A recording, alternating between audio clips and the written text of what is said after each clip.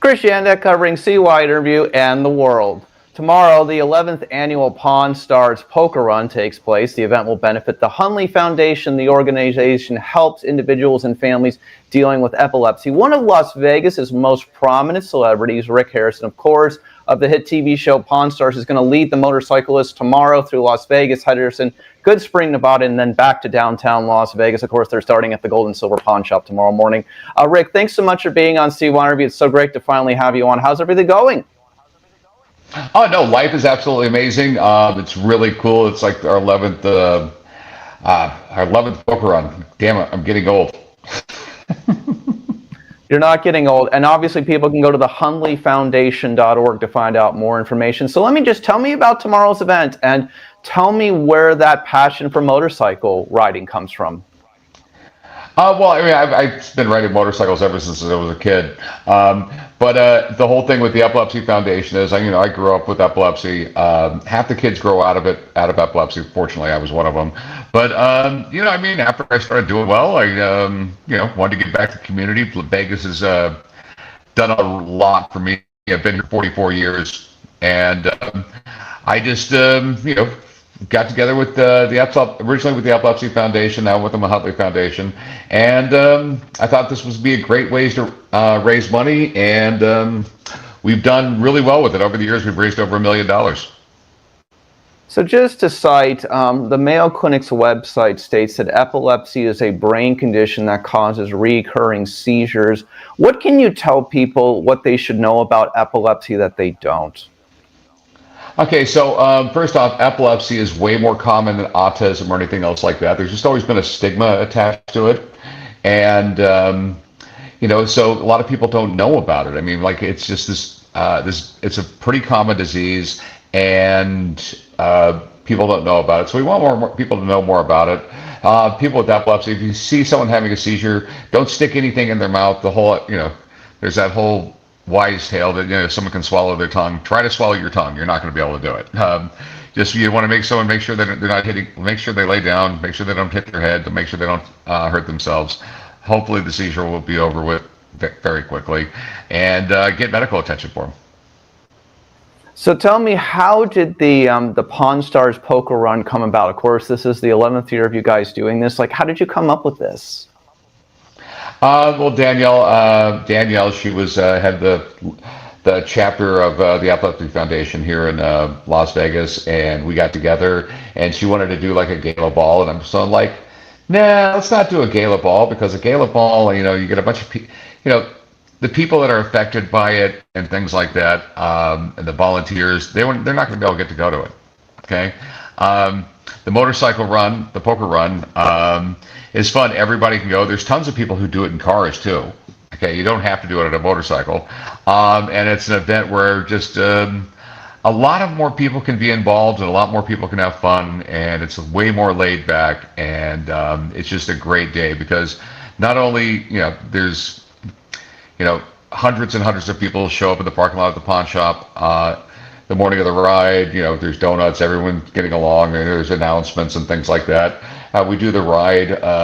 We have the local businesses that help out too with the ride, and then we come back to the pawn shop in the parking lot. We have a big giant party. Yeah, I look forward to being there for you with the party tomorrow afterwards, and we're going to have some good times. Yeah. Let me ask you, Rick, let me just say, speaking of motorcycles, like to you, you're a history buff. What do you think is the greatest motorcycle ever made, and what's your favorite one that you've ever owned? You want to see my favorite one? It's in my office. Sure. So let me see. Okay. Hold on. I'm going to walk right over. You see it? Sure do. Absolutely. That is a 1969 Triumph Trophy California Special. They only made them in They only sold them in California and Arizona. They only made 1,200 of them. And it's like the first true dirt bike they ever made. So, and that one's got 39 miles on it. Only 39 miles. Wow, that's incredible. So that had a couple of test runs for sure. Historically speaking, in this regards, it's just like, when did you know that you had a passion for racing, like to go on long trips and stuff like that? Yeah, you just fell in love with motorcycles. it's one of those things. Well, why do you ride motorcycles? If you have to ask, you'll never understand. It's the greatest feeling in the world. Just getting on a motorcycle and riding down the freeway or riding off road through the desert at 80 miles an hour. It's sort of like my psychotherapy. You're not thinking of anything else when you're doing that. You can't. Well, here's what I'm going to say to you in this regard. So I just want to ask you. I want to take you down memory lane for a few minutes, if you don't mind. I mean, Pawn Stars, 150 countries, seen worldwide. What do you credit most for the show's success and it was staying power? I think that people really like to learn. They just like to learn from their uncle and not a professor, and I make sure that you laugh and learn a little bit, and that's why kids like to watch it. And I film it so that you can tune into the show at any time and still enjoy it. And it's comfort TV, and it's always been a family show. Always been a family show. There's no drama. There's no cussing each other out, anything else like that. And that's the way I'm going to continue to film it. It's a great family show, and there's very few great family shows left. Of course, we've got Pawn Stars. We've got Pawn Stars 2 America. By the way, Murray the Magician, one of our great friends in town, always has wonderful things to say about you, Rick. Let me just ask you in this regard, what's the future of the Pawn Stars franchise like? What's ahead? We start filming season... I don't even know the season number anymore. I think it's 23. I think we start filming that in December. You obviously love history, education, learning new things. Where do you think that passion for history comes from? No, like when I was a kid, I was, we didn't have a lot of money, and there was one TV in the house, and in the 1970s, there was nothing on TV for kids anyway during the day, and I was sick a lot, so there was times I couldn't walk for a week or two, and I just fell in love with books. I mean, that was the only entertainment I could really get, and I just got a passion for history and science books and everything like that, and I was just... I was like 11 years old reading books on physics because I thought they were great, and I thought television was boring. So let me just ask you in this regard, historical things. I mean, to me, one of the things that stands out, of course, is the outfit of George Washington that you did not buy. Like all those American history things, like what's the one thing from historical presidents that you've obtained or you have that you truly love having? No, I mean, that's the great thing about the show. I mean, I really have fun filming the show every day because I get to see the coolest stuff in the world. I get to meet amazing stuff. The George Washington suit was really cool, and the George Washington sword, like on the same trip. So I love that stuff. I mean, I didn't buy it because I just when I'm dealing with stuff like that, I have a buyer in mind, and I'm going back and forth with them, and then that's how the deal ends up going. But all the other stuff, I have a whole house decorated in pawn shop motif. We thank Rick Harrison for being on CYInterview with us today. Again, tomorrow, the 11th annual Pawn Stars Poker Run takes place in Las Vegas. Go to hunleyfoundation.org. I'm Krishanik for CYInterview. Please hit that like button below. Please hit that subscribe button below to keep up with everything we have going on here at CYInterview in Las Vegas and beyond. We'll see you in the next one. Thank you so much for watching.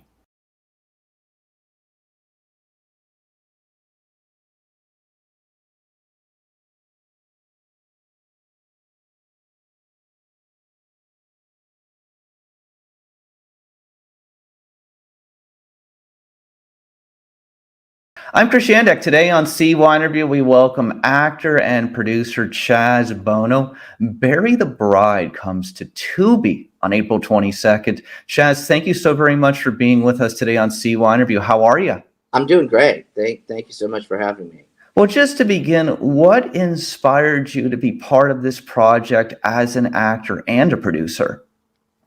Well, I had been looking to try to get more into producing. That'd been a goal of mine for a while. It was something that my manager kind of got into my head. So I had been looking to do that, and then I met Chrissy Fox, who's the co-writer and star of it first. We actually had the same manager. So we got introduced, we really hit it off, started working on a couple smaller projects together.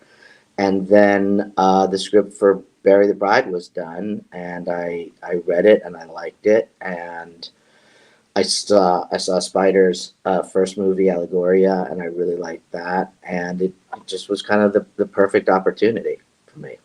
So have you always liked horror movies? Has this always been a genre that you've wanted to be part of? Yeah, for sure. I've always liked horror a lot, and as an actor, I like the diversity of the characters that I get to play within horror, and the intensity of those characters. And I mean, I'm a character actor. That's what I love, is to disappear and be different in every single thing I'm in. Horror is just a unique opportunity to play different types of intense roles. And then it's also a great storytelling genre because you can really, hit messages and ideas in a much more direct kind of hard way. Do you take a different approach to a movie when you're both a producer and an actor, like in Bury the Bride? I don't think it's such a different approach. I mean, and this was my first time producing a scripted film. I think as an actor, when you work on a film, particularly, and they shoot pretty quickly now, so you might be on set for 2 to 6 days, and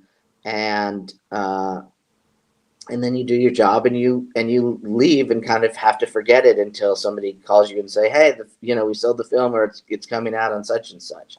This was much more of an involved process for me, from pre-production all the way through post and selling it. So I was much more, involved in the know. It's just a much more personal project for me. Will there be more producing from you coming up in the future? Yes. Yes, we are already working on it. We're already in pre-production for our next film, that with the same team, me and working with Spider and Chrissy. So What do you want people to know about Bury the Bride? Why should they see the film on Tubi on April 22nd? Oh, because it's just a good, fun horror film. I mean, it's, I think the acting is spectacular, but it's like a roller coaster ride. So if you like those kind of horror movies that are a lot of action and, intensity and what I find fun, I think you're going to love this movie. It's got kind of an old school vibe.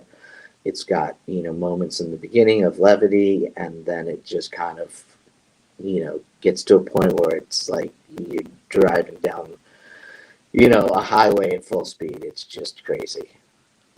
There has been a lot of focus of late on transgender issues. What do you think people should know that you think they might not know about transgender people? Everything.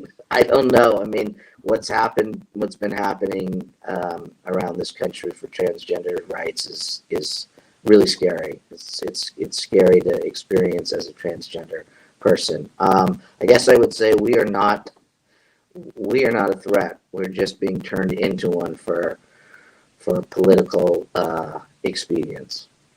Is what's going on right now with Bud Light not surprising to you? I missed the Bud Light thing, so you can inform me. Bud Light used a transgender person for an advertising campaign, and there's been a lot of blowback. Okay. No, it's not surprising to me, unfortunately. I mean, this is the world we live in now. It's been, transgender people, especially youth, have been politicized over and over and over again. So it's not surprising. I'm grateful that in certain parts of the country it's still not an issue, but it doesn't surprise me that there'd be blowback at Bud Light. And I thank them for doing that. So for you personally, what is just the message to people in general to understand better? It's hard. It's complicated and it's simple. I mean, transgender people are just somebody who's born where their gender identity or identity in your brain doesn't match your physical body. It's unfortunate that most people don't experience that, so they are quick to try to deny it. But the science is there. It's been there. And yeah, we're just, normal folks trying to live our lives. What has been the most positive thing and what has been the most challenging thing since your transition over the last 10 to 15 years? Everything's been positive. I mean, other than other people, sometimes everything is positive. I mean, I didn't start living my life until I transitioned, honestly. What did Dancing with the Stars mean to you, looking back on that, since that was kind of the beginning? For me, I mean, Dancing with the Stars was great because it got me involved in something, somewhat creative. Not really my thing, but I think that there's a direct link between that and eventually getting back into acting class and doing the work that I needed to and loved to get to where I am today, which is doing what I've always wanted to do. And so then talk about the things that you like doing today. What do they mean to you? Well, I mean, I'm talking about acting. I mean, Yep, that's what I mean. Yeah. It's to me, it's my sweet spot. It's my greatest joy. It's, the creative outlet that just, to me, it's almost like breathing. I mean, like, it's something I need to do, in order to feel fulfilled and happy as a person. And so then going forward, aside from producing, do you have any other projects upcoming when it regards to acting? Well, the next one that I'm producing, I'll be acting in as well. So, Okay. Yeah. And then, so what is it like now to take this film out to different film festivals and meet people and get them to see your work? Yeah, so I'm in Kansas City right now for Panic Fest. We just got here last night, and our film show's on Saturday night. So I'm so excited. I mean, I'm so excited about watching this film on a big screen with other people and getting horror fans' reaction to this, because I just think people are gonna love it. So Go ahead. No, I was just gonna say I can't wait. What's your favorite horror movie? The Exorcist. Why? Because I think it's such a good movie on top of being, really scary and at that time just, scary in a way that we'd never seen before. But it's just a phenomenal film, aside from the actual, scary content that you're getting. I mean, Ellen Burstyn, Linda Blair, and just Max von Sydow. It's just great. I mean, you couldn't ask for more out of a film. What genre would you like to be acting in if you weren't doing horror movies? I guess drama, thrillers. I mean, I've done comedy. I enjoy comedy. I just don't think of myself at that. But I'd love to do a horror comedy. Honestly, it's a genre that I really subsect of the genre that I love. That I hope I get to do someday. But yeah, I mean, I would do just dramas and thrillers, I guess. Two more for you. What is your message to any other transgender person just going through their daily life? What's your message of inspiration and hope for them? Boy, it's a hard time to be hopeful, but I know that this too will pass. So I guess that's the only thing I could say is, I can remember when the right attacked, gay and lesbian people like were being attacked, and we're a long way from that now for the most part. And so I would just say that this too will pass. And what do you want people to know about you that we don't, in closing? I have no idea. I'm a fairly boring guy. So, I'm a kind of a homebody. I'm a big animal person, and my favorite thing is probably being home with my girlfriend and our animals, and watching something great on TV. Like I said, I'm pretty boring, or a game night or something like that. Well, all the best to you in the future. Bury the Bride again comes to Tubi on April 22nd. Chaz, Bono, thank you so very much for being on CYInterview. Anything you'd like to add? No, just thank you so much for having me. I appreciate it. You're very welcome.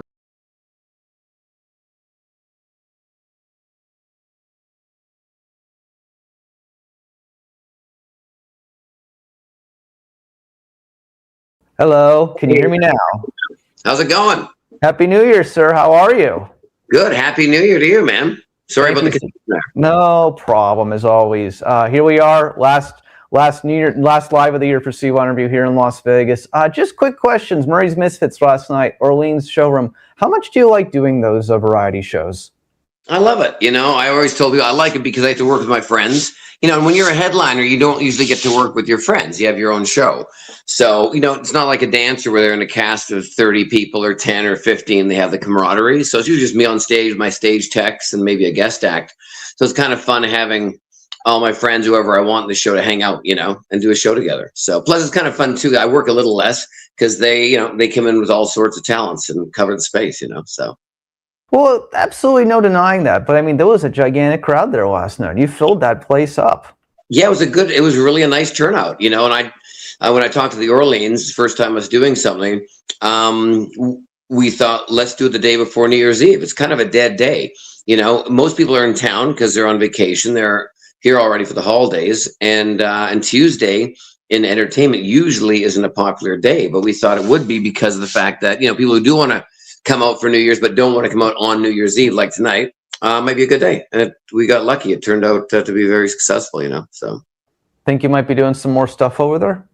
Yeah, we talked after the show, and they asked me if I'd bring the show back in about 5-6 months. So next week, once I get through New Year's tonight, because we have a show over at South Point, and then we fly to Miami next and up to Canada. But in about a week and a half, once I get back, then I'll look at all the details, and maybe we'll figure out a date, maybe somewhere at the beginning of summer or something like that, and we'll do it again.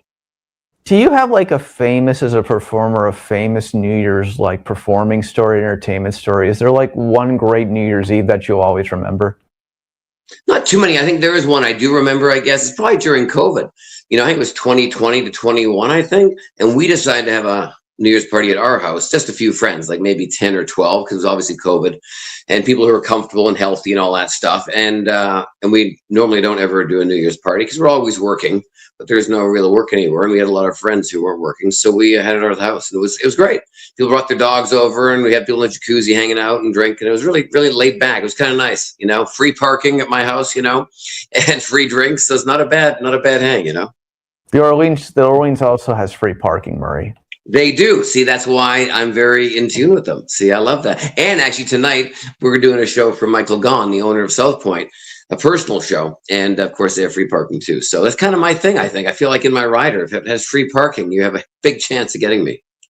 Yeah, there you go. That's what it comes down to. Okay, so let me just ask you, you've been around the world this year performing. What have been some of the highlights, not in Vegas?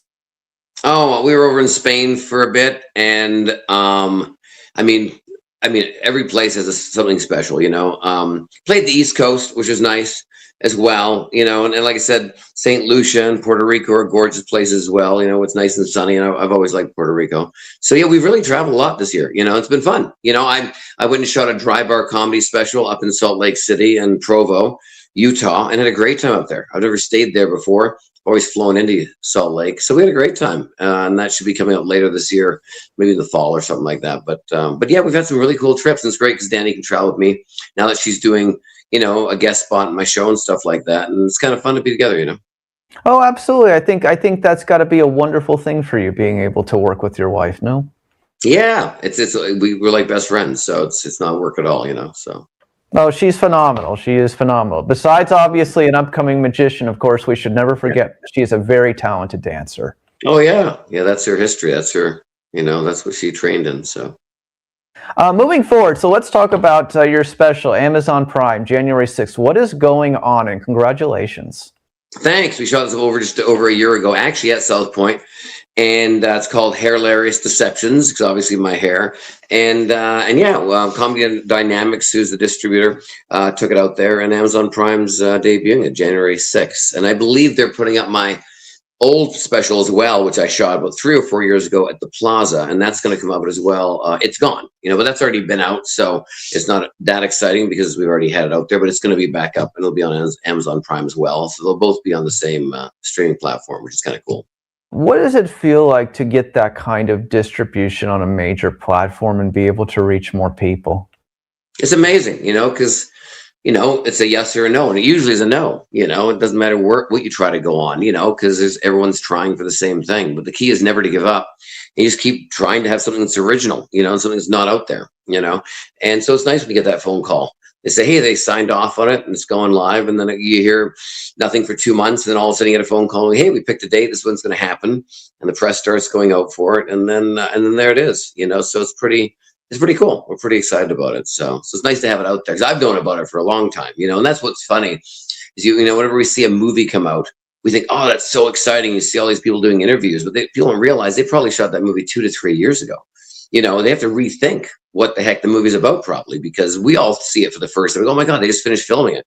And, you don't realize it's been in the can for, months, if not years, So we had your friend Rick Harrison on CYInterview a couple months ago, and he said there's a new season of Pawn Stars coming, and you were talking about that last night in Murray's Misfits, that there is another new season of Pawn Stars. Is this going to be a traditional Pawn Stars, a Pawn Stars spinoff? What do you think we're getting this time?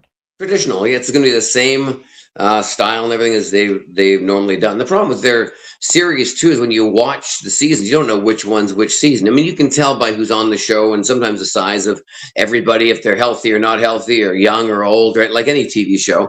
But they really thought that was the end of it, and then they came back this year and said, hey, we want one more season. So they're going to start shooting. We're going to start shooting in February, some episodes. So I think they just scheduled some last week that I'm going to do. I think it's maybe April. So I'm going to shoot, I think, February through April. So it's going to be fun. That's great. It's an institution now. I think they've done over 500 or 600 episodes. Rick knows obviously more than I do, but So this is going to be the last one. This is going to be the last season, you think? I don't think it is. I don't know. I mean, I don't know that answer. I thought the last one was, from what we heard and what Rick told me, and all of a sudden I got a call a few months ago and they're back up and running. So it's a good show. I mean, it's one of those shows that any age can watch.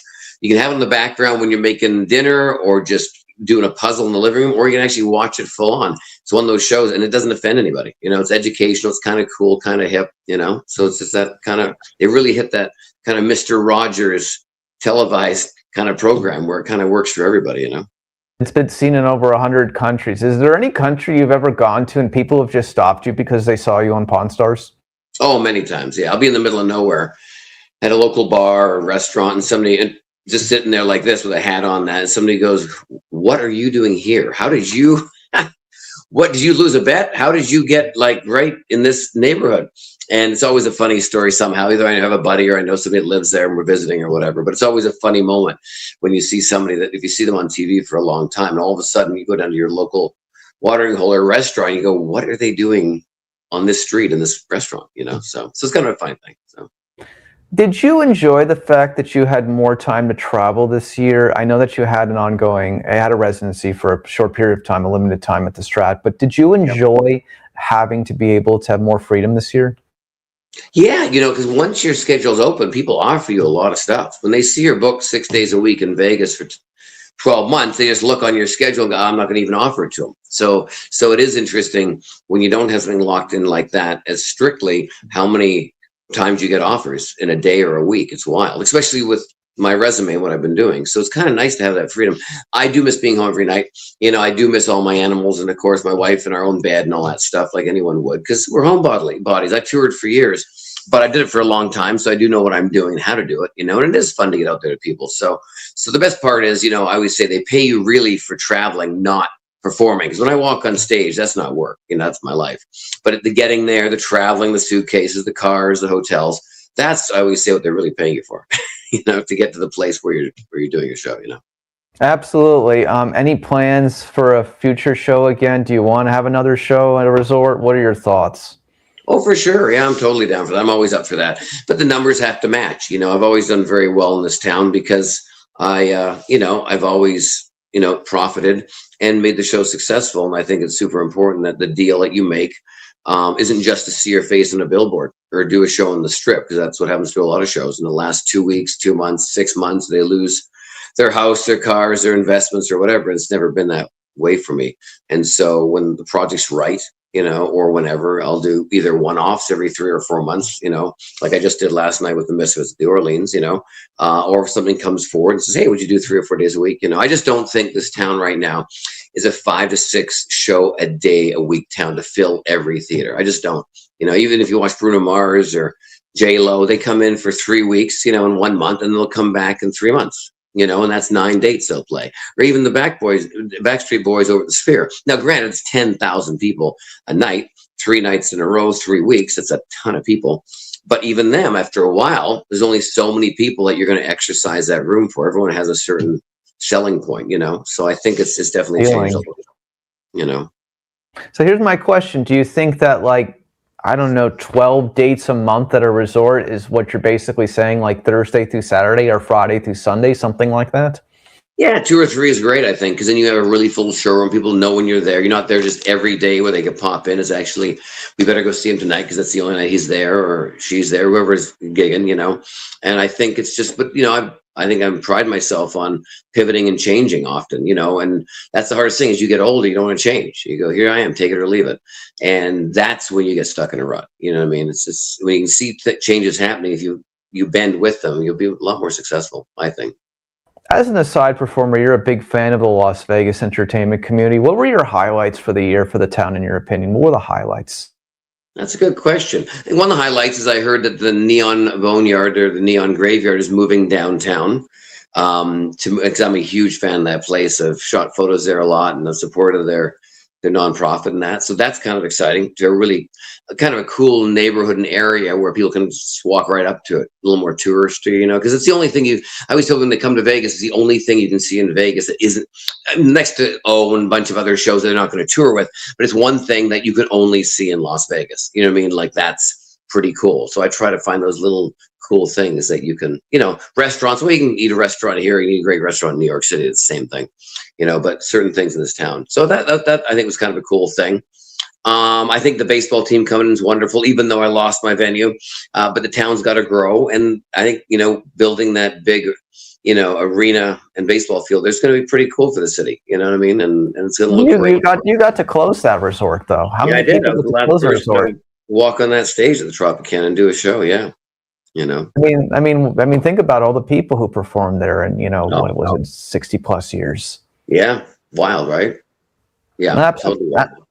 Absolutely. So the thing of what I would have to say is that I think, and this is what a lot of us don't talk about in the entertainment and media community here, is the Sphere, which of course, as you know, is the most expensive entertainment venue in the world. The Wizard of Oz thing this year. I mean, what has that, in your opinion, just added to the Strip? It's unbelievable. I think it's great. When they were building the Sphere for those years ago, well, here we go. I wonder if it's going to be finished. I wonder what it is. And, then when it actually came up, you sit back and go, wow, that's actually something new in our world. Like, that's something pretty cool. Now it obviously changed our skyline here as well. So it's pretty cool, to be around for half of my life now, I guess, and see things that still inspire me and get me excited about living and all that stuff. And that people are, paying it forward, coming with new technology, new ideas, new things. I think it's phenomenal. Yeah, that's what keeps people interested in life, right? Absolutely. Okay, last few things. What are your hopes for 2026 beyond the special in a couple of days? What I really think, I hope, is that people in the world can accept other people for having an opinion that is opposite to theirs and still be friends. We've lost that somewhere with the internet and Facebook and all that. And if somebody believes in one thing or another, it doesn't mean they're a bad person. It just means they have a different belief. You're allowed to. That's why we live here, and that's it. But there's people who write things about, if you believe in this, get the heck out of here. That's like saying religion. If you're Catholic or Christian or Jewish, I can't be your friend. Like, who says that? You know what I mean? And so it's an opinion. Let somebody have an opinion. Give people's opinions back to them and accept them for their opinion. You need to support their opinion, but accept them for having an opinion. I appreciate somebody for putting their foot down and saying, I believe in this. May not be what I believe in. People may not believe in rescuing animals. I love rescuing animals. That's a topic I wouldn't budge on. But if somebody says they don't believe in it, I go, well, I can respect that. That's great. That's your vibe. You get about 80 years on this world. You don't believe in it, then fair enough, but it's my belief, but I don't hate somebody for it. You know what I mean? So. No, you know what's so unbelievable though? I have a joke, if you don't mind. Sure. I have a joke if you don't mind. I mean, you have differences of opinions with the Magic Castle, but you're allowed to perform and be who you are. Of course. And I still love the Magic Castle, so That's what I would say to you. But my point, what's interesting about that whole discussion though, just final thought. Las Vegas is the place where people are supposed to put their social issues and politics aside.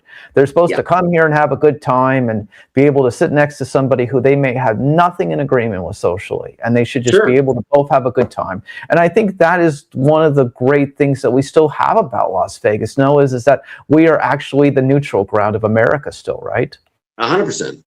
We come here for a reason of just fun and entertainment, and actually to forget about our worries and pains and debt and life and relationships. We all got something that's bothering us. It never's perfect. Not enough money, not too much money, or not enough love, or whatever the heck, not enough friends or whatever. And it is fun to be here and come and have a great time and take people out of that real world. That's what Vegas is about. Yeah, we all live here. We have our own lives. But the hook and the idea of Vegas is to just come here and let go for a few days and go back to your regular lives of being teachers and doctors and lawyers and moms and dads and all that stuff, and that's it. I mean, it's a cool environment to be that surrounded by entertainment. Well, here's the way to sum it up. Las Vegas provides the magic of enjoyment. It's true, 100%, and I'm all about the magic of enjoyment, as you know me. So here's my question. Two last things. How does the filming for the Pawn Stars series work? Should tell us a little bit about that.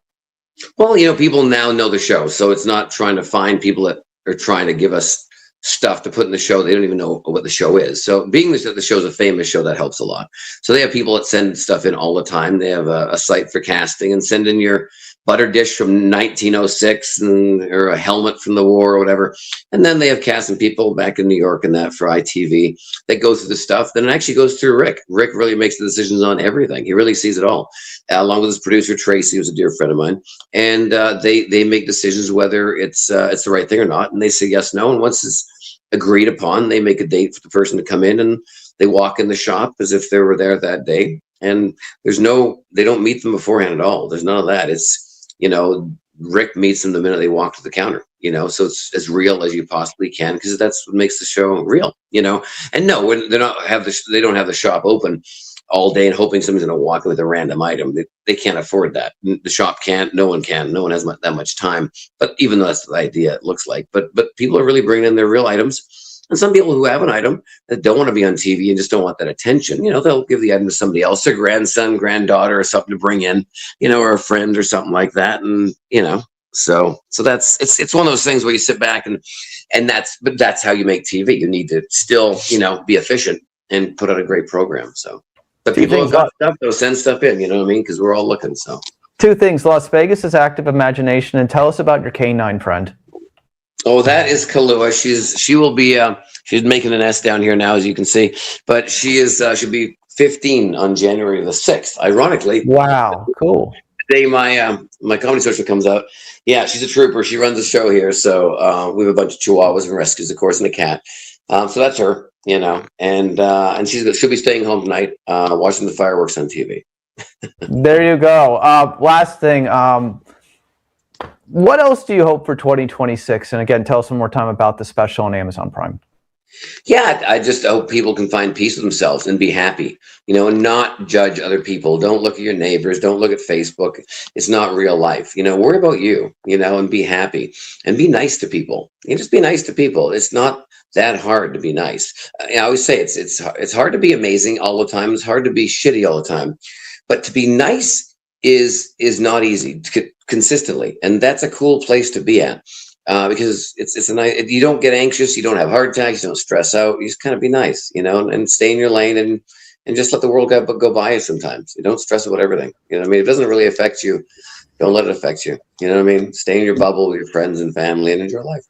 Well, you know, here at CYInterview, we strive to be nice, positive, uplifting, and entertaining, of course, as always. And one of the greatest entertainers, thank you so much, Las Vegas headliner Murray the Magician. Happy New Year, sir. Looking forward to everything in 2026. Of course, again, his new special, Amazon Prime Video, January 6th, sir. Tell us what the title was again before you go. Yeah, Hilarious Deceptions coming out January 6th on Amazon Prime. Brand new comedy special, brand new material, so check that out. And Happy New Year to you, Chris. Thanks for having me on, buddy. You're welcome. We'll see you very soon, as always. Thank you so much. Have a good night, Murray. Bye-bye. Cheers, buddy. Bye-bye.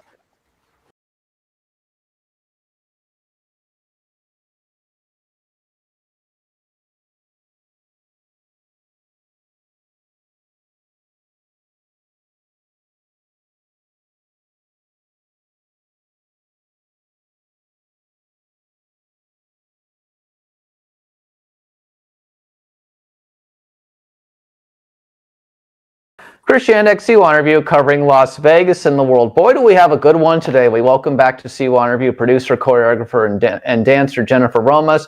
Her production, Sexy the Show, is returning for its latest edition this coming January 2026. The show will take place and make its debut at Virgin Hotels, Las Vegas. Jennifer, thanks so much for joining me today. Congratulations. How are you? I'm wonderful. How are you? Thank you so very much for the incredible introduction. Oh, well, great as always. So tell us, what is happening on January 17th at the Oxford 24 showroom at the Virgin Hotels, Las Vegas? What is going on? We are bringing sexy back. Simply said, we are bringing sexy back. I'm thrilled for this new chapter and this new venture, and to join forces with, of course, the Virgin Hotel and Cliff, who is over there. The team has been wonderful. We are just kind of getting the ball rolling. As you well know, press release just came out. But it is our 10-year anniversary of the launch of Sexy originally, when we opened back up at the Westgate Las Vegas Hotel. So it is 10 years of Sexy, and we thought what better time to bring Sexy back. Well, just as a follow-up, I'm just going to jump ahead. Speaking about the 10-year anniversary, that celebration, what does that mean to you? Oh, gosh. That's a loaded question, right? For anyone that's been following the show or the journey of the little engine that could, I like to call it, or my journey, as you have, and thank you for being so supportive. Sexy kind of was not a planned ordeal or empire that kind of grew. I had an opportunity and I jumped on it, and gratefully was able to kind of create this brand, more so than a show, I believe, which still to this day, and now more so than ever, I truly believe that stands for being sexy at any age, and being confident in your own skin, and all of the dancers and artists and beautiful performers that come through, whether for one day or for 10 years. I hope I inspire them to just kind of follow their dreams and be confident in themselves. And that's really what it stands for. And that's really what it means, like I said, now more than ever, because we are 10 years in, and the face of that kind of change, and people change and bodies change and all of those things. But it really is about just being empowering and owning who you are, and that's what I think we're celebrating with the comeback, and for women in general and gentlemen as well. But that's what we're kind of celebrating. In the press release, it said that there's going to be a new era of creative direction. So what are we going to see in January from this edition of Sexy the Show? Well, what we're trying to, obviously we're in a new venue right there, right? So we've got some upgraded tech things that are happening in that venue already, just moving to a different venue, which is great, which is going to automatically up the level of creativity in which we can do with all the LED walls and the space in there. I'm, keeping true to the Sexy brand and what the show was. We've got some familiar faces that will be in the show, as well as some new, fresh talent, which I'm excited as well. But being that it is the 10-year anniversary, I wanted to kind of combine both aspects of that, keeping with some of the traditional, and burlesque is kind of a big word, but keeping with the traditional sexy vibe and energy and what that is and what that stands for, countering in some new surprises that we'll have for you guys as well. Okay, so tell me, what is staying in the show? What is continuing to be there? I can't tell you that. You're going to have to come and see and find out. Some of the staples that have made the show what they are will still be in there. To what capacity and things like that, we will kind of see once we get into rehearsals and things like that, as well as with myself performing again in the show. Most people kind of know I did just come out of 2 major surgeries in the past, well, gosh, not even 12 months, in the past 6 months. A full hip replacement and knee and all of those things. So I'm fighting my way back as well too, and I'm just really happy for the opportunity. So many people have asked if I'm going to be in the show. Yes, I plan to be in the show. To what capacity right now? Still working through some things myself on that level. But we might be doing. We know you'll be there. That's what matters. I mean, we know that you'll be there, and you'll be there on stage in some capacity, and that's what people want to see anyway. So here's my question: any of the returning dancers from your recent Excites and Sexy, or are we gonna have a new cast? What are we looking at? A mix of both, honestly. Again, being that we are celebrating 10 years, which I think is monumental, and I'm really, really proud of that, especially sustaining. We've moved around a little bit here and there and things like that, which is common for a lot of Las Vegas shows and things like that. But just to be able to still have the staying power to be able to come back and do this is really, I'm just elated, honestly. It's just a big gift. And so, yes, we do have some of the girls who are still performing to this day and who might be doing their own thing or move to other shows and things like that. But we are it's going to be about a 50-50. 50 of some of the ladies that have done and performed throughout the years in the show, mixed with some newbies coming in. I'm actually having an audition coming up here the first week of December as well, too. So, mostly I really just want everyone to have a good time coming into this. I want it to be a celebration. It's definitely a celebration for me, and just continuing the legacy and hopefully spreading light and fun to performers that want to jump on board and do what they love to do. And that's really what it's about. And that's really what I want to engrave into people with this is the celebration of, one, the female body, of course, but just coming out and truly, leaving your inhibitions at the door and having a grand night out, whether you're male, female, young, old, whatever that is coming out and just having a good time and letting some of those inhibitions go and just celebrating. What do you remember about the first show? I don't know if I remember anything. Gosh. Honestly, these are crossroads in your, I remember so much, and everything's also a blur at the same time. And I think I was so involved in trying to make it happen that sometimes you forget to stop and go like, wow, we did this, there's a picture that actually I'll post it on our social media. It's a black and white picture that one of the photographers took of one of the first shows, and we came out after the show, and everyone had champagne, and it was literally like just a mob of people and girls and guests and people that were involved in the show and weren't involved in the show, and everyone literally is like, it's just like, that's like that moment of like, wow. And I think that picture actually captures it best, is like, we did this. And I say we because collectively, whoever was involved in that day, in that moment, in those weeks following up to that, each show, whoever is involved the weeks before, the day of, behind the scenes, it's definitely a we thing. And I say this a lot too, I'm only as strong as the people's shoulders that I get to lean on in putting these shows together, because I clearly cannot do it by myself. And I pride myself having a great team of people and artists who are on board and positive and love what they do, which I think is most important.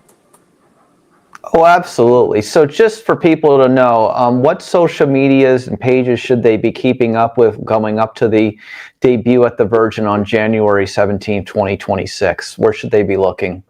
Well, of course, you can follow Sexy Show on Instagram and Facebook, and that's Sexy with 2 X's, SEXXYSHOW, on Instagram, Twitter as well, and Facebook. And then, of course, our new home at the Virgin Hotels. They have a Instagram page as well for 24 Oxford, as well as Virgin Hotels LV, which is great. And they're doing a great job of promoting and things like that too. And there's so much amazing entertainment that Virgin is bringing to the forefront as well with all of their theaters. So, but that's where you can find us. And you can find me as well too on Instagram and Twitter and Facebook. We'll put all the links in the descriptions below, of course, and on CYInterviews so everyone can check that out. Finally, random question. It seems like you've been at every major event in the last few months. What have been some of the highlights for you? Oh gosh, honestly, just kind of, I was a bit of a hermit the earlier part of this year, just working through some things myself and, the surgeries and having that downtime and things like that. And just kind of getting back into the community has just been beautiful, and meeting new people. I'm also getting involved in real estate and things like that as well too. So just, different groups of events and people and meeting things, and just really getting out and enjoying all of the beautiful things that Las Vegas has to offer. For me, live entertainment is always the best therapy in the world. I love anything that deals with dance and production and things like that. So I really try to, if I have an opportunity to go see these things, we live in the best place on earth. I actually said this because I just saw at Bellagio, they did this whole Disney production, right, for F1 with all at the Bellagio. The it's pretty incredible. It was pretty incredible. And I literally was like, oh my gosh, how blessed are we that those of us who live in Las Vegas, we get to immerse ourselves in the glory of this amazing city. And I'm just really having a lot of fun and enjoying life. That's what it's all about. I'm glad about that. Sexy Show with 2 X's on Instagram, Facebook, of course. Jennifer Romas as well. You can follow her accounts as well. The Sexy the Show comes back and makes its debut at the Virgin Hotel Las Vegas at the Oxford 24 showroom on January 17th, 2026. Jennifer, thanks as always for being on CYInterview. Anything you'd like to add in closing? Just thank you to you. Thank you for being so supportive of me and the shows through the years, and the opportunity to come on here and come see the show, you guys. We're celebrating 10 years. We're bringing Sexy back, and we need to see you there. We absolutely need to see all of you there. Thank you, Jennifer. Thank you.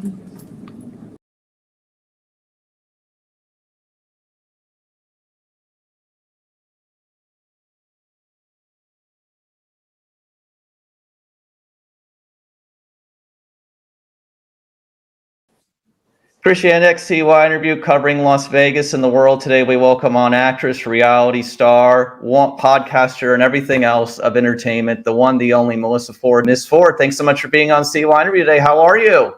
I'm good. How are you? Great. So just to begin, how did it feel to do this movie? This movie was fantastic. I didn't let my agent tell me anything about it. She just sent me the script and said, this production company is very interested in you for a role. I said, send the script immediately. And so I read the name Hunting Housewives, and I was like, what? And so I read the script, I think inside of 2 hours. I could not put it down. It was so good. I hit my agent back. I said, where do I have to audition? What's happening? I need this role. I want it. Tell them yes, yes, yes, and yes.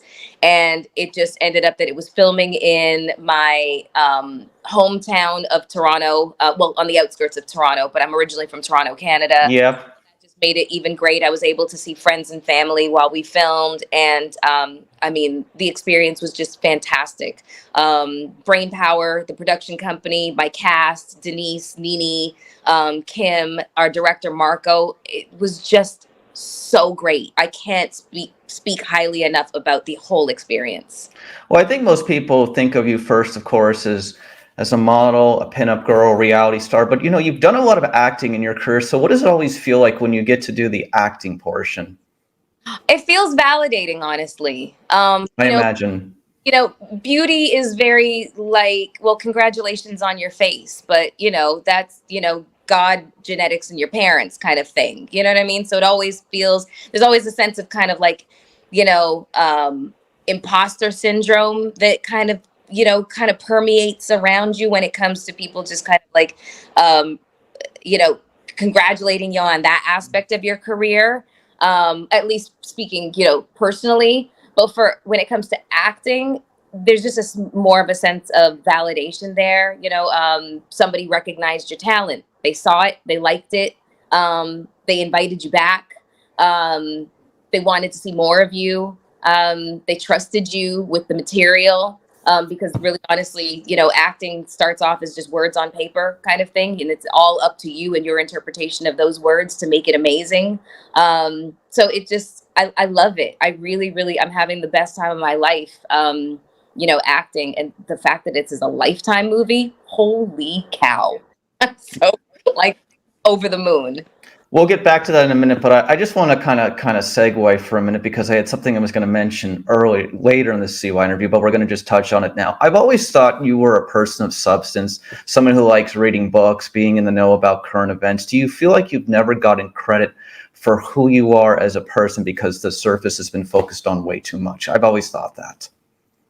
Yes, but I think that happens with,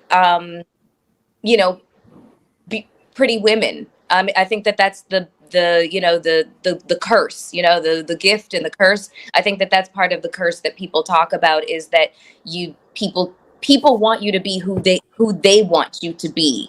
And if they want to see you as, in a one-dimensional manner, and they're like, I don't want to know anything else about you. I want to see what I see, and I want to know that much about you.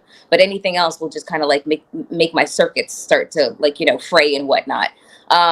So like you don't really get, I guess, validated for being or acknowledged for being like a fully formed human being, three-dimensional with, other really wonderful things about you other than just the surface. You have a lot of other wonderful things about you, and I think that's unfortunately what a lot of people have missed over your career, unfortunately. Because I love talking with you about current events and social issues. I mean, to me, that would be more interesting, obviously. So, just getting back to it and moving forward, a lot of suspense in this Lifetime movie. Thoughts? Not your normal Lifetime movie. I know. That was what me and the girls were talking about, is that Lifetime just kind of seems to be venturing in a different direction. This is a comedy, but it is also very suspenseful. There's a lot of action that takes place in it. And I think that, I love it. I love the fact that this is not a typical Lifetime movie. And I love the fact that I'm getting to participate in something that is, outside of the box that they usually kind of like operate in. I'm so excited to see what their diehard audience, thinks and feels about this film. So tell me about what it was like to work with Denise Richards, Nene Leakes, and Kim Johnson on this picture. A dream come true. Honestly, I would say that the majority of my scenes are with Denise. And Denise Richards is incredible. She is one of the most generous, like down-to-earth, real people I've ever met. She's wildly funny. She's unapologetic. I just like her so much. Me and her and Kim were talking yesterday about just like the instant kind of communicate, like, chemistry that we had on set. It was really, really, really, really, really, really fantastic. Nene, I've met Nene several times outside of the movie. No surprise. Yeah, and she's just amazing. She's Nene Leakes, like she's an adjective and a verb all at the same time. Unfortunately, I didn't get a chance to film with her. Kim filmed with her because a lot of her scenes are, their scenes are done together. So I didn't get a chance to film with her. I was really looking forward to it, but I know her outside of the film, and she's just an amazing human being. But I can't say enough about Well, me. well, speaking about the acting, you had mentioned on the Joe Budden podcast, you're going after this media run to film another movie, Lifetime, something else. What can you tell me? Well, it is a thriller. It's not a comedy at all. It's a thriller. And God, I don't know how much I can actually say about it, other than it films in Canada again. So that's fantastic. I'm filming for 3 weeks. I was talking to my stunt coordinator. So there is action sequences that I'm going to be participating in. And I'm really looking forward to it because the character that I'm playing is so far removed from anything. Like, she's a musician. I can't play anything. She's a singer. I sing in the shower, and that's the only place you'll ever hear me singing. So I will literally be acting like a singer and a performer. So I'm really looking forward to that challenge. I think that's all I can say. Well, I think what we should note about, if anyone has followed your career, I'm going to sum it up in this way. You're an absolute survivor. There's just no denying it that you are an absolute survivor through everything you've been through. Obviously, the traumatic car crash a few years ago, your mother passed away a couple of years ago, your friend Daisy from Blood, Sweat, and Heels passed away a couple of years ago. But through it all, you're on a podcast with more than 1 million subscribers. You're in this Lifetime movie. You're everywhere still doing it. And I just wonder, what has motivated you all these years to keep going in spite of it all, in spite of all of the negativity, in spite of all of the challenges that you have gone through? Having very supportive friends really does work. Therapy works as well. And then just also feeling like, when my friend Daisy passed away, she passed away at the age of 36 from a very curable form of cancer, but I guess it just had metastasized, and she didn't really tell anybody that had happened and that her time was so limited. And I went to her funeral, and just the celebration of her life was so enormous. Like, the church had 2 levels, and it was filled, and the line of people that wanted to get up. Do you ever think that you will write a book about your life, because you absolutely have an original story? Yes. I'm actually in the process of figuring out what the outline would be. I've struggled with this a lot because, I think a lot of people feel like when somebody writes a book, there's got to be some salacious tell-all aspect to it. And I am not comfortable with that at all. There's certain things about my life that I feel like are private, and I don't want to put them in a book because they're not meant for public consumption. But I do feel like there's aspects of my life and my story that can benefit a lot of other people. Just my experience with grief after having lost my mother. I lost my father when I was 16 years old. So the grief was very different as a teenager and then as a grown woman. So I feel like I have a lot of experiences because I journaled a lot during that time, writing my thoughts and writing my feelings and emotions and processing and, going through therapy. Also the experience of my car accident and, just the concept of, who you were before a traumatic event and who you are after, and the whole mourning process of who you had to let go of being and who you have to become in order to keep on moving forward. I think that these are extremely valuable lessons about the human experience that I have very, very, very recent practical experience with that I can share with people. So, I feel like my book would just really be like a tale of perseverance through the most extreme circumstances. I agree. 4 more for you. What is your advice to young women these days? I feel like a lot can be learned from you.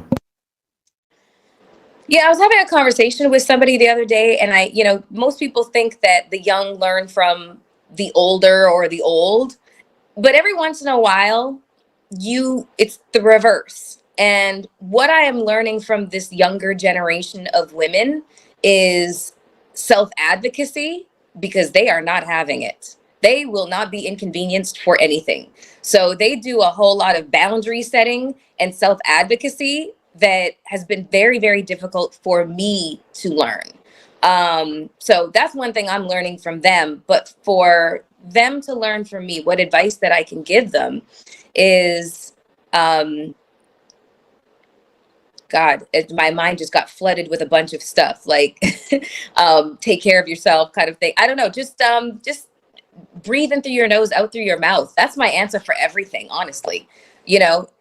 And that's really my answer for everything, is breathe in through your nose, out through your mouth. Therapy is a necessity. It's as necessary as being in the gym. Health is wealth. All of these kind of cliches that the older that you get, the more you realize they're more than cliches. They're actually like, just like, they're like the functions of like a life well lived. So that would be what I'd have to tell them. I agree with you. So, speaking about the younger generation of Hollywood, you really seem to be inspired by what Zendaya is doing in Hollywood. Do you relate to her thoughts? You've said some great things about her on the Joe Budden podcast. Zendaya is a one of one. She is just such a spectacular young woman.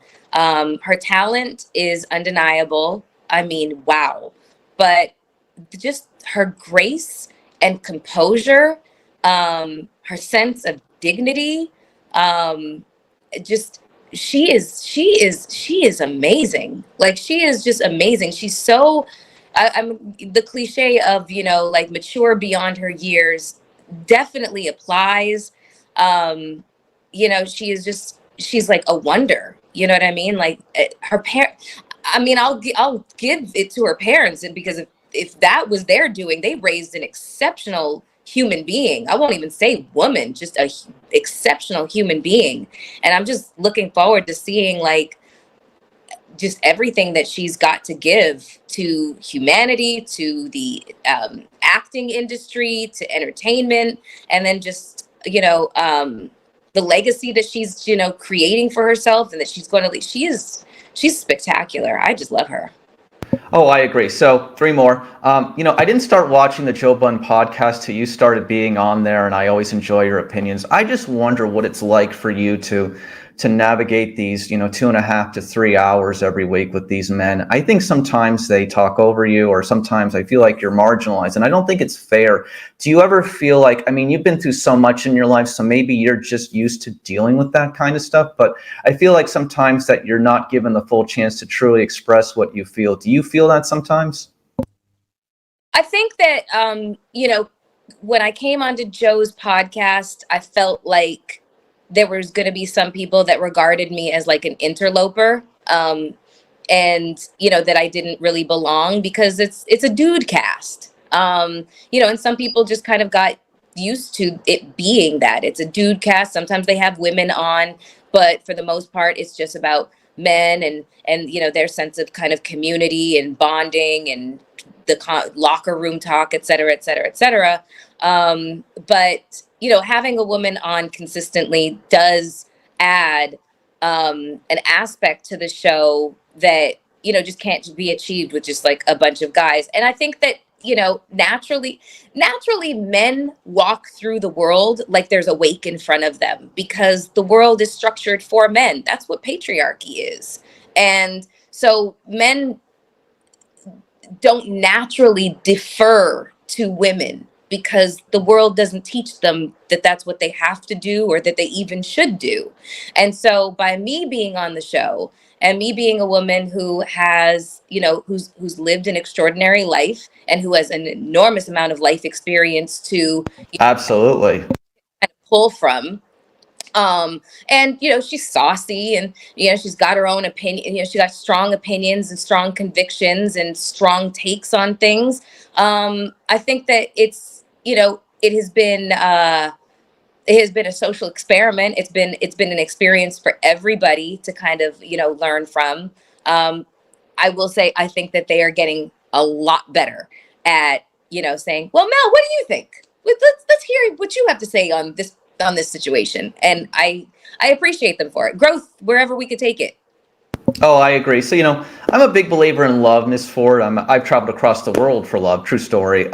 Do you think you'll ever get married someday, or is it just being with someone to have positive and fulfilling times for you at this point? Like, how's it going? Are you happy? I am happy. I am very happy. Just, the life that I've made for myself. I'm very, very happy. I'm a homeowner. Yep. I run a successful business. I'm being booked for movies right now. So I'm being validated in so many aspects of my life that I've worked really, really hard for. These are really like, moments that are very fulfilling. But love is a completely different thing. And I'd love to find my person, but I will not just take a relationship for the sake of just being in one. I'm too happy on my own, and my life is too full. So unless I find the person that complements my life and vice versa, where we just kind of blend with ease, I'm not going to force things. I will travel for love. I will travel to go find. I've traveled to Africa for love. Oh, wow. Yeah. Hey, I've been planning some trips with a girlfriend to go to Ghana, so cross your fingers. Maybe it might. Mauritius and Kenya here over this way. I don't know if you've been to either, but Malindi, Kenya, Watamu, Kenya, beach resort town, very much kind of like Key West, Florida. Look it up. I think you'll find it's amazing if you've never heard of it before. So I definitely will. I'm planning to travel the entire year of my 50th year, which is like a few years from now. So I am literally going to pack up all of my things into storage. And the house that I bought, it's an investment house, so I don't live in there. And I'm just going to travel for the entire year, very much on some Eat, Pray, Love vibes. I look forward to seeing all the stories on your Instagram. There's no denying that. So finally, Melyssa Ford, thank you so much for joining us. Hunting Housewives this Saturday, Lifetime, 8 p.m. Eastern Time. CYInterviews, though we cover things worldwide, presidential candidates, Hollywood, everything. We are Las Vegas's fastest growing media outlet. So any stories while you've been here in Las Vegas, I'd love to hear them. Anything you can share. Hey, listen, say something. What goes on in Vegas stays in Vegas, honey. It would stay that way. Crazy parties, I imagine, with the likes of Floyd Mayweather and other people, no? Oof. Yeah. All-Star weekend, concerts, and just Vegas. Just Vegas on its own is wow. Well, I live right here to the west, and you can literally see the Bellagio from my kitchen window, basically right here where we're doing this from our studios today in my home. So thank you, Melyssa Ford. I wanted to have you on CYInterview for many years, and thanks so much for joining us. I wish you the best, and just in closing, you are a survivor. We should give you an award for that. You have kept going, and you are an inspiration. So I really do hope you write a book one day, though, because I think what you've gone through in the last 10 years, most people would not be able to bounce back from. They wouldn't be in a Lifetime movie. They wouldn't be on a podcast with over 1 million people, and they wouldn't still be one of the relevant voices in entertainment media, which you are today. So you should be very proud of yourself. Thank you very much. I that. I really appreciate you saying that. Thank you. Some of us do realize it, Ms. Ford. Thank you so much for being on CYInterview today. Okay. All right. Take care. Bye. Thank you for watching today's CYInterview segment from Las Vegas. Please hit the like button and please hit the subscribe button to be updated on all future CYInterview content from Las Vegas and beyond.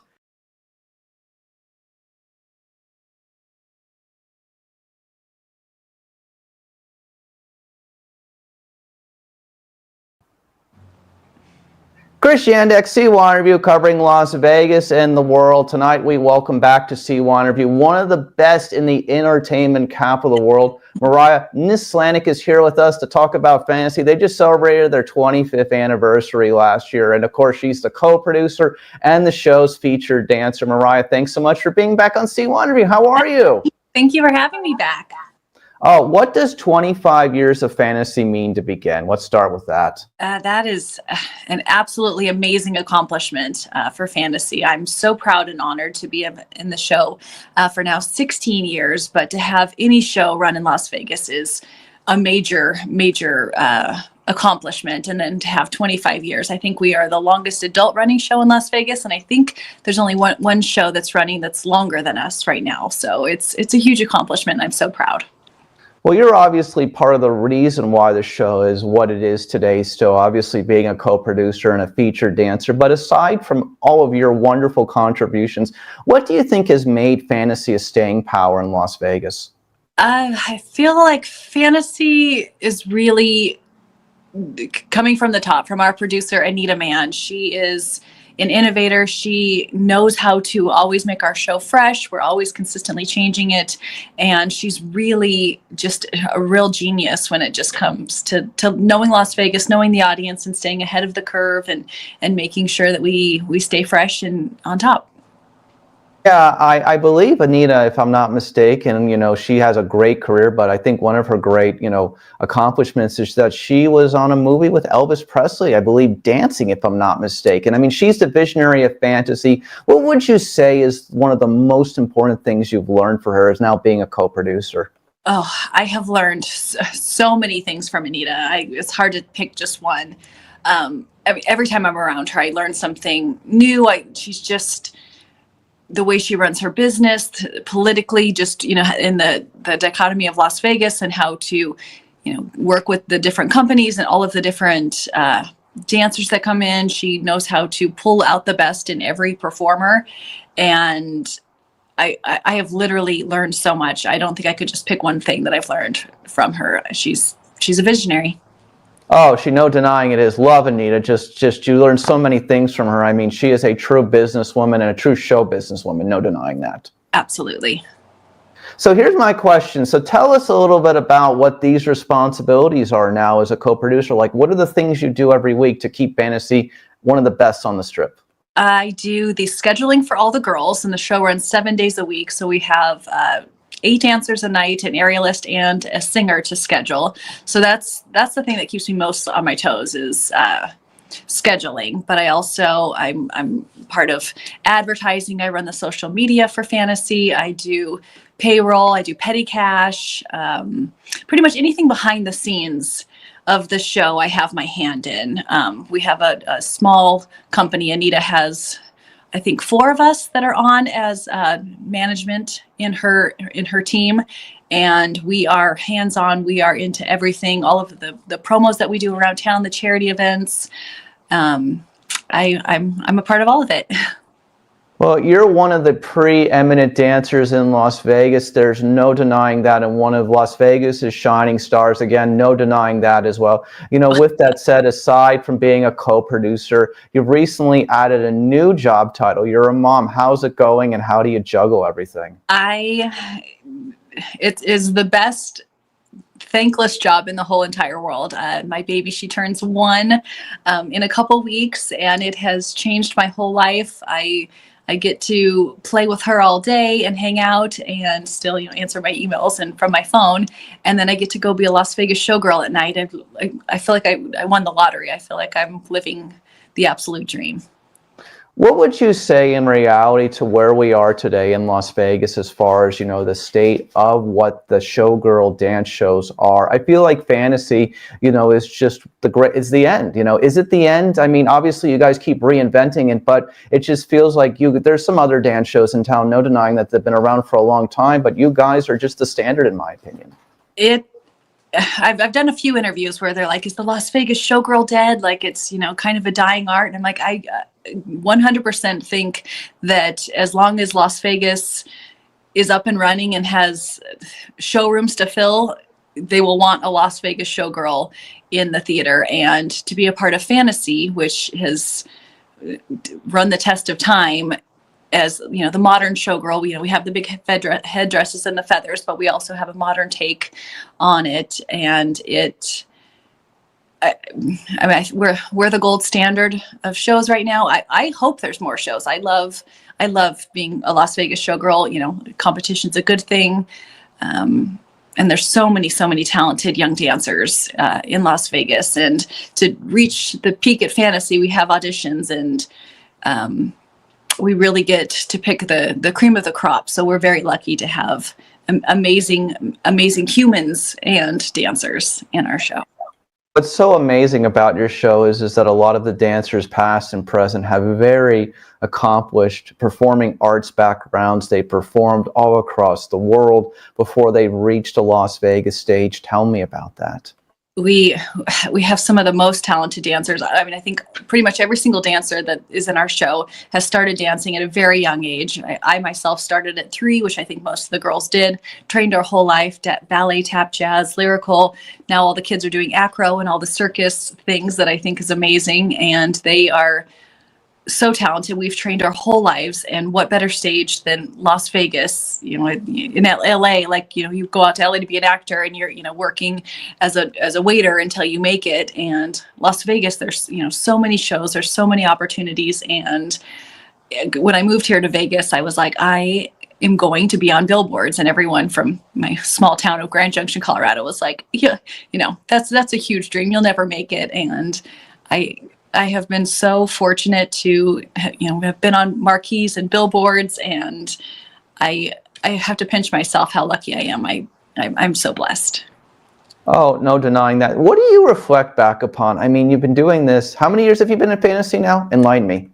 I've been at fantasy 16 years, and I moved out to Las Vegas. I've been professionally dancing for since I was 18. So quite a few years. I've been in probably 20 different shows before fantasy, and then once I got fantasy, I was like, this is home. This is where I want to be forever. I love everything about fantasy. If you had a choice to mention 5 highlights from those 16 years, what would come to mind for this great show that's every night at the Luxor Hotel and Casino? Oh, there are so many. It was amazing. Well, we shoot a calendar every single year. So the calendar photo shoots is like my number one highlight. I love taking photos. Let's see. Okay. The 20th anniversary of Fantasy was pretty magical. Coming back from the pandemic, that was so interesting. I learned so much, and we were wearing plastic masks and dancing for like 50 people in the audience, but we couldn't dance for 9 months. And so to come back, that first show after the pandemic was amazing. Our 25th anniversary was absolutely amazing. And coming back after my baby, I set a goal for myself. I wanted to, lose the baby weight. And I was back dancing within 3 months of giving birth. So I think that those are the overall highlights, but every night is a dream. Well, you're obviously in spectacular shape, the kind of shape that people want to emulate. With everything you do, how do you do it? Some days I ask myself that too. You just one foot in front of the other, you take it day by day, you keep going. And, I could be with my baby. Like today I woke up at 6 a.m. and I hung out with my baby all day, and I'm going to be exhausted for the show tonight. But as soon as I get there, the curtain opens, you see the audience, they're smiling, you're instantly rejuvenated, and really appreciate the love, the joy of dancing and getting to perform. There's no denying that you're a football fan. You are someone who played basketball at a younger age. What are your thoughts on what professional sports it's meant to Las Vegas in the last 7 to 8 years? I've been here for it. I moved here right before the Golden Knights played their first game. What a town this has become.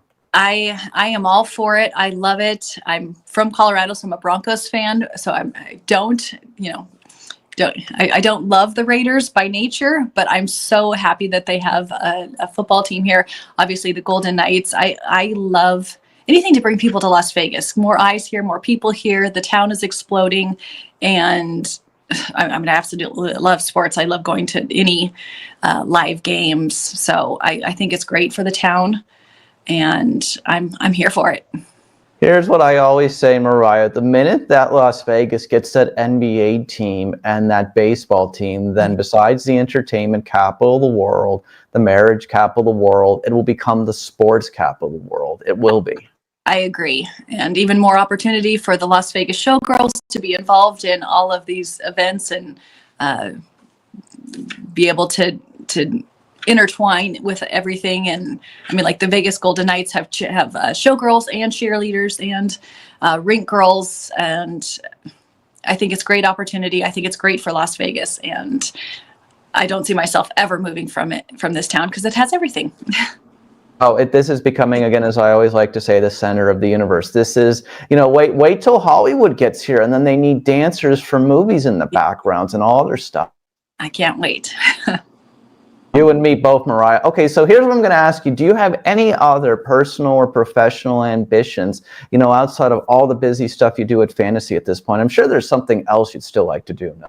I have a few backup plans. Obviously, I want to keep dancing and performing as long as possible. I would love to continue in management with Anita, continue to co-produce.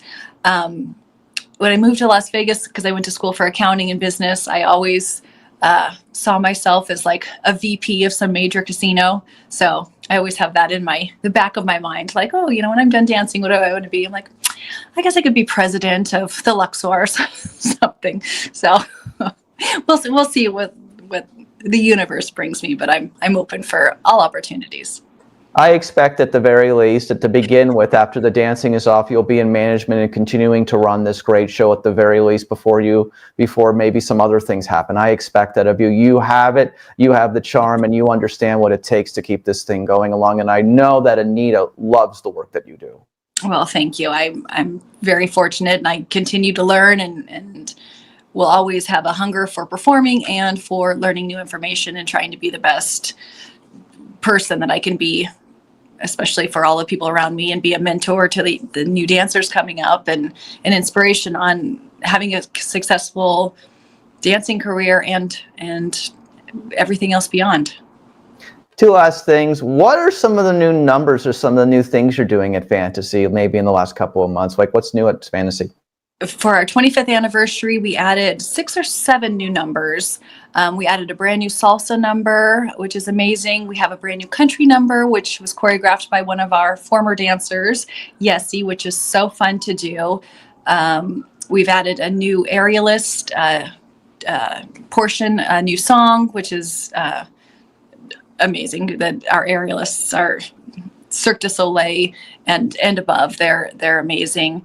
And then Lorraine Apparel is our MC and singer, and she hosts the whole show now. She's our comedian, she's our singer, she's our, everything. So if you haven't seen the show in a while, it's, I would say 60% different. We still have like the classic numbers that, we try to get rid of them, and everyone's like, no, you have to bring that number back. So we've got our staples that will always be in the show, but we've added a lot of new exciting numbers that I think the audience will love and have loved for the last month or two that they've been in the show. So, and aside from being a comedian and the host and the voice of Fantasy, Lorraine Apparel, as you know, is one of the best singers in Las Vegas. Absolutely. She is so talented. I get to work with her every single night, and there's days that I've heard her sing a song every single day for 10 years, and she can still give me goosebumps when I'm walk upstairs. I'm doing a quick change, and it's just like, oh wow, oh, she's amazing. Fantasy is not Fantasy without you both. Well, thank you. It's my home, it's my love, and I want to do it absolutely as long as possible. Okay, round up time. Tell people, if they've never seen Fantasy at the Luxor Hotel and Casino here in Las Vegas, it plays nightly. Tell us what people will get when they come. The show is every single night at 10:30. We also do 2 shows on Sunday. You're going to get 8 beautiful dancers doing a bunch of different fantasies. We've got, little bed menage a trois number. We've got aerialists. We've got singers. We've got country numbers, a little bit for everybody. We're not like the Rockettes where everybody is, their own little thing. We have, different characters that we all play, but there's absolutely somebody for everybody. Every single night someone comes up and is like, oh, you're my favorite, or you look just like this, or it's we allow the girls to really be themselves, and I think it really shines and makes the show interesting, and that's why people keep coming back year after year. Mariah, thank you so much for being with us again. Go see Fantasy at the Luxor Hotel and Casino. It's one of the best shows on the Las Vegas Strip. So much history, but continuing to reinvent itself. You will just have a wonderful time. It is a show for couples. It's a show for singles people. It's a show for everybody. And you may even be pulled on stage and become somebody. Absolutely. You never know. You just have to come and be open to everything, and you'll have a great time. Thank you, Mariah. Thank you, Chris.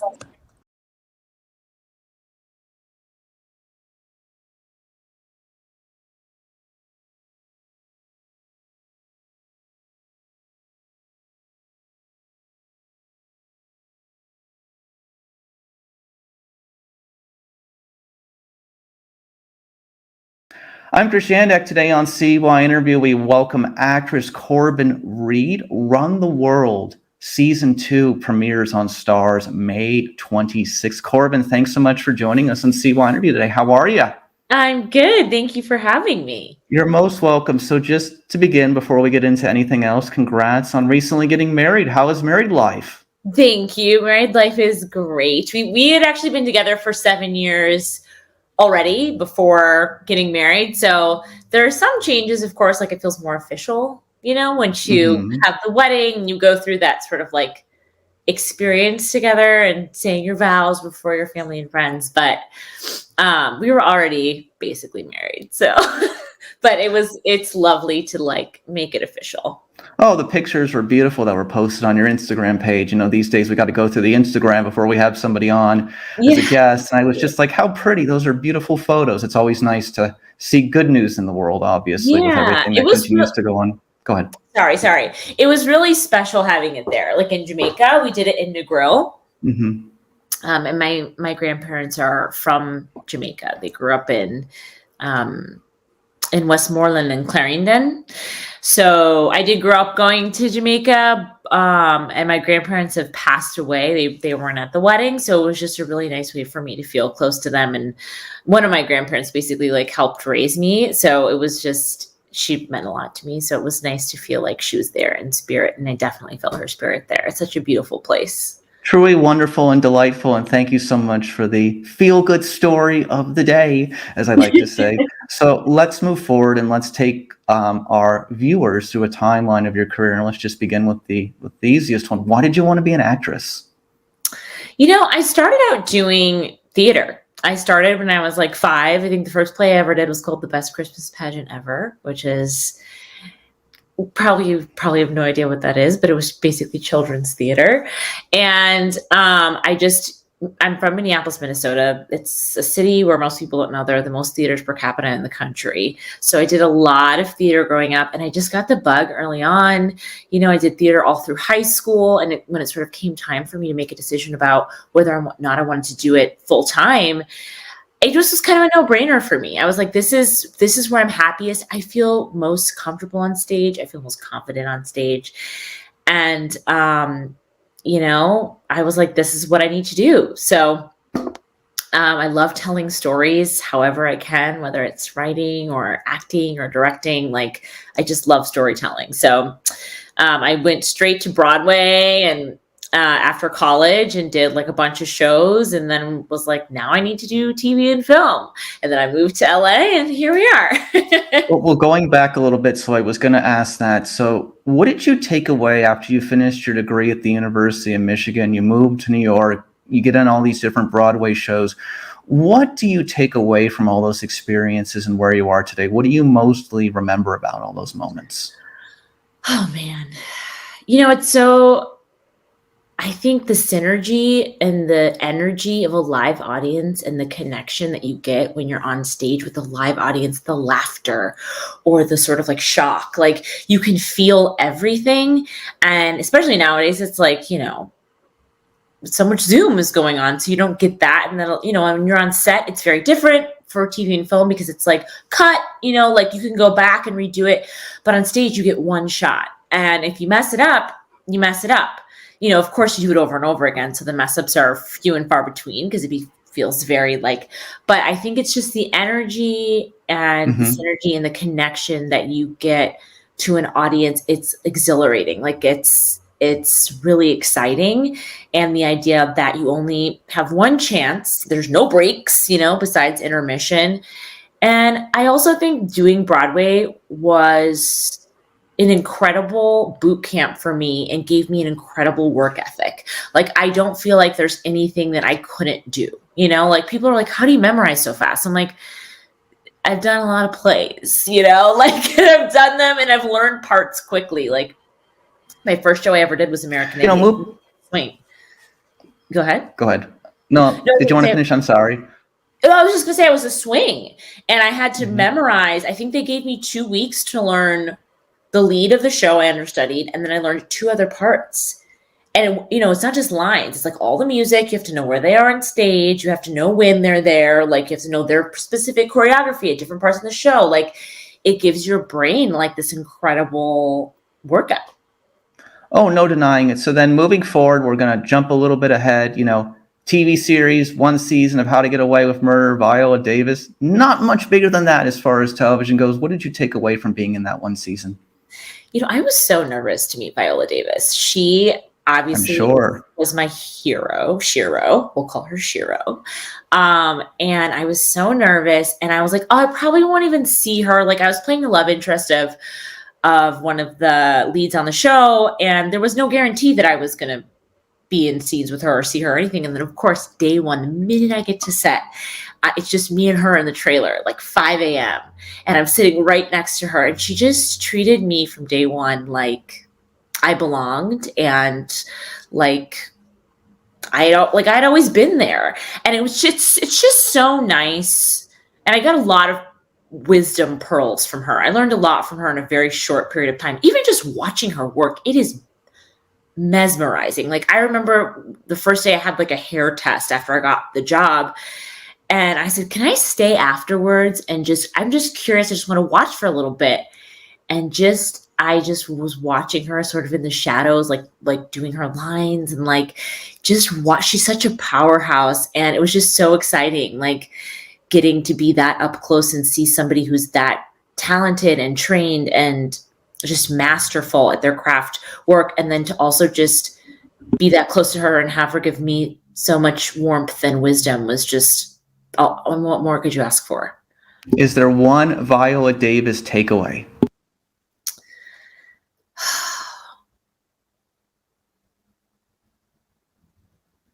God, that's a hard question. A Viola Davis takeaway? You're never too big to be kind. Yeah, that is true. That honestly was one of the greatest observations I made. Again, like I said, from day one, like you're never too famous or too big to be kind. And no matter how famous you get, you're still going to have to fight for what you want. Oh, absolutely. No matter how many credits you have, because what happens is the ceiling, what you want keeps expanding.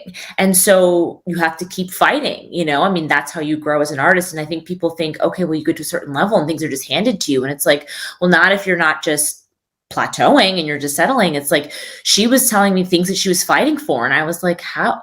That's incredible that like, you're where you are. I mean, she was nominated that year for the Emmy and she ended up winning. And I remember just thinking like, wow, like this is what making it looks like. And she was still fighting for so many things. She just started her production company. Like, yeah, it's amazing. So moving forward, now we get to the good stuff. Loved season 1 of Run the World. Phenomenal. Could watch it again. I don't usually say that, but I could watch it again. Sandy, graduate assistant, first season, has a relationship with one of the professors at the university. What do you take away from this whole entire experience working with Brisha and Amber? I mean, it must just be like, there must be some parts of this show that you just relate to so much and things that you've been through in your own life, but just how wonderful is this? I know we always like to say when we're going through a career, it's always going to get better. It's always going to get better. But does it ever get any better than this? At least at this moment, I can't imagine it does. You know what? I am working with 2 women who've become very good friends. And it's hard in Hollywood. I mean, it's, you don't always get like friends that become like castmates that honestly become like very close friends or family. Like, yep. Like that is, it's rare. And I feel so blessed. And we are so alike, our characters. So like kudos to the creatives for just casting so well. But honestly, like from the jump, I met them at the test. They had both already been cast, I believe. And I was the last one, or one of the last to be cast. It was me and one other person. And we were just laughing and giggling, and like Kim Coleman, the casting director, had to keep coming back because she had us in a back room, and she was like, "We're trying to run auditions with the other girls. Can you guys please be quiet, because we were just having so much fun at the audition. I mean, people ask us, how did we get that chemistry? And honestly, it was just instant. And I think, in the chemistry read, they saw how instant it was and how natural it was. Like, it just didn't take much work. And then on top of it, I've been waiting my entire career to play a role like this, where I feel like it's a woman who is, intelligent and vulnerable and strong, but also like makes a lot of messy mistakes. Like, my character is so complex, and I also think she's so relatable. And, some of the greatest compliments I've received, or feedback I've received, not even compliments, feedback I've received from people coming up to me and just being like, you have no idea what it means to feel like I see myself on the screen, and I see that in you ladies, and I see that in you. And it feels so good. So thank you for representing me, and thank you for representing us. Like, I've never had that, I think I've never had people give me that sort of outpouring. So that's been really, really lovely as well. Well, I think that Sandy is the anchor of the show, really. She's the one who, she's raising the child of this man that she's dating that's not hers. She has to go to school. And on top of it, she's got all these friends who've got all this other drama, and they always come to her to look for the sober situations or to solve their problems or to help them with something. So it's like her character really is the anchor of the entire group.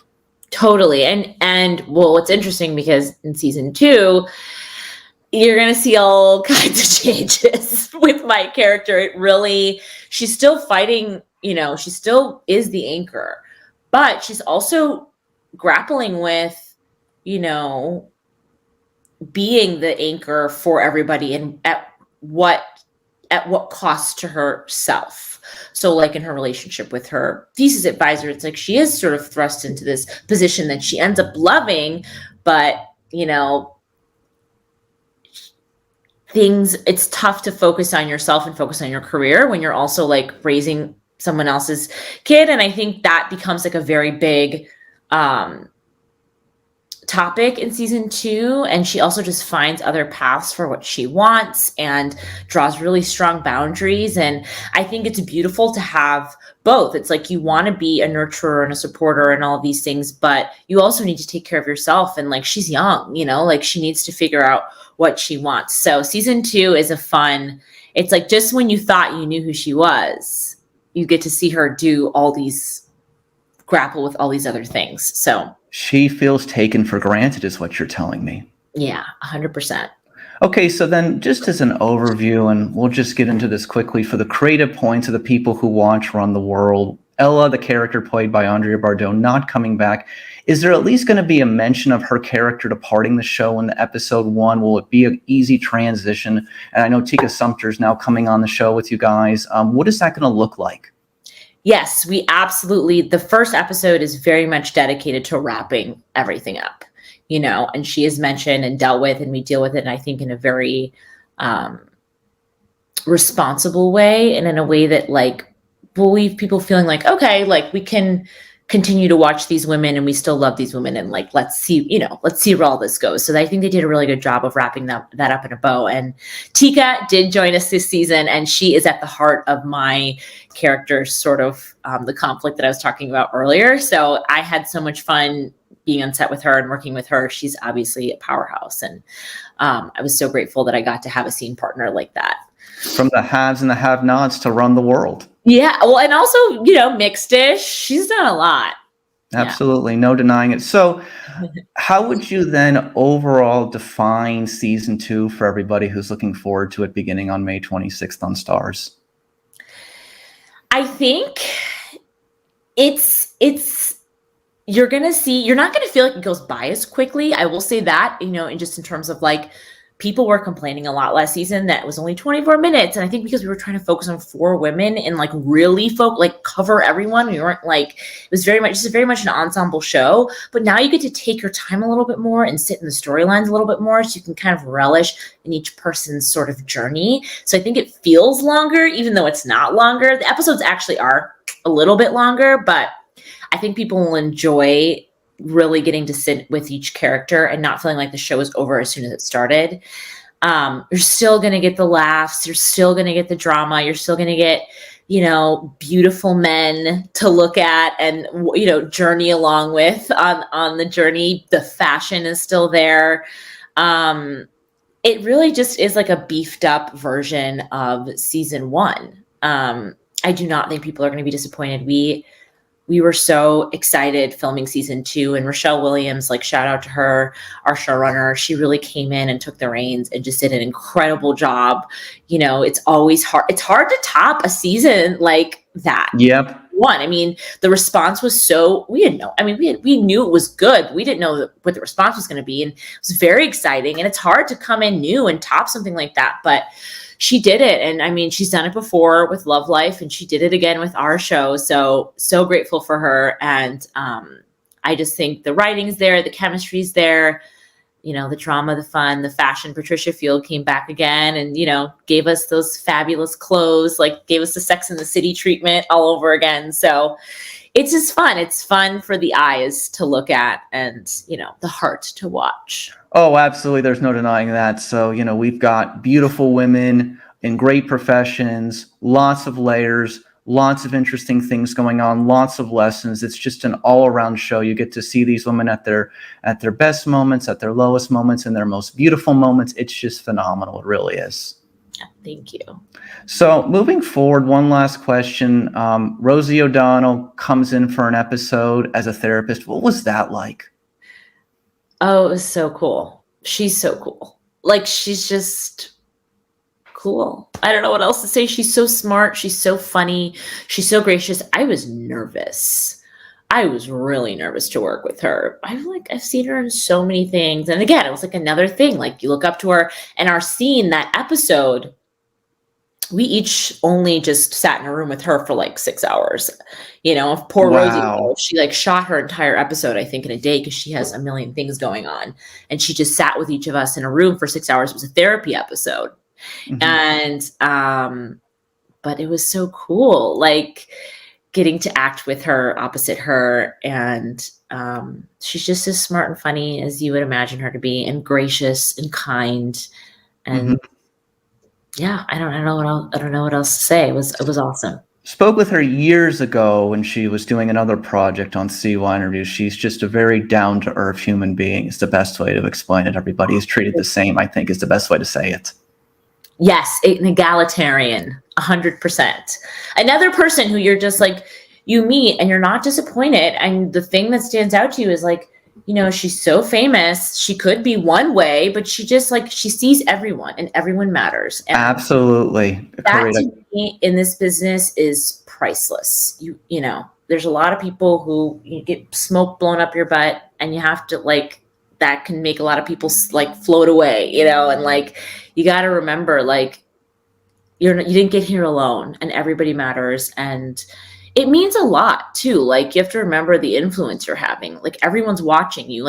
She's coming onto a set where a bunch of people look up to her, and that matters. You're influencing us just as much as you're influencing the people that you're performing for. So. Oh, no denying it. No denying it. So moving forward, a few more.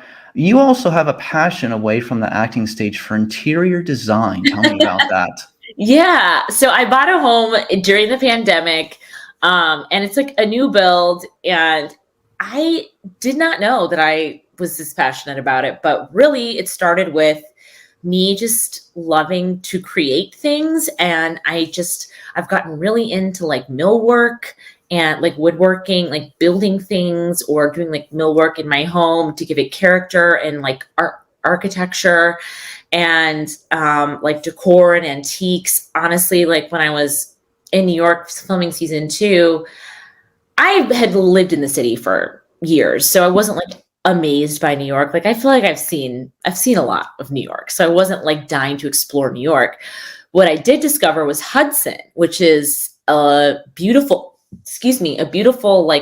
little under 2-hour train ride upstate. And it has the most incredible antiquing scene.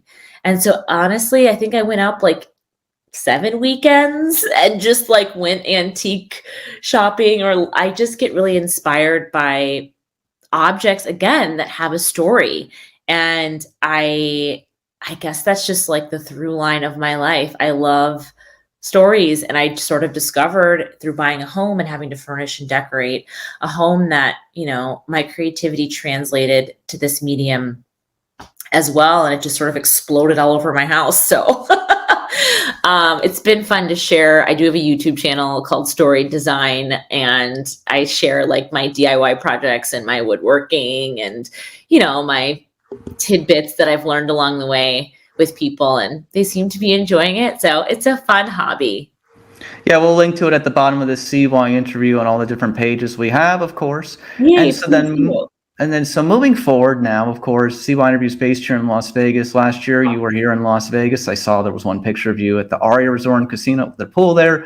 Yes. Have you been to Las Vegas before that? Have you come often? What are your fondest memories of being here in the entertainment capital of the world? Funny story. So I don't know if it's still there, but I used to, when I first moved to LA, do a gig at the Rose Rabbit Lie at the Cosmopolitan, where I would like sing a jazz set, and I would come up on the weekends and I would sing like Friday, Saturday, and then drive back to LA. It wasn't every weekend. It was more so kind of sharing the gig / filling in with a friend, but it was so fun. I would wear like, flashy gowns and jewelry and just kind of slink on stage and sing like a bunch of jazz songs.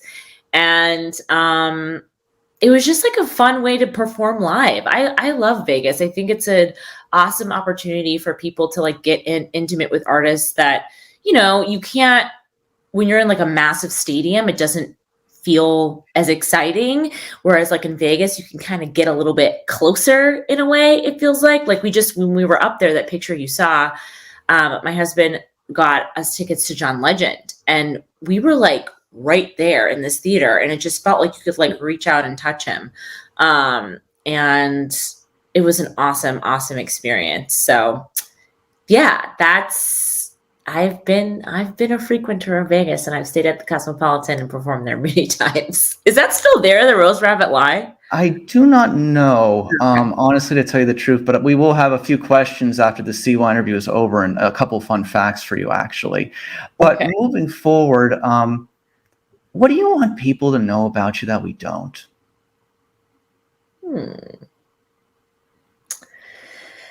What are people to know about me? Oh, I guess that I aspire to be a director. I've directed and wrote and produced a short that did really well on like the film circuit, and I've done a lot of shadowing. And so hopefully that's like the next thing you'll see me doing in, aside from other acting gigs, is like bringing that into the fold of, storytelling that I love. Storytelling is directing. And shadowed on my show, which was really fun. I shadowed director, one of our directors named Nasrin Dubai, which was a really awesome experience. She's a really powerful, knowledgeable female director. So that was awesome.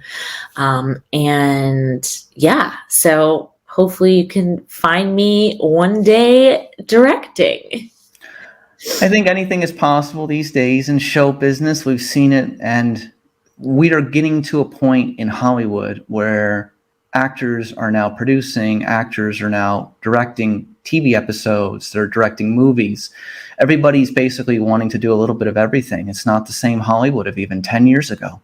And I think you kind of have to, and people get excited. Like when people see my short, they're like, "You did that? I can't believe it." I'm like, yeah, like, I've also produced and like co-directed a music video for a song that I wrote. Like, it's just, and it gives you a better sense of when you are on a set, like what is important. And it just makes you more well-rounded as an artist. I think when you kind of can like see everything in the room and you're not guessing what this person does or how this works, and it gives you a certain sensitivity and just like expands your artistry and your creativity when you know and are familiar with how all the pieces work. Corbin Reid stars as Sandy in Run the World. Season 2 debuts on Stars. May 26th actress. Yay. Corbin Reid, thank you so much for being with us on CY Interview. Anything you want to say in closing to your fans or the fans of the show or anything like that? No, just see you on, what is it, Sundays? No, Fridays. It's Fridays. May 26th is a Friday. We'll see you on Fridays. Don't forget. To kick off the Memorial Day weekend, something like that, or around that time. Thank you so much for being on CY Interview. And don't forget, ladies and gentlemen, to like this video and subscribe for more CY Interview content and fantabulous CY interviews. I'm Christian.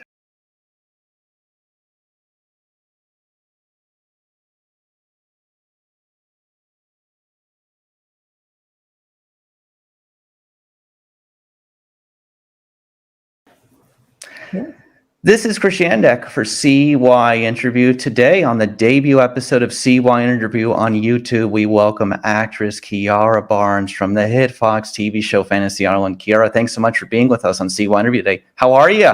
I'm doing pretty good. How are you doing? I'm doing great. So just to begin, I guess the question everyone probably asks you when they meet you, why did you want to be an actress?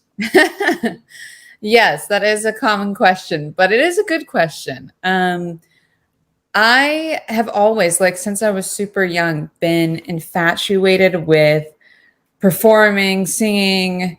You know, I was that kid that was like, I want to show you a dance to my parents and the family. And, but weirdly enough, I was really shy, like when it came to like theater and school and things like that. But deep down, I always thought that one day, like I would be going to the deli with my mother and a Disney exec would be like, do you want to be on an episode of That's So Raven? Like that was like my dream as a child, how I thought it would pan out. Yeah, but just got inspired by like actually doing extra work. That was really what sparked it, was being on a set and seeing all the movie magic happening. So, you know, most people, before we get to the Fox role, know you from, of course, the bold and the beautiful Zoe Buckingham. Was being a soap actress and the fact that you have to read so many scripts, memorize so many lines, do you think that was a good preparation for all the other acting that has come after? And do you think being a soap actress, because you're always going to have to learn new material, shoot more episodes, that it's the most challenging job in acting? Oh, I mean, absolutely. I had no idea what I was getting into when I first got onto that show. And everyone kept like kind of telling me, oh, you know, it's actors boot camp. It's actors boot camp. But you don't really understand. It is a machine. Like soap operas, on average, they shoot anywhere between 4 to, on some days, I think I've done 7 to 8 episodes in one day. No joke. Just because they're at least 2 something months ahead of schedule. They air Monday through Friday. So you have to imagine like that is a ton of episodes to make sure that you're on top of. And specifically when I was on The Bold and the Beautiful, it even ramped up after the lockdown happened, because for the first time in history, soaps were re-airing episodes. So when that stopped and we came back into production, they even threw on more episodes to make sure that if there were ever any case scenario of a lockdown, that they would be triple, double covered for weeks on end. So I, learned how to work under extremely fast-paced work environment. You know, you think that you get a lot of time, but on average, you get 2 takes per scene, because they have to keep rolling it out and going. So I learned really good improv skills, time management, and how to just handle a lot of, you know, pressure really to make sure that you're still delivering. And if anyone's watched a soap, it's monologue after monologue. So my memory now, I wish I had this in high school and college, because it would have served me very well.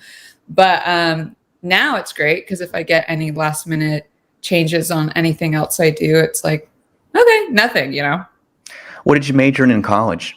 Communications, actually. Yeah, communications. I did actually want to go into sociology, but I don't know. I think at the time when I was getting into it, I was really also dipping and diving into the entertainment industry, and that always will have my heart. Well, that explains the whole podcast, which we'll talk about in a little bit. I really have enjoyed listening to some of those episodes. But to begin moving forward, just one quick follow-up. So when you're a soap actress, how many days out of the calendar year are you shooting? Nearly every day. I'm like, yeah. We have, you know, we have Christmas off. Gosh, you know, we have a summer break, but summer break was like 2 weeks, maybe, I think 2 weeks, but you're shooting year round, you know, every single day, besides the weekends, of course, you know, but we shoot Monday through Friday. But it's just, it's a lot of hours in the studio, and talking about like going into a studio before the sun gets up and leaving when the sun is gone, and just doing that over and over again is kind of a trippy experience. So now going towards it, Fantasy Island, of course, is Monday nights on Fox. What has that experience been like shooting this show on location in Puerto Rico? Oh my gosh, amazing. I mean, talk about Rosalind Sanchez. She always talks about you vacation where I work kind of thing. And it's so true because it's beautiful. Don't get me wrong. It is hot. I'm not going to lie. That heat is unreal. That Puerto Rican sun is unmatched anywhere else I've been. But I mean, if you've watched the show or anyone that's watched the show, the visuals are just stunning. Everything is really that vibrant in real life. And I mean, dream place. I'm more of a warm kind of gal. I don't love the snow, even though I did grow up in Utah. I'm more so tropical, so it's good for me. Oh, no denying that. So, you seem to be a very, insightful person. Think about things, think about what's going on in your life. What do you think someone watching Fantasy Island, will they take away from it? It's a big show on wish fulfillment, of course. This is a imagination of the classic one back in the 70s. And I think a few other people have tried to take stabs at it in the movie. But with this particular one, we just wanted to go deeper, with the stories of the characters of the host. Now you actually get to know Rourke and Tattoo besides just an intro of welcome to Fantasy Island, and there's deeper meanings behind things. But what I like about that is that every guest star that comes on and their character that they have has something that anyone can relate to. It's kind of like the wink at be careful what you wish for kind of thing.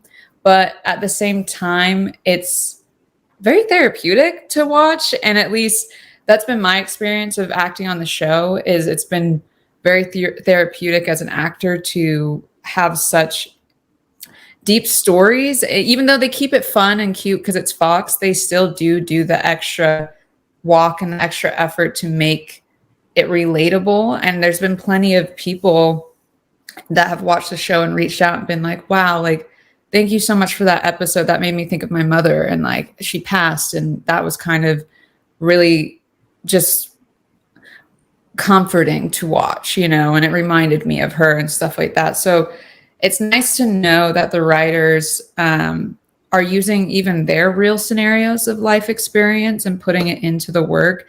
And that's connecting on an energetic level past the TV screen to people at home.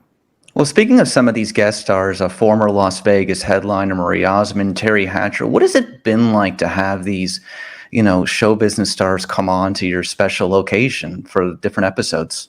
I mean, are you kidding? It's like Candyland for an actor. It's so awesome. It's like, in what other scenario would I be meeting Marie Osmond? But here she is in the makeup chair, and we're giggling and cackling about anything and everything. And by the way, she was incredibly sweet. Like, just amazing. But in those situations, I'm just like, is this my job really? Because every 2 to 3 weeks, we get a new person come to literally the island, Puerto Rico. And I get to meet with these legends and talk with them, and they give me such amazing advice, and it's the coolest thing. I mean, it's a pretty sweet gig. Yeah, I mean, over the years, me and my colleague, featured columnist Jay Bilstein, have had the chance to, have on the likes of Dionne Warwick and Ruta Lee for different legendary conversations, and we've had many of the greats over the years, like Robert Wagner and the late Ernst Borgnine. So it's just, the people from the past are from the golden era of Hollywood, and we're just all lucky to be in their presence, basically. Absolutely. And I bet you get so many cool golden moments when you're absolutely. Oh, absolutely. We've gotten to meet a bunch of people over the years, got to meet Aretha Franklin in 2014 before she passed away, got to see one of her last concerts. Just so unbelievable, you shake a lot of people's hands in life, but I will remember that and what her hand felt like when I shook her hand before we took a picture. So moving forward, I want to talk about your co-star, Rosalind Sanchez, who's also a past CY interview guest. I interviewed her years ago on South Beach when she was doing an event for a cover on a magazine. Just the sweetest person in the world. Of course, the first thing you think of is Rush Hour, but more than anything else, what's it like working with her every day? Amazing. We've become such great friends. I was very nervous when I first met her. I remember like our very first initial meeting, because the casting and situation, it happened so fast, and we didn't get to talk previous. So we both flew out to Puerto Rico, got settled and everything, went through all the COVID protocols, and then met, and we're just like cold reading with each other and getting to know. And I was really nervous. And as soon as she came in, at the time she was getting off another show, filming in Miami, and she had just like cut some bangs and she was growing them out, made a whole joke about how like her hair is whatever and this and that, and just broke the ice. And there was never this feeling of like, oh, she's here, I'm here. She just made me feel like, hey, like you deserve to be here, obviously, for a reason. And, let's connect and have fun. So just humanized the entire situation and made me feel incredibly comfortable.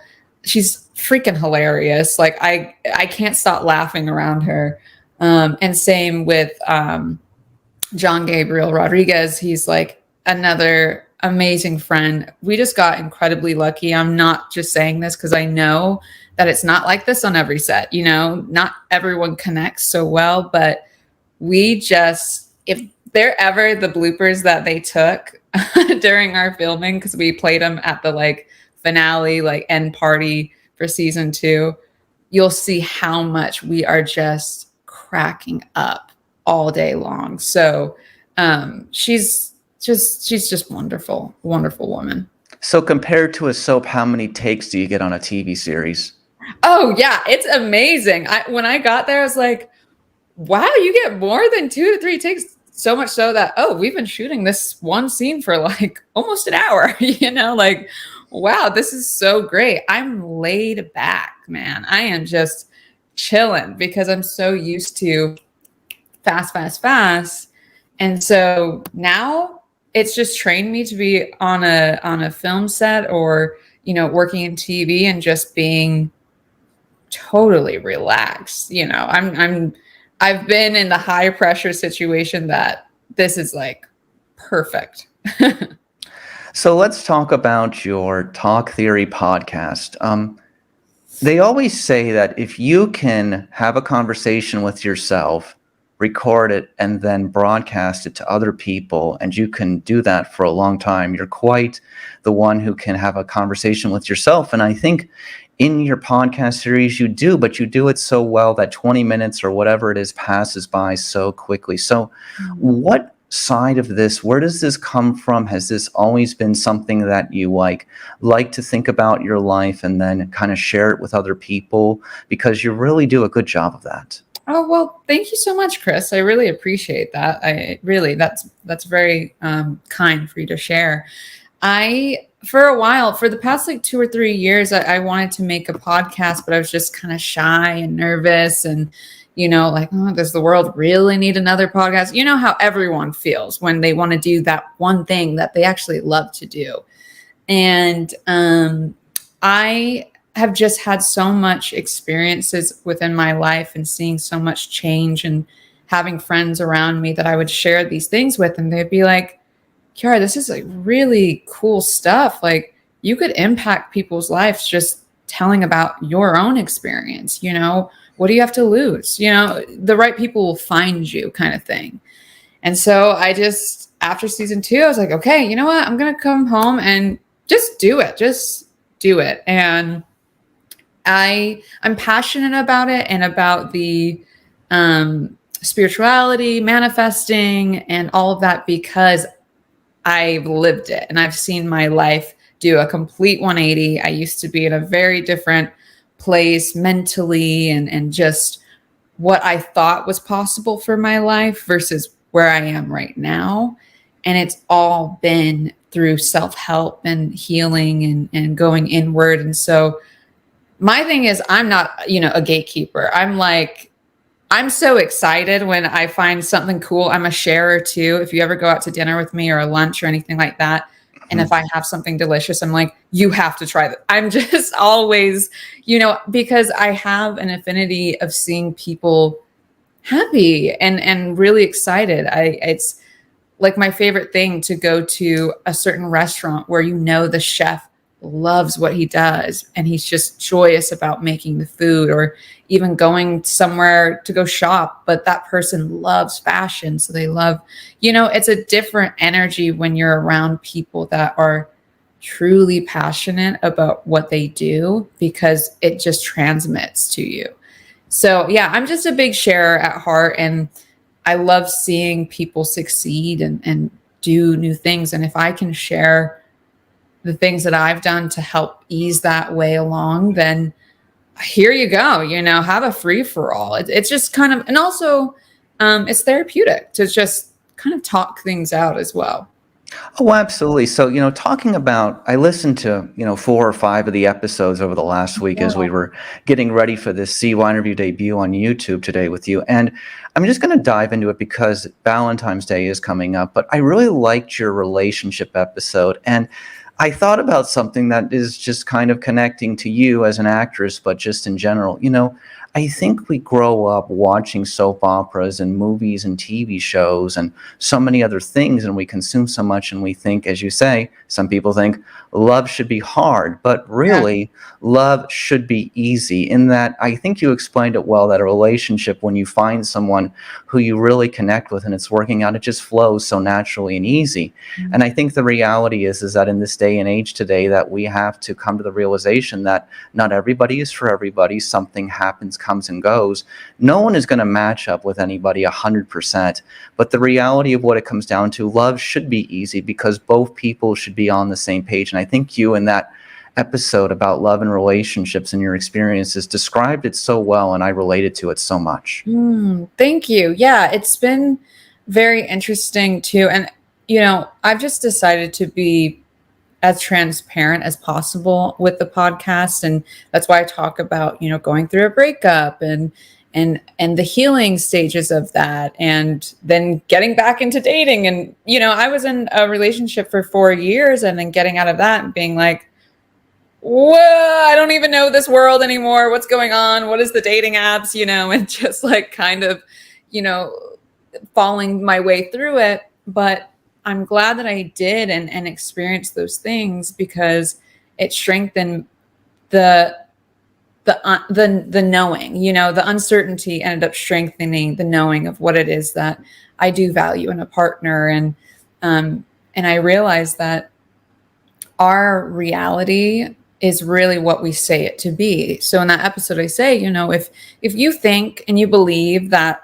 love is just meant to be hard and it's a struggle and then okay, that's totally okay. But that is going to be your experience. But I made the decision that love is meant to be easy and effortless and flow, and you should just be having more of a good time than a bad time. That should be the more normalization, is that when it's really that person, you'll know, because it's not hard, it's just in flow. So, but these are things that I've been learning and understanding through my experience, but I'm really happy that you connected to that. That means a lot. Well, that related to a past relationship I had, maybe multiple ones, but it's just kind of like we're going through this learning process with somebody, and we have to get to a point where we realize, there is someone for everyone. Maybe it's not the person that's in front of you, and are you being honest and authentic with yourself with that person, or are you wasting your time, but you're also wasting that person's time as well? So it's just kind of like, and I think also we're in a world today where both men and women can pursue many of the things that they want to pursue in many professions, and we're not limited. History has shown us that, and all of us are doing, have a chance to pursue the things we want in life, so then we can make choices when it comes to love and relationships as well. And the world is more accepting of people being who they want to be as well. I agree. Yeah, absolutely. So moving forward on that, just to focus on a few other things, talk about your acting career and then a few other things. What else, aside from the great TV show you're on right now, obviously Fantasy Island, what else would you like to pursue in your acting career? Oh my gosh, so much. I've been really into Dune right now. I feel such a I didn't realize, I don't know if you've seen it or watched the old ones. The movie, right? Yes. I just got into the books. I watched it it's been the third or fourth time I watched it.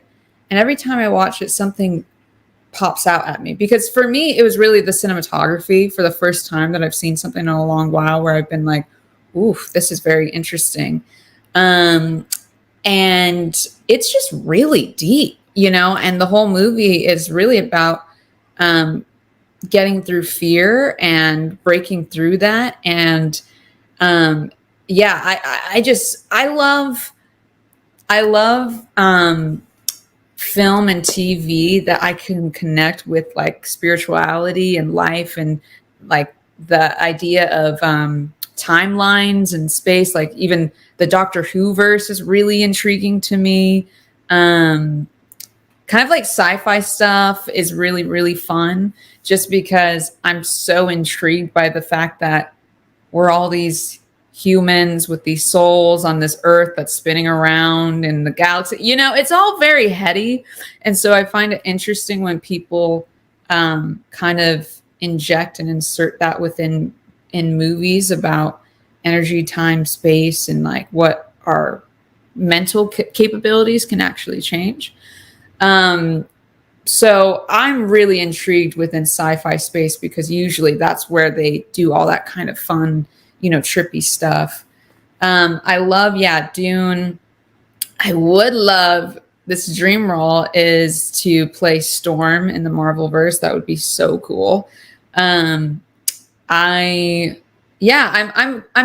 I'm really just open to whatever's going to align with whatever is my highest good, and for all. I want to connect with roles that just feel good. I'm just really interested in roles that make me feel good. Which, who knows, that's the cool thing is there's so many people creating stuff and so many stories to be told. So I'm open. I think that we will see you in a superhero theme something soon. TV, series, streaming, movie. I think that is definitely in your future. I could absolutely see that.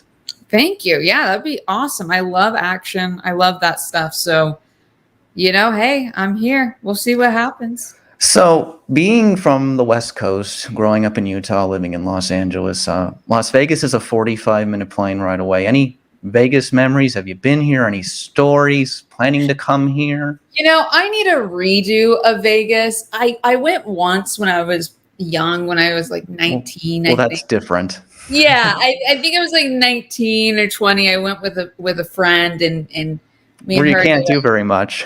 No, we didn't. We just walked the strip and there was a lot of chaos happening and I was like, I don't know if I like Vegas. This is a lot of energy. But I think I need a redo as an adult. Mm-hmm. And perhaps I would like it a little more, trying it again. But well, I always like to tell people that don't come here, we are now the shopping capital of the world. There's more luxury shopping done here than anywhere else in the United States of America. Mm-hmm. There's more live entertainment going on every night of the week than any place in the United States of America. We have everything here: shopping, entertainment, cuisine, some of the best cuisine in the world. And there's just so many things to do here beyond the gambling and beyond all that stuff. Now, of course, we're going to have the Super Bowl next year. Professional sports is here. And we have just grown so fast. Actor Mark Wahlberg just moved here. There's a lot of celebrities in Hollywood. And it's just, it's the reality of what it comes down to is that if you come here, it's overwhelming.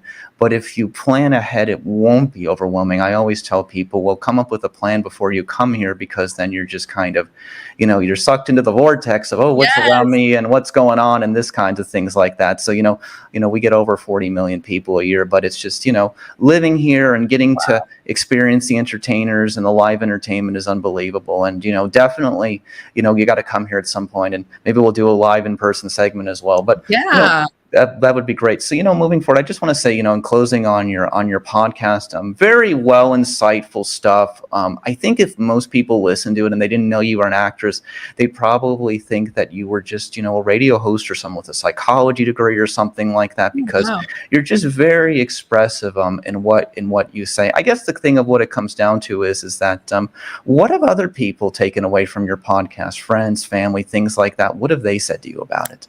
Thank you, by the way, for all of that. We've just, I think the vibe I wanted to with Talk Theory was to be able to just make it conversational. Like, I wanted people to be able to leave and ponder on things and perhaps even like talk with their friends or family. So I think it's been nice to have friends contact me and was just being like, hey, I was on a drive and just decided to pop on an episode, and it really got me thinking about some things, and I actually really appreciate this and that. And so it's nice to know that what I'm experiencing in real time has an effect on people. And it also is a really good reminder to be as present as possible within my intentions, because it's very affecting. It can, being in the public eye and having a voice, and I do music as well. And I'm just getting more and more of this heavy understanding that what I sing about, what I talk about, the lyrics I write are all being ingested, and so it's important to be well thought out within the things that I'm putting out there. The internet lives forever kind of thing. So you might as well make it count in the best way. So it's been just nice, I think, to be able to have people be affected in a positive way. And that's been my number one goal, is that people can leave feeling better or be able to have a better outlook on their day. Because I've been, and still, I'm not perfect, but nobody is, have had those days that you feel a little down and you just want to listen to something or watch a funny video or something to pick you up. So it's really, it means more than anything that people are able to walk away from the podcast feeling seen and yeah, it's been really good to be able to do that.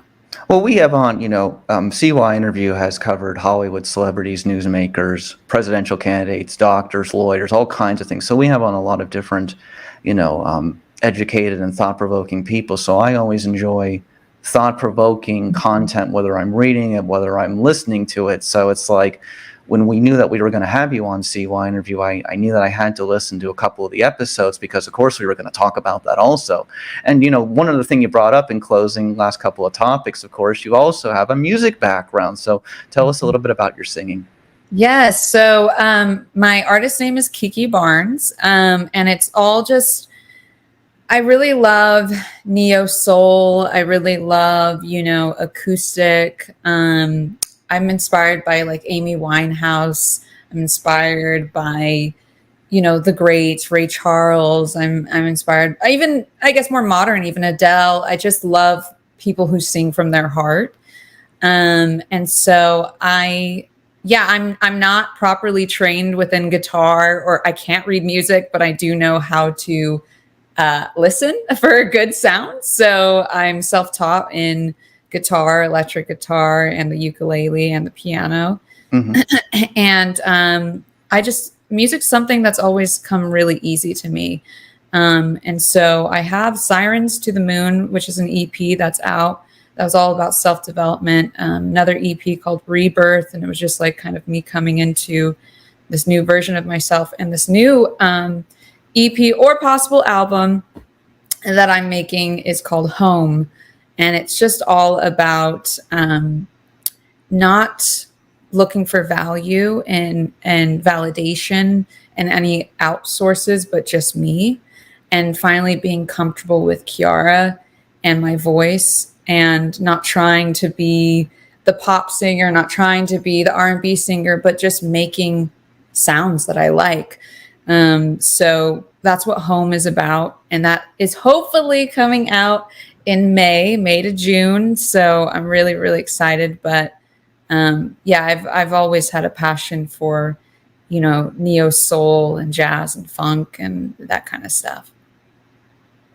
Oh, absolutely. So, last question before we wrap up. I always love to ask people, you know, we know about your acting background, we know about your podcast, we know about your singing, we know the things that you've been on, but aside from that and what you've expressed in your podcast, what do you want people to know about you that maybe you haven't spoken about? I don't know. I don't know if there's. I'm kind of an open book, you know. I think so. You know, I'm very.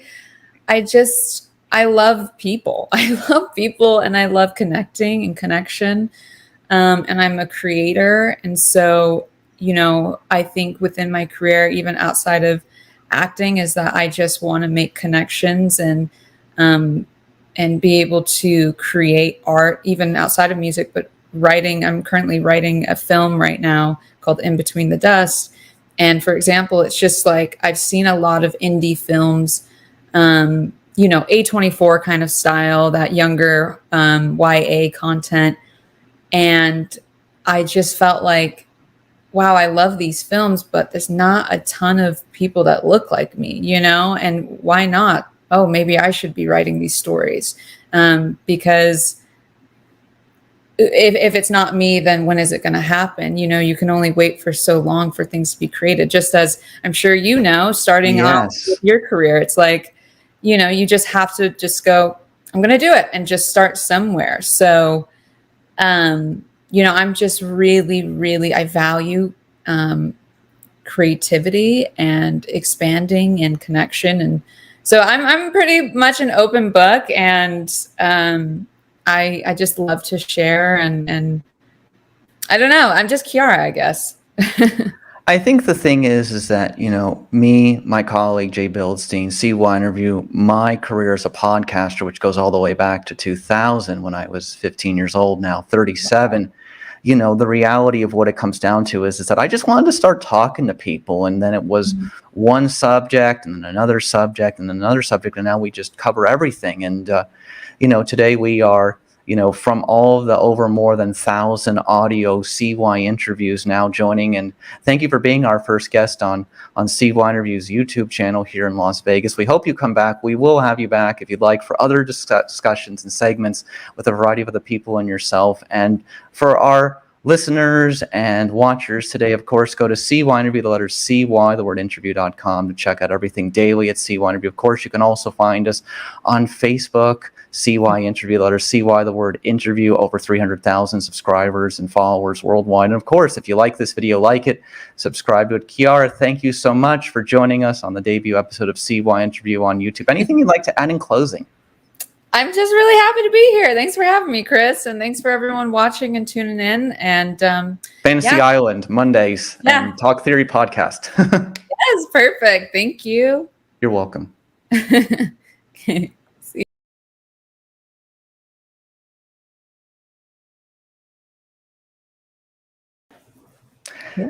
This is Chris Yandek for CYInterview. Today on the debut episode of CYInterview on YouTube, we welcome actress Kiara Barnes from the hit Fox TV show Fantasy Island. Kiara, thanks so much for being with us on CYInterview today. How are you?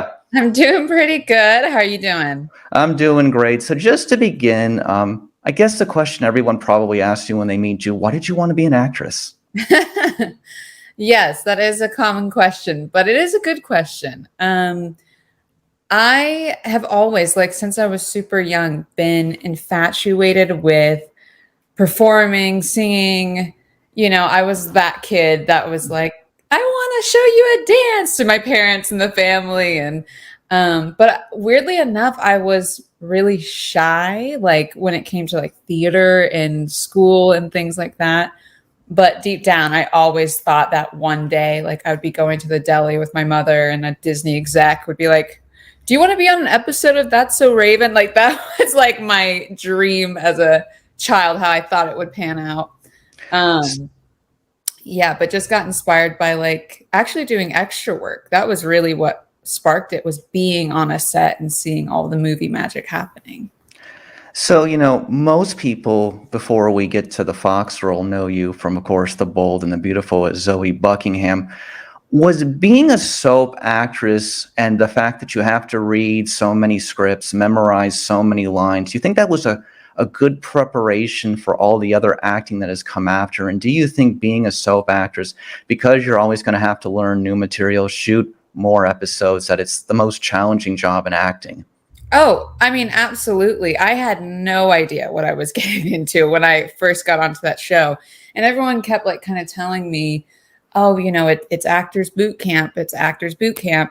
But you don't really understand. It is a machine. Like soap operas, on average, they shoot anywhere between 4 to, on some days, I think I've done 7 to 8 episodes in one day. No joke.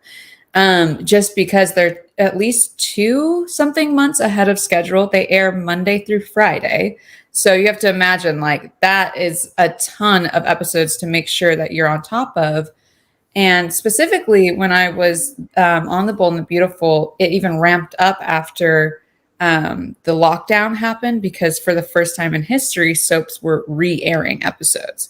So when that stopped and we came back into production, they even threw on more episodes to make sure that if there were ever any case scenario of a lockdown, that they would be triple, double covered for weeks on end. So I, learned how to work under extremely fast-paced work environment. You think that you get a lot of time, but on average, you get 2 takes per scene, because they have to keep rolling it out and going. So I learned really good improv skills, time management, and how to just handle a lot of, pressure, really, to make sure that you're still delivering. And if anyone's watched a soap, it's monologue after monologue. So my memory now, I wish I had this in high school and college, because it would have served me very well. But now it's great, because if I get any last minute changes on anything else I do, it's like, okay, nothing, What did you major in college?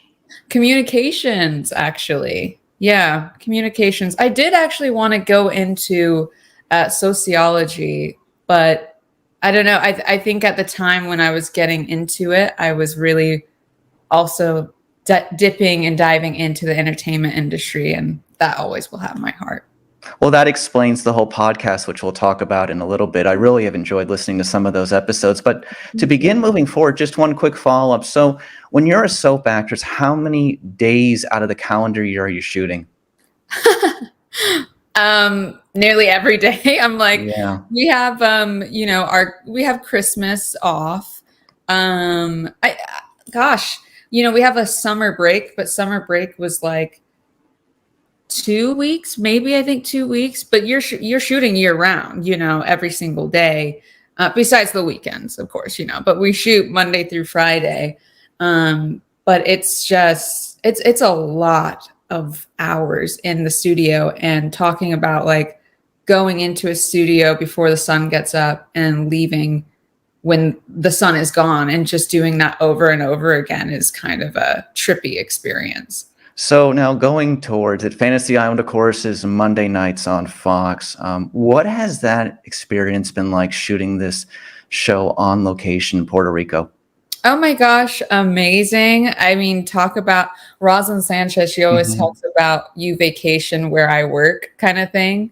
And it's so true, because it's beautiful. Don't get me wrong. It is hot. I'm not going to lie. That heat is unreal. That Puerto Rican sun is unmatched anywhere else I've been. But I mean, if you've watched the show, or anyone that's watched the show, the visuals are just stunning. Everything is really that vibrant in real life. And I mean, dream place. I'm more of a warm kind of gal. I don't love the snow, even though I did grow up in Utah. I'm more so tropical, so it's good for me. Oh, no denying that. So, you seem to be a very, insightful person. Think about things, think about what's going on in your life. What do you think someone watching Fantasy Island, will they take away from it? It's a big show on wish fulfillment, of course. This is a imagination of the classic one back in the 70s. And I think a few other people have tried to take stabs at it in the movie, but with this particular one, we just wanted to go deeper, you know, with the stories of the characters of the hosts. Now you actually get to know Rourke and Tattoo besides just an intro of welcome to Fantasy Island, you know, and there's deeper meanings behind things. But what I like about that is that every guest star that comes on and their character that they have has something that anyone can relate to. You know, it's kind of like the wink at be careful what you wish for kind of thing. But at the same time, it's very therapeutic to watch. And at least that's been my experience of acting on the show, is it's been very therapeutic as an actor to have such deep stories. Even though they keep it fun and cute because it's Fox, they still do the extra walk and the extra effort to make it relatable. And there's been plenty of people that have watched the show and reached out and been like, wow, like, thank you so much for that episode. That made me think of my mother, and like she passed, and that was kind of really just comforting to watch, you know, and it reminded me of her and stuff like that. So it's nice to know that the writers are using even their real scenarios of life experience and putting it into the work. And that's connecting on an energetic level past the TV screen to people at home. Well, speaking of some of these guest stars, a former Las Vegas headliner, Marie Osmond, Terry Hatcher, what has it been like to have these, you know, show business stars come on to your special location for different episodes? I mean, are you kidding? It's like Candyland for an actor. It's so awesome. It's like, in what other scenario would I be meeting Marie Osmond? But here she is in the makeup chair, and we're giggling and cackling about anything and everything. And by the way, she was incredibly sweet. Like, just amazing.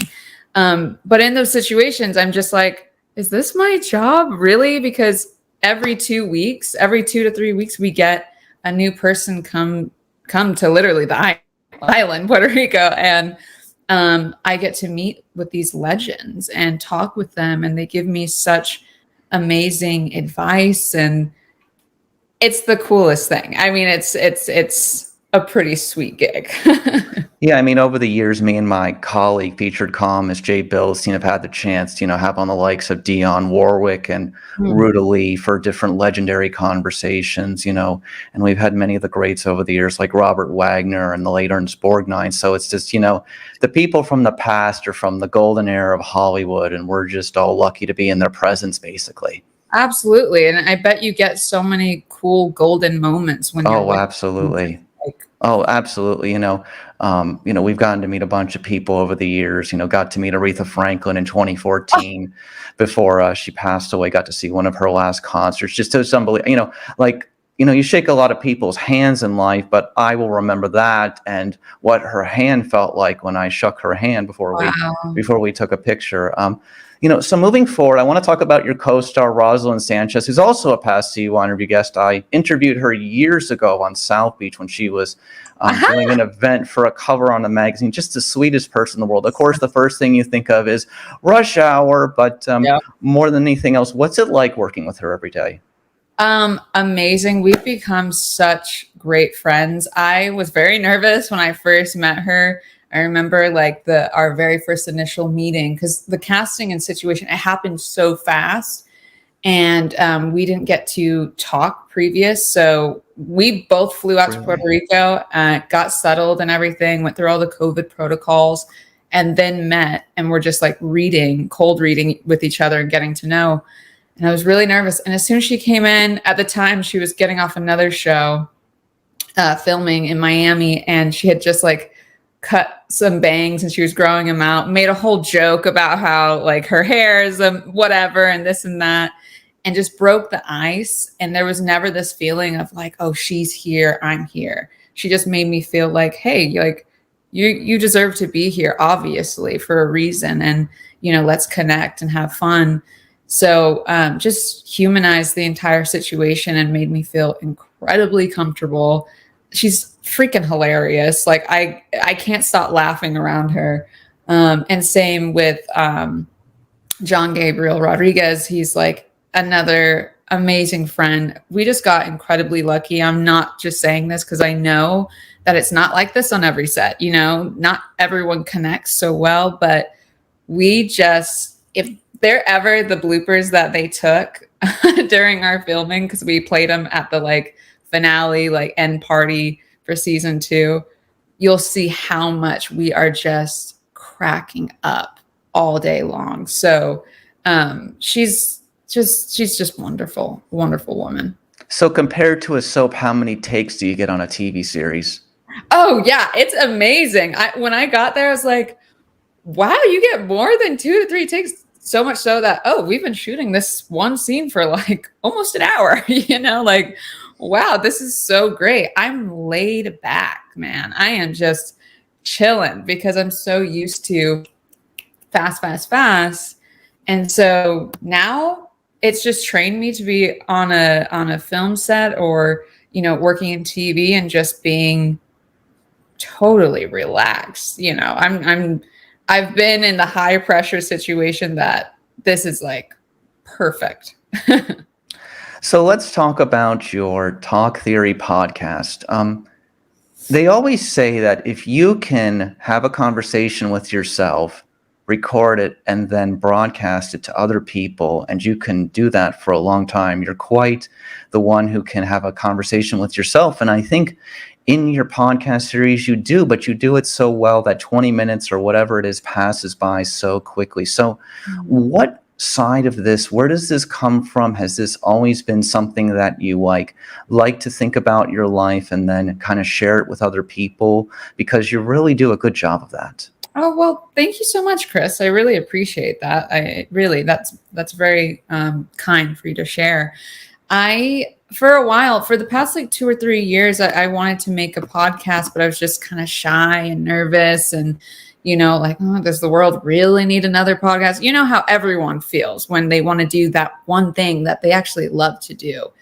And I have just had so much experiences within my life and seeing so much change and having friends around me that I would share these things with, and they'd be like, Kiara, this is like really cool stuff. Like, you could impact people's lives just telling about your own experience. You know, what do you have to lose? You know, the right people will find you, kind of thing. And so I just, after season 2, I was like, okay, you know what? I'm going to come home and just do it. Just do it. And I'm passionate about it and about the spirituality, manifesting, and all of that because I've lived it and I've seen my life do a complete 180. I used to be in a very different place mentally and just what I thought was possible for my life versus where I am right now. And it's all been through self-help and healing and going inward. And so my thing is, I'm not, you know, a gatekeeper. I'm so excited when I find something cool. I'm a sharer too. If you ever go out to dinner with me or a lunch or anything like that, and if I have something delicious, I'm like, you have to try that. I'm just always, you know, because I have an affinity of seeing people happy and really excited. It's like my favorite thing to go to a certain restaurant where, you know, the chef loves what he does and he's just joyous about making the food, or even going somewhere to go shop, but that person loves fashion. So they love, you know, it's a different energy when you're around people that are truly passionate about what they do because it just transmits to you. So yeah, I'm just a big sharer at heart, and I love seeing people succeed and do new things. And if I can share the things that I've done to help ease that way along, then here you go, you know, have a free for all. It's just kind of, and also it's therapeutic to just kind of talk things out as well. Oh, absolutely. So, you know, talking about, I listened to, you know, 4 or 5 of the episodes over the last week as we were getting ready for this CYInterview debut on YouTube today with you. And I'm just going to dive into it because Valentine's Day is coming up, but I really liked your relationship episode. And I thought about something that is just kind of connecting to you as an actress, but just in general. You know, I think we grow up watching soap operas and movies and TV shows and so many other things, and we consume so much, and we think, as you say, some people think love should be hard, but really love should be easy. In that, I think you explained it well, that a relationship, when you find someone who you really connect with and it's working out, it just flows so naturally and easy. Mm-hmm. And I think the reality is that in this day and age today, that we have to come to the realization that not everybody is for everybody. Something happens, comes and goes. No one is going to match up with anybody 100%. But the reality of what it comes down to, love should be easy because both people should be on the same page. And I think you, in that episode about love and relationships and your experiences, described it so well, and I related to it so much. Thank you. Yeah, it's been very interesting too. And, you know, I've just decided to be as transparent as possible with the podcast. And that's why I talk about, you know, going through a breakup and the healing stages of that, and then getting back into dating. And, you know, I was in a relationship for 4 years and then getting out of that and being like, whoa, I don't even know this world anymore. What's going on? What is the dating apps, you know, and just like kind of, you know, falling my way through it. But I'm glad that I did and experienced those things, because it strengthened the knowing, you know, the uncertainty ended up strengthening the knowing of what it is that I do value in a partner. And I realized that our reality is really what we say it to be. So in that episode, I say, you know, if you think and you believe that love is just meant to be hard and it's a struggle and then okay, that's totally okay. But that is going to be your experience. But I made the decision that love is meant to be easy and effortless and flow, and you should just be having more of a good time than a bad time. You know, that should be the more normalization, is that when it's really that person, you'll know, because it's not hard, you know, it's just in flow. So, but these are things that I've been learning and understanding through my experience, but I'm really happy that you connected to that. That means a lot. Well, that related to a past relationship I had, maybe multiple ones, but it's just kind of like we're going through this learning process with somebody, and we have to get to a point where we realize, you know what, there is someone for everyone. Maybe it's not the person that's in front of you, and are you being honest and authentic with yourself with that person, or are you wasting your time, but you're also wasting that person's time as well? So it's just kind of like, and I think also we're in a world today where both men and women can pursue many of the things that they want to pursue in many professions, and we're not limited. You know, history has shown us that, and all of us are doing, you know, have a chance to pursue the things we want in life, so then we can make choices when it comes to love and relationships as well. And the world is more accepting of people being who they want to be as well. I agree. Yeah, absolutely. You know, so moving forward on that, just to focus on a few other things, talk about your acting career and then a few other things. What else, you know, aside from the great TV show you're on right now, obviously Fantasy Island, what else would you like to pursue in your acting career? Oh my gosh, so much. You know, I've been really into Dune right now. I feel such a, like, I didn't realize, I don't know if you've seen it or watched the old ones. The movie, right? Yes. Okay, I just got into the books. I watched it this has been the third or fourth time I watched it. And every time I watch it, something pops out at me, because for me, it was really the cinematography for the first time that I've seen something in a long while where I've been like, oof, this is very interesting. And it's just really deep, you know, and the whole movie is really about, getting through fear and breaking through that. And, I love film and TV that I can connect with, like spirituality and life, and like the idea of timelines and space. Like even the Doctor Who verse is really intriguing to me. Kind of like sci-fi stuff is really, really fun, just because I'm so intrigued by the fact that we're all these humans with these souls on this earth that's spinning around in the galaxy. You know, it's all very heady. And so I find it interesting when people kind of inject and insert that within in movies about energy, time, space, and like what our mental capabilities can actually change.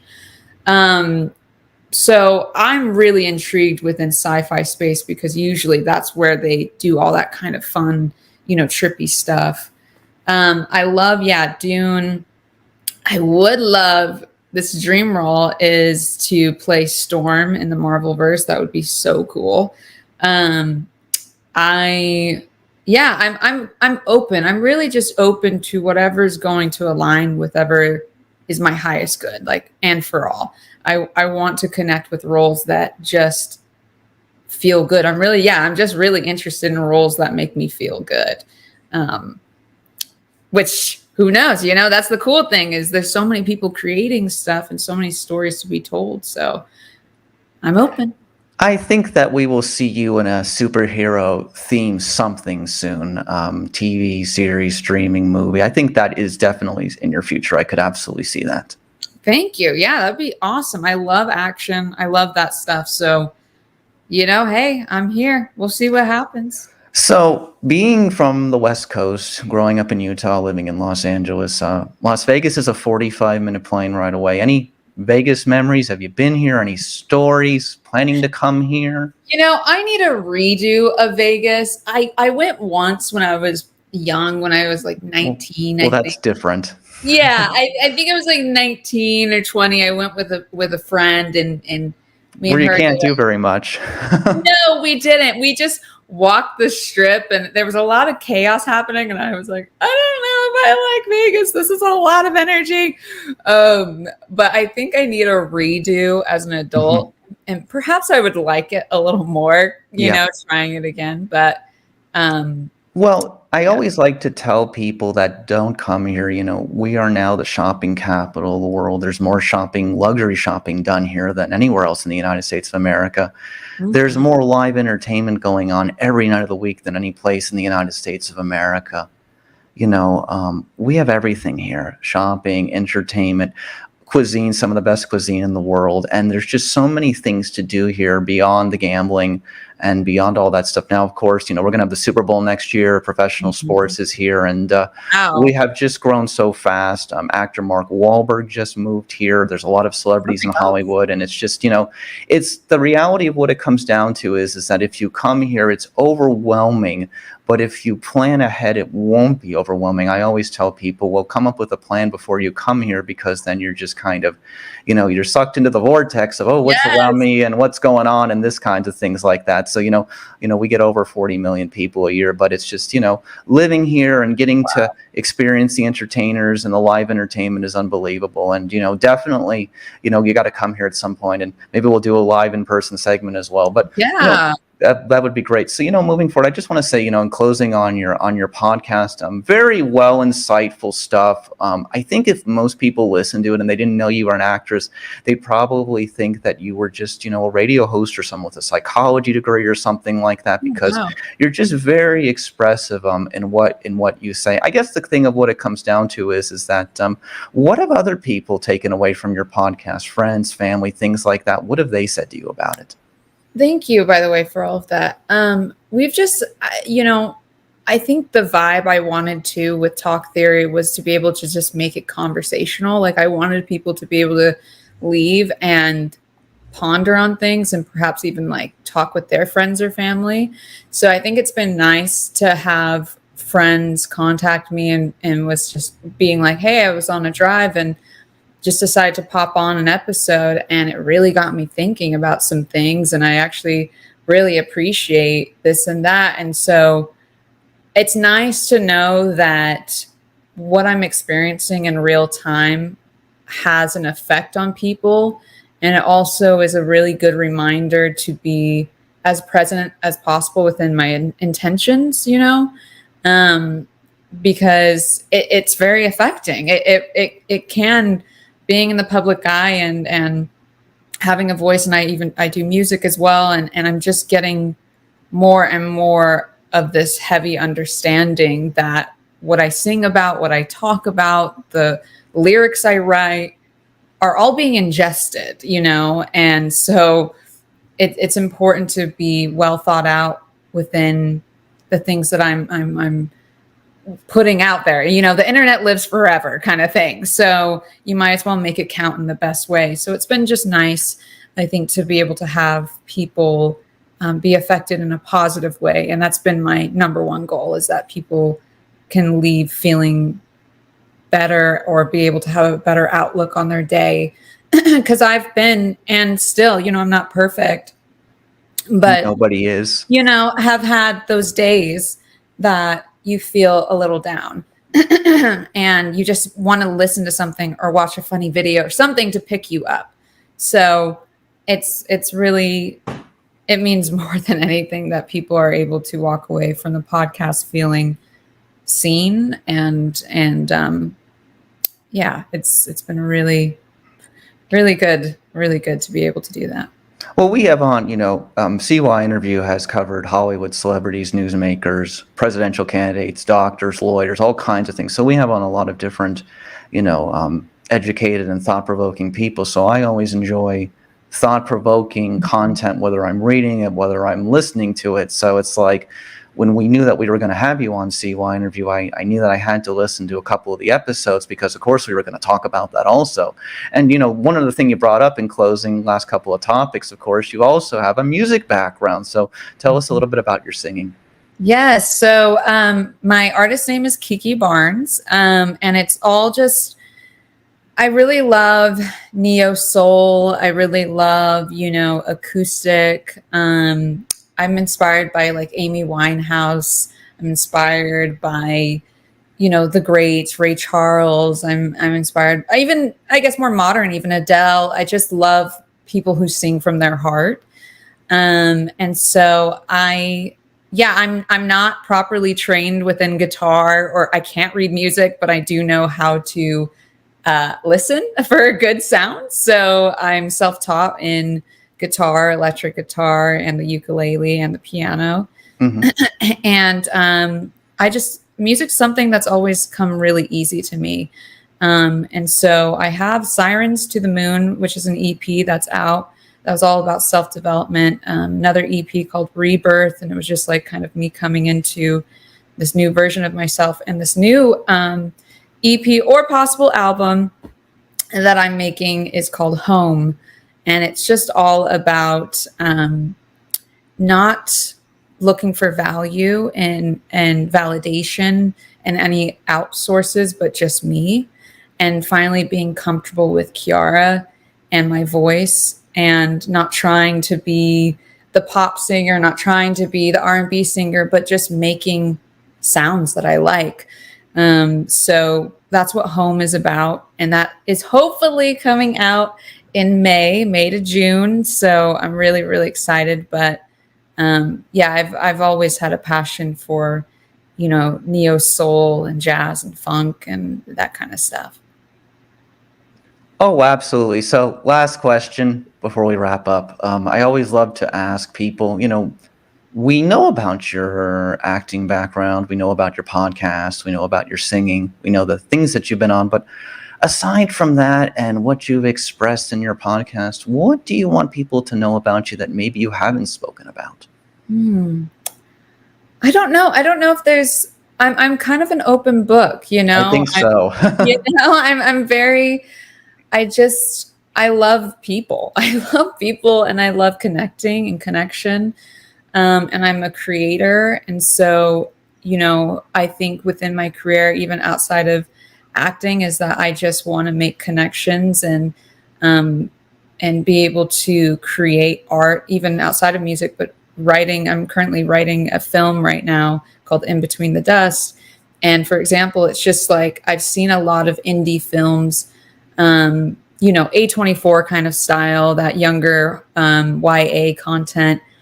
And I just felt like, wow, I love these films, but there's not a ton of people that look like me, you know? And why not? Oh, maybe I should be writing these stories. Because if it's not me, then when is it going to happen? You know, you can only wait for so long for things to be created. Just as I'm sure you know, starting off with your career, it's like, you know, you just have to just go, I'm going to do it and just start somewhere. So, you know, I'm just really, I value creativity and expanding and connection. And so I'm pretty much an open book, and I just love to share, and I don't know, I'm just Kiara, I guess. I think the thing is that, you know, me, my colleague, Jay Bildstein, CYInterview, my career as a podcaster, which goes all the way back to 2000 when I was 15 years old, now 37. You know, the reality of what it comes down to is that I just wanted to start talking to people. And then it was one subject and then another subject and then another subject. And now we just cover everything. And, you know, today we are, you know, from all of the over more than 1,000 audio CY interviews now joining. And thank you for being our first guest on CYInterviews YouTube channel here in Las Vegas. We hope you come back. We will have you back if you'd like for other discussions and segments with a variety of other people and yourself. And for our listeners and watchers today, of course, go to CYInterview, the letter CY, the word interview.com to check out everything daily at CYInterview. Of course, you can also find us on Facebook, CYInterview, the letter CY, the word interview, over 300,000 subscribers and followers worldwide. And of course, if you like this video, like it, subscribe to it. Kiara, thank you so much for joining us on the debut episode of CYInterview on YouTube. Anything you'd like to add in closing? I'm just really happy to be here. Thanks for having me, Chris. And thanks for everyone watching and tuning in. And Fantasy Island, Mondays, and Talk Theory podcast. Yes, perfect. Thank you. You're welcome. Okay.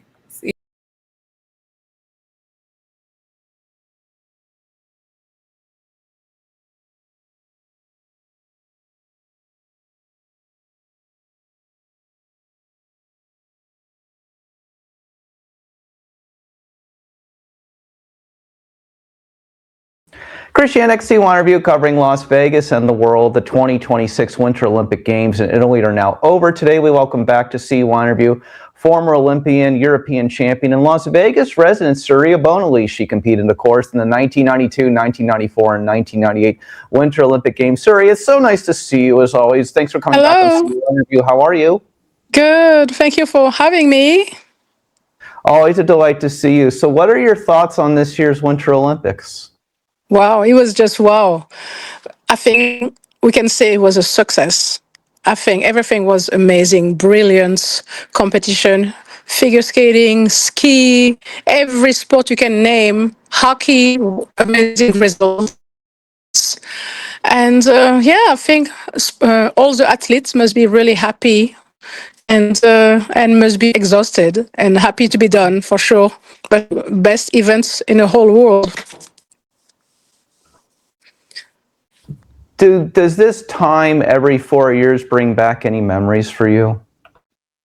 Oh yes, for sure. For the rest of my life, Olympics impacts my life. Olympics is a special moment that not many people can, share, because it's every 4 years, and also very few athletes can do that. You can go to nationals or you can go to sectionals as many time you want, but Olympics is very difficult to get in, and it's every 4 years.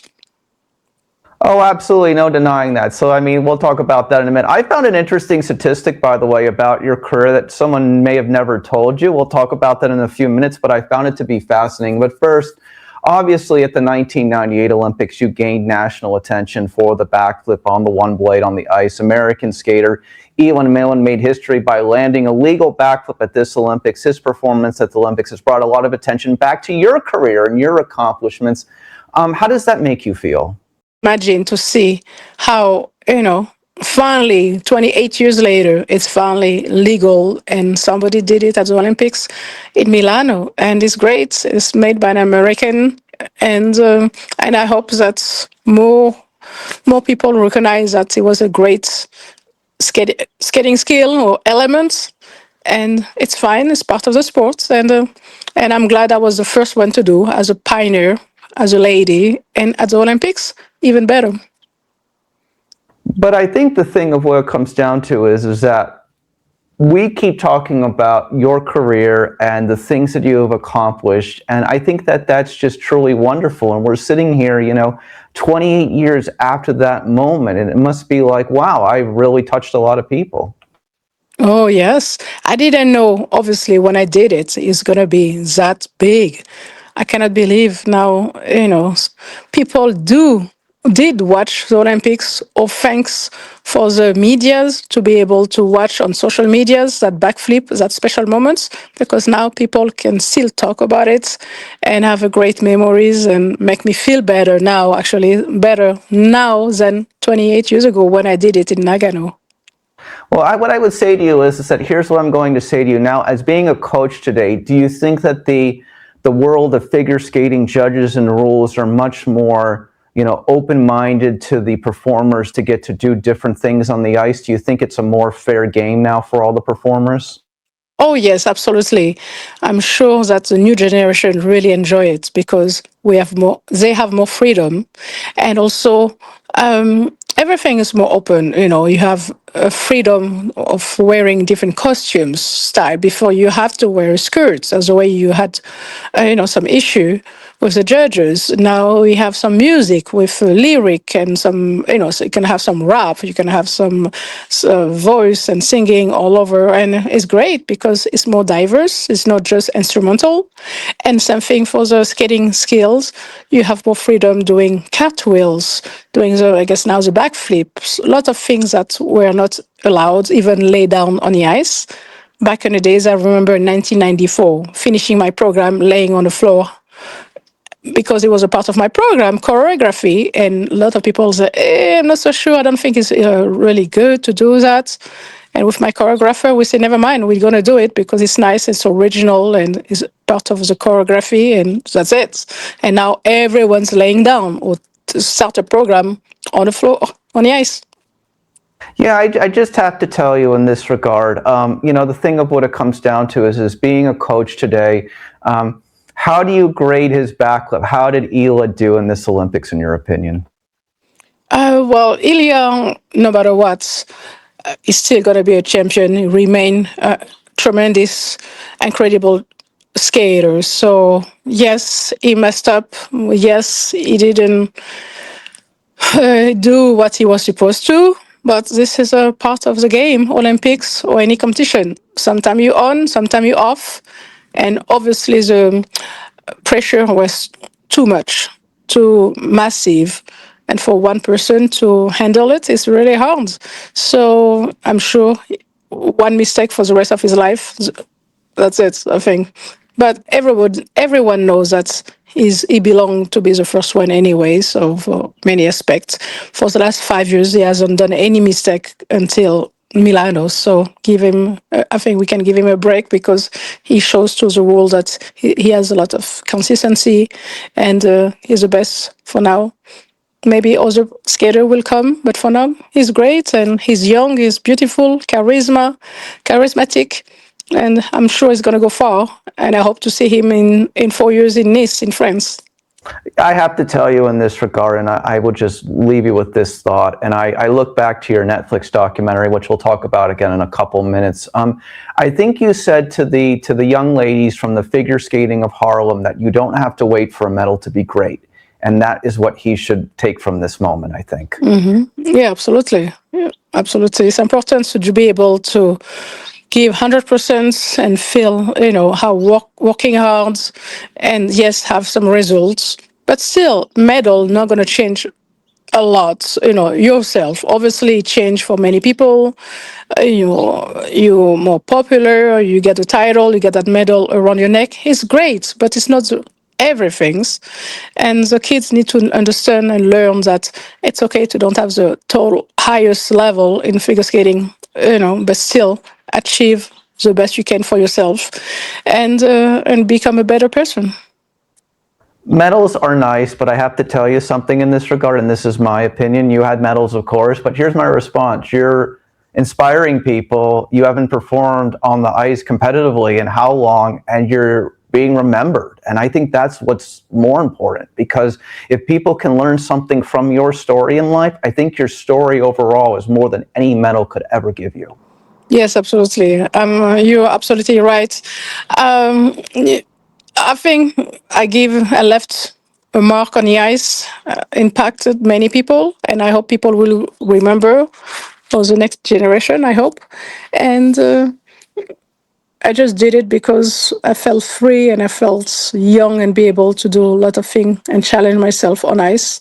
And I hope many athletes will do the same and go further, because this is the logic of the sports. Always go, no limits, and give yourself 100% every time. There's only a handful of people who have ever been able to compete or do what you've done. Here's something interesting I found statistically from your career. In the history of the Olympic Games, you're only one of 5 skaters to finish in the top 10 in 3 consecutive games. I don't know if anyone has ever told you that, but that is actually true. It's good to know. It's nice to know. I like that. I wish I could do one more Olympics, because I knew I could have done it. But I guess my life changed and I turned professional earlier. So yeah. Well, here's what I'm going to say, though. I think the era of the 1990s figure skating, to me, that was the peak of the sport of popularity. You guys were all household names. There were great performers after, of course, but I just think there was something special about that time, 1990s figure skating. Tell me why you think it was. Well, we call the golden years on ice because this is where we attract the most people, the most audience on TV, and everyone will come, and we have often, full house. I did skate Madison Square Garden or some arenas across America, and it was sold out. So it was amazing. And for years and years with Champions on Ice, we were ruling the world, performing all over. And that was the greatest thing I ever experienced. And also we have great names. I think back in the days, we have champions for so long, had a longevity, long life on ice. So people were able to get used to and see them growing, improving, evolving in the sports. So it was great, almost part of your family. You know exactly what happened when you were 5 years old and 10 and 15. So I think it was great to be able to have that as a role model and be able to see those performers or skaters like Brian Boitano. We saw him winning at the Olympics in '88, and for 20 years later, he was still performing. I mean, it was amazing to see that and be able to be next to him, and Nancy Kerrigan, Christy Yamaguchi, Kurt Browning, Scott Hamilton, all those champions, were part of our lives. So it's great. And unfortunately, now we have champions every 4 years, somebody new face, or every 2 years. And sometimes it's difficult to get used to and to figure it out that they were champions and disappear. Yeah, the longevity is no denying that. All those names are people who I've had a chance, very fortunately, to speak with like you over the years. And I just love you guys. I grew up with you guys. I remember all of you guys, watching you guys growing up. And it just, I remember the 94 Olympics like it was yesterday. Yeah. Oh, yeah, for sure. That was the best years, I can tell. But I think definitely those Olympics in Milano can be kind of almost similar, because it was just great champions all around, and the team events were magnificent. So I hope that skating has stepped it up and just shows that it's a great sport to watch and be able to attend in any shows, because they deserve it. When I say you're a trailblazer in women's figure skating, what comes to mind? What comes to mind? Well, I started doing the backflip when I was 12 years old, and started to be on TV and, kind of public all around. And I went to the Olympics in Albertville at 18 years old. And all that, I think people will be able to see my improvements and my way of skating. And I was the first black skater from Europe coming up in a big, high, top level. And I think it was a great thing. And doing the backflip at the Olympics in 1998 and introducing the quadruple jumps when I was 17 was also something different. 16, 17, I started doing the quadruple in competitions. It was my goal to hit a quadruple in competition, in a big competition. It kind of happened and didn't happen because I was just kind of like too early, I think, and some people were not ready to see a quadruple made by a woman. I think, though, that you mentioned this earlier. I think you had a lot of fun in your post-Olympian career, Champions on Ice and the such. Is that fair to say? Oh yeah, I mean that was the best years for me as a when I turned pro. I know for 15 years I had a contract with Champions on Ice, and I performed like in 50 different states all over the country. And for 15 years, oh, I love. It's the best time ever, and I get to live in America, enjoy this country, and I'm happy. That's why I still live in America, because after all these years working here, I felt like my second home, and I enjoy. And I was able to become somewhat famous also in America, in different countries than mine. Well, listen, there was a book a couple years ago. There was a Netflix documentary. Again, I don't think you realize, but few people in sports, let alone entertainment, have their life story on Netflix, which, of course, is the biggest streaming platform in the world, over 300 million subscribers. The point be told is anybody can just go put your name in Netflix and they can pop up your story in any moment. And I think that's wonderful, too. Again, you are remembered. You are in the history of the world for what you accomplished. Yeah, it's really nice. I have nothing bad to say. It's great. I hope he will lead to more positive things, because I sacrifice a lot in my life, and I hope it will turn into really positive story until until I die. Because I think it's great what I did, and a lot of people can relate and say, oh yeah, right. I did see her, and I want to do the same or the best for myself, and it's a great example. I wish when I grew up I had a sample example of some people doing something, so I can not copy, but have somebody showing me the way. And back then I didn't. So yes, life changed a lot, and thanks we have medias and social media, so people can watch over and overs on TV and all. I have a story about that for you after we're done here. But moving along, as you're just saying, you didn't have anybody to show you, but now you're a coach, you're a teacher. How are things going? Still teaching in Minnesota, Las Vegas? What's the latest? Yeah. I try to stay in. I feel like home. My home is really Las Vegas, but I get an amazing opportunity to work in Minnesota, so I'm doing it for a couple of years, and we'll see. Maybe I come back in Las Vegas. But for now in Minnesota, it's an amazing school. It's called Shattuck St. Mary in Faribault.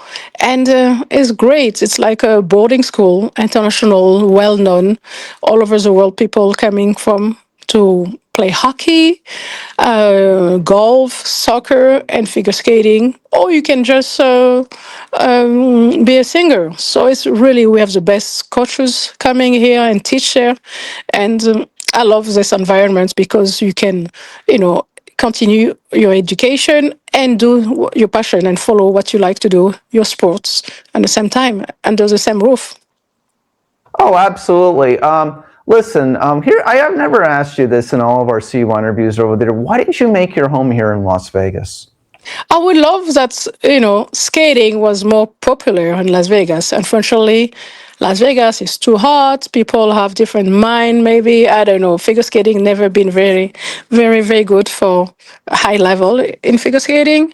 And also we don't have ice time. That's a problem. In Minnesota, there is rinks everywhere. Every 3 miles, there's a skating rink. And obviously, there is ice time for freestyle, for figure skaters all day long. So here we have to share your ice time with a hockey, which is difficult because everyone need ice time. But for freestyle, you need at least 8 or 9 hours of figure skating per day if you want to be good, and not couple hours in afternoon. It's not enough. Is the best way, if anybody wanted you to be their kid's coach or teacher, to send you the message through Instagram, through your Instagram page? Is that the best way to reach you? Yeah, absolutely. It's great. Instagram, I've seen that everybody reach out through Instagram. And, it's a new, cool way to contact people. But definitely my goal will be, obviously, I love Las Vegas so much. The temperature, the blue skies, everything looks beautiful in Las Vegas. Just I need work and something that enjoy here, be able to follow my passion, because I've been living here for more than 25 years now, and my mom and I really enjoy this city so much. But ice time for me is difficult. So that's why I had to go somewhere else or teach and do figure skating all over the world to do some camp. I love doing camps, so it's really good. But it will be good to just be home. Oh, I agree with that. Well, here's what I'm going to say to you. How much do you think in a month you still skate on the ice, like on an ongoing basis? What you say? How much do you think you're skating like monthly at this point in your life? How much do you still get to skate? Oh, I don't skate for myself. I just teach, when you want to be a good coach, you have to teach and give 100%. So it's what I've been doing. Because at the first 10 years, I was teaching only when I was off contract. When I come back home from a contract, I had time off. I would teach for like a month or a couple of weeks, and I go back on the road and travel all over the world. Well, when I finally decide to take a break in 2015, I say, okay, now it's my time now to give 100%, and I need to give my students my best, and that's it. So that's what I do.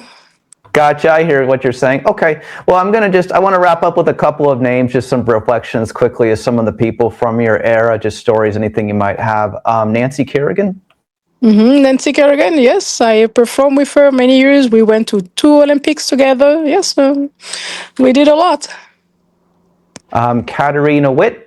Oh, Katarina Witt was one of the best known champion. Katarina Witt from Europe, from Germany, and 2-time Olympic champion. She's a wonderful skater, and she show and impact the figure skating forever with her style and everything. And double Olympic champion is very rare.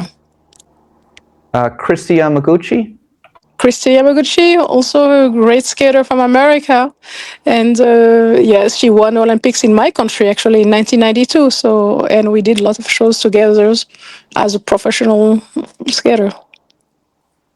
Who was someone from your era that you keep in touch with the most or became like a good friend? Like, who's someone that you always are in touch with? Always, I couldn't say always, but a little bit Brian Botano, because we did shows together and we had the same boss, so, Tom Collins. So we did a lot of things for him when he was still alive, and that was great. And we don't have that much friend.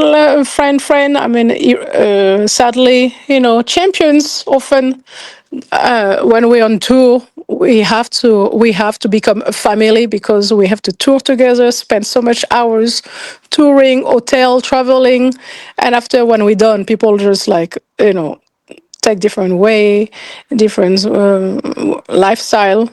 Before we close, I would just like to ask for all of your fans and viewers, how are you doing? I know you've been receiving treatment for breast cancer. How's everything going? I'm okay. I'm trying to stay positive. I think my number one, thing is definitely staying positive. There's some ups and downs, like everyone can imagine. Dealing with health issues is not easy, but the good thing, I'm surrounded by really good people. I could have a job sitting in front of a computer all day. Well, I'm surrounded by teenagers, a bunch of kids. Make me laugh, make me crazy, I stay alive with my skating surrounded, So I think it's good, because I forget for a couple hours when I teach for 7 hours on a daily basis, forget about myself and fully give 100% teaching wise. And I think it's good. And after when I come home, I take care of myself, and I relax and I say, I just need a good night's sleep. And next day I'm up again. And so I try to be positive, and obviously I try not to annoy anyone with my health, because everyone have some issue, and I think it's good to kind of keep it like that, and that's it. And if I'm too tired, I just stay on a board or I relax. But most of the time I almost hang in there, stay with my students and teach on a daily basis. Well, I hope you know that we're thinking about you over here at CYInterview. I have positive wishes for you. I hope everything goes to remission. And I also wish the best for your mother as well, because I know she's doing thank you. Yeah, I mean, for me, I think I'm younger, so hopefully I cross my fingers that everything goes well, but definitely I worry more for my mom, because, she's almost 82 years old, and it's a bit more stressful, and I worry, and it's hard to see your parents getting down the hill, but we have to stay positive, like we say. You're such a happy, positive person. I hope you always know that. And again, we're wishing you the best. And Surya, Bonaly, thank you so much for being back with us on CY Interview today. We're both here in Las Well, Vegas. thank you. It's always such a delight seeing you. And hang on. Thank you so much.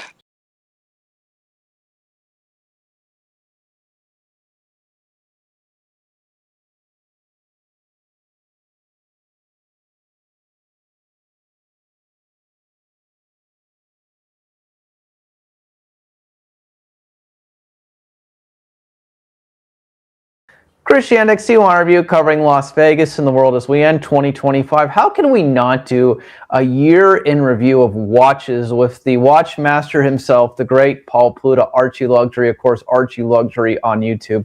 Paul, thanks so much for joining us in CY Interview today from Brisbane, Australia, of course. Hello, Chris.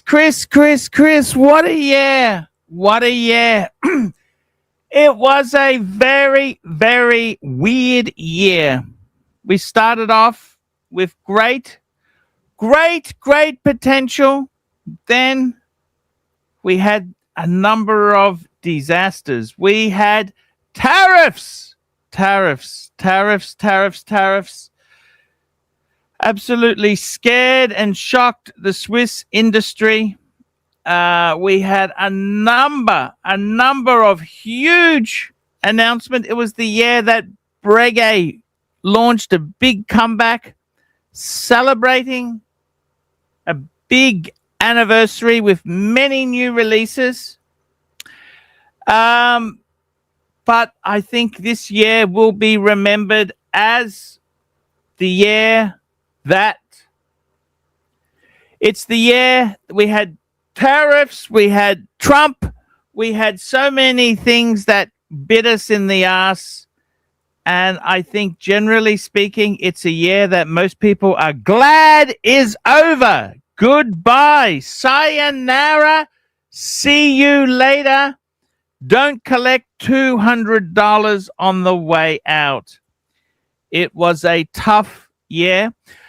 The watch market itself there, when you told me you wanted to interview me, I spoke to a couple of dealer friends and I asked them, how are you guys going? And I think a lot of dealers have done well. They've had a good year. Dealers are doing better than ever. However,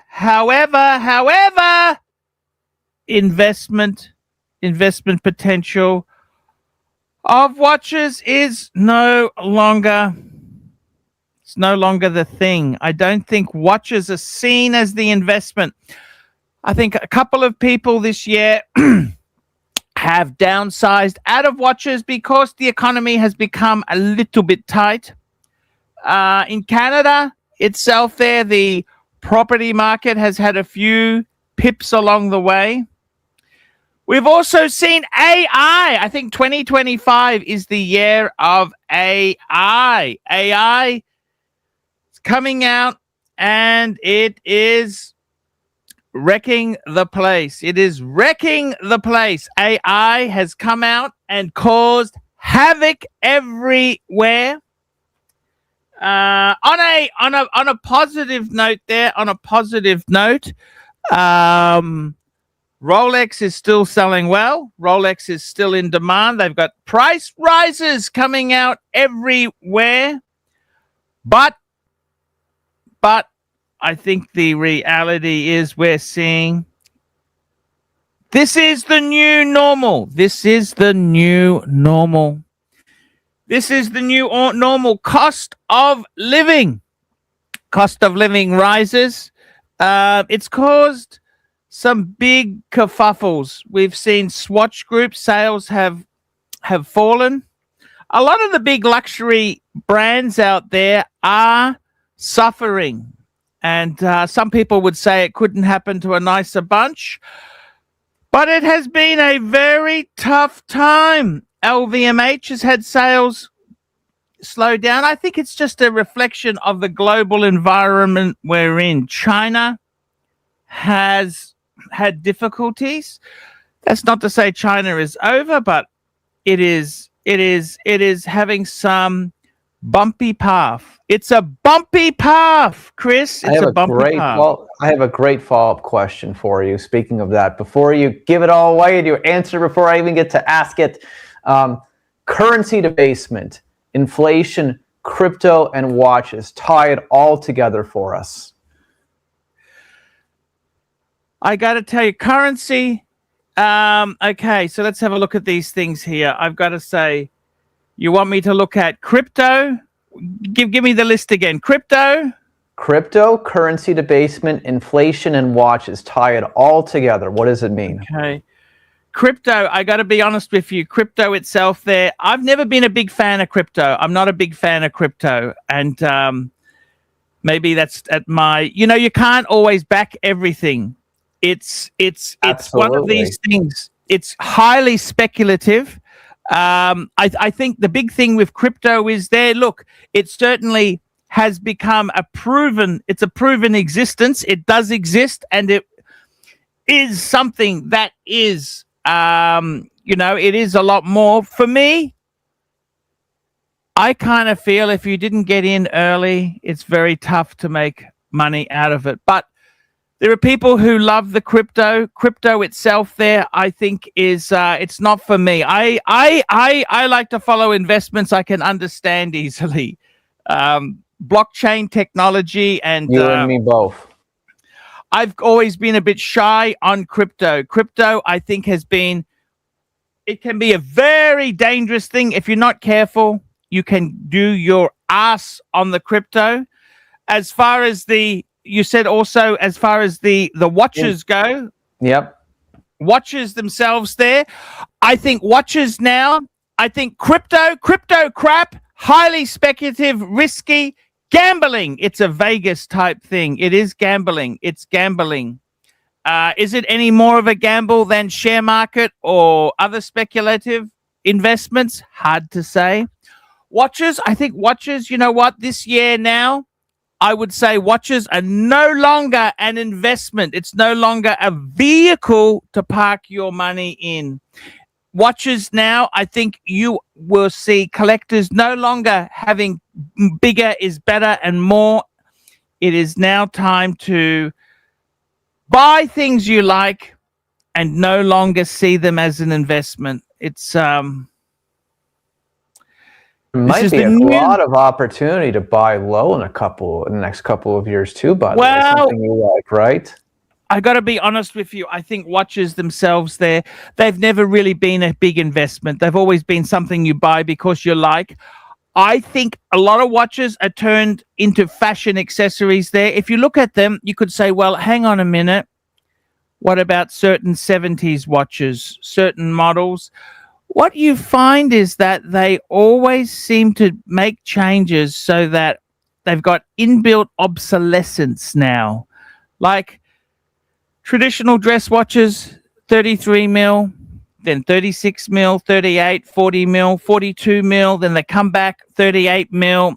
They always change the variable. I think myself, crypto, highly speculative and dangerous.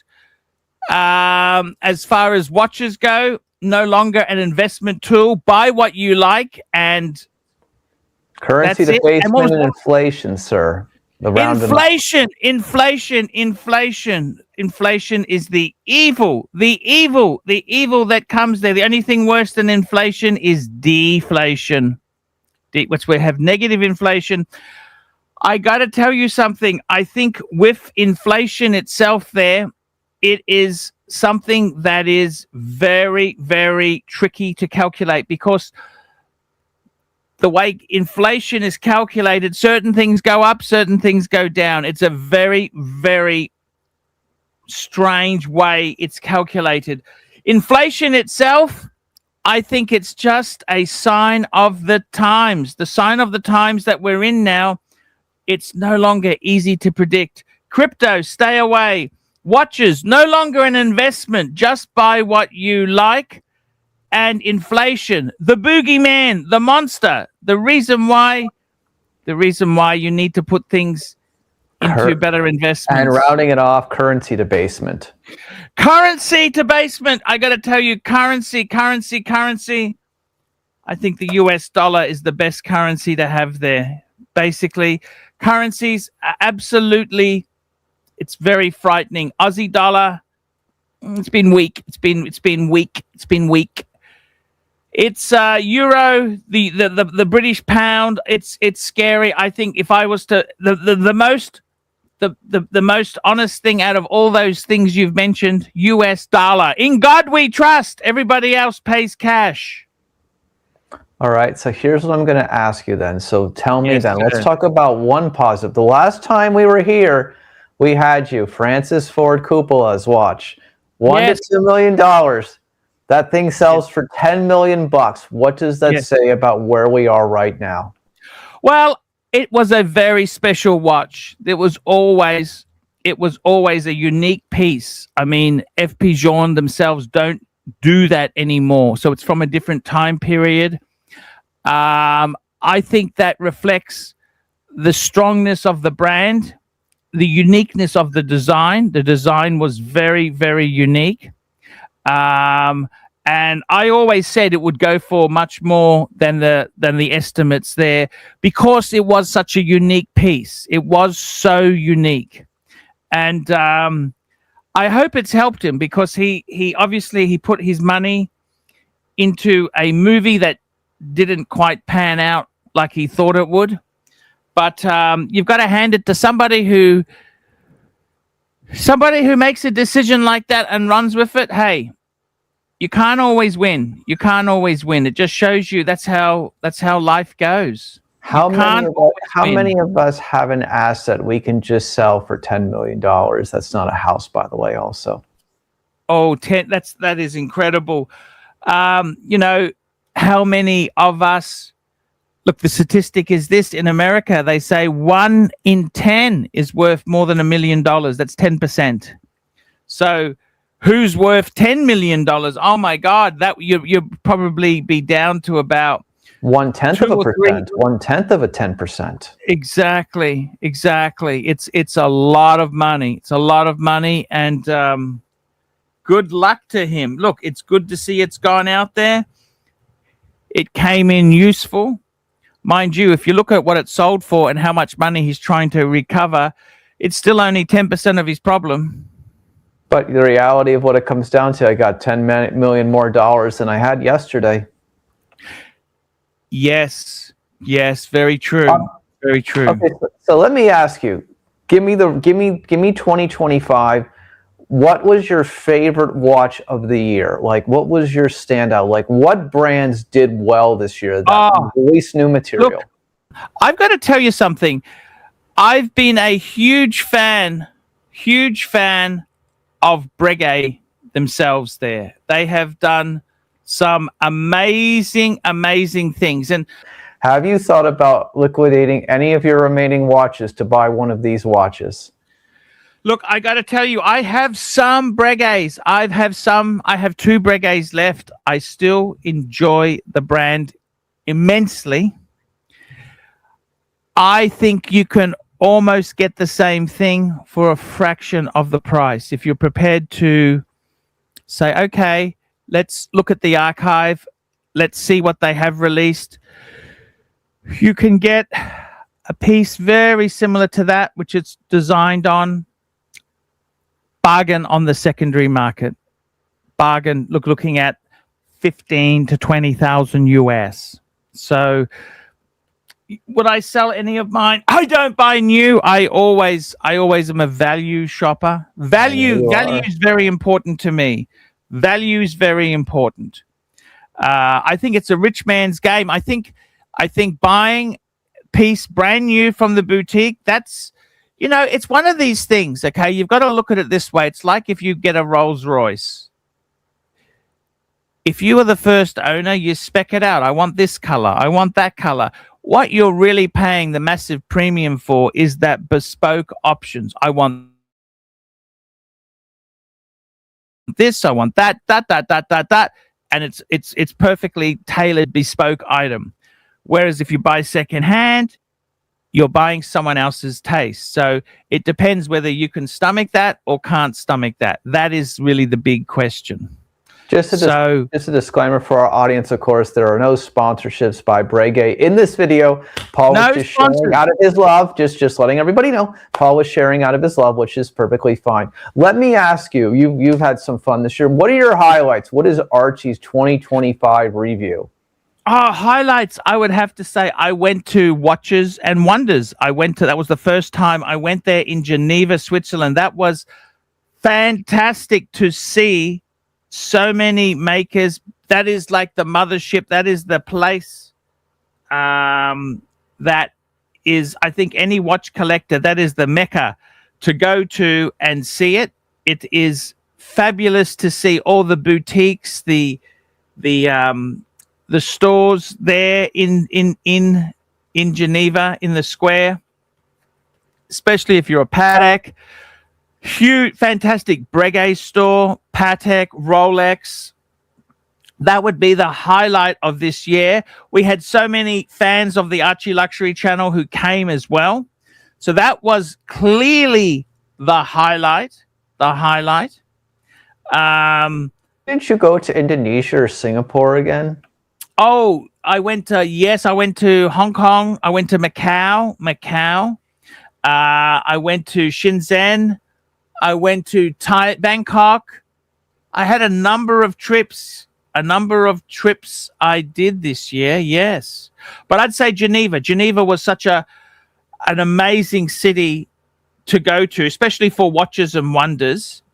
And I got to tell you something. I'll be paying that off. I'll be paying that trip off for the next couple of years. But it must have been worth it. It is such an expensive place to visit there, but it was wonderful to go there. I got to tell you, Macau, Vegas, the Asia's version of Vegas. And I went to Macau as well. That was actually, I stayed at the Parisian. I stayed at the Parisian this time.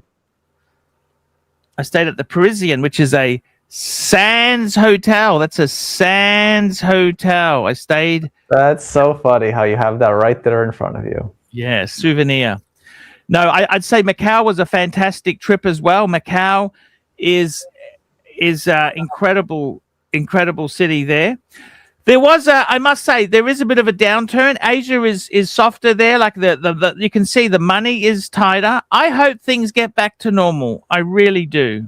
I really do hope things, because when you see tariffs and you see a lot of political rhetoric, they say, oh, we want China to pay, we want this, we want that. What you don't see is that the people who are really affected are normal Chinese who have these low jobs. They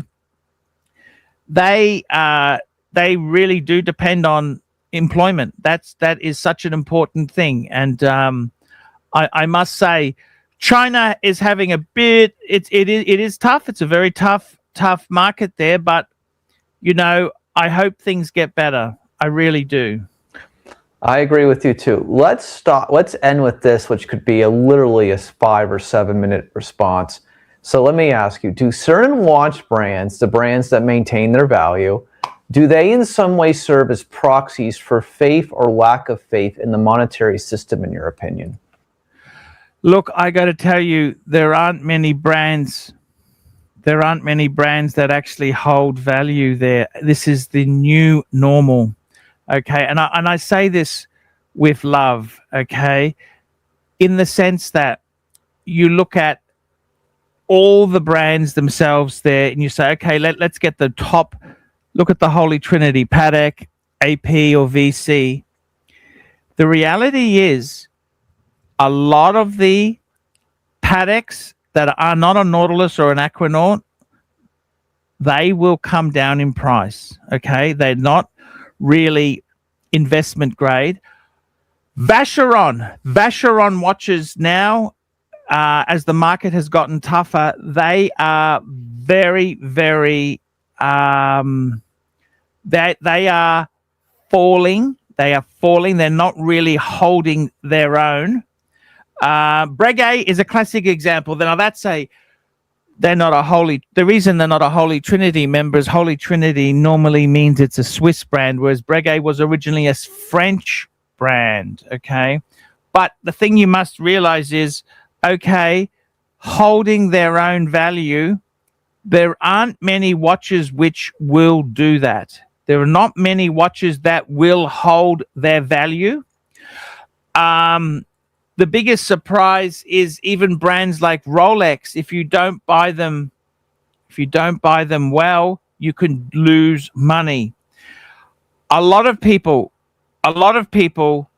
bought watches. You can't get them on the retail market. They've bought them on the secondary, the hypey watches, the Panda, Pepsi, Batman, the Hulk, the Starbucks, those hypey models.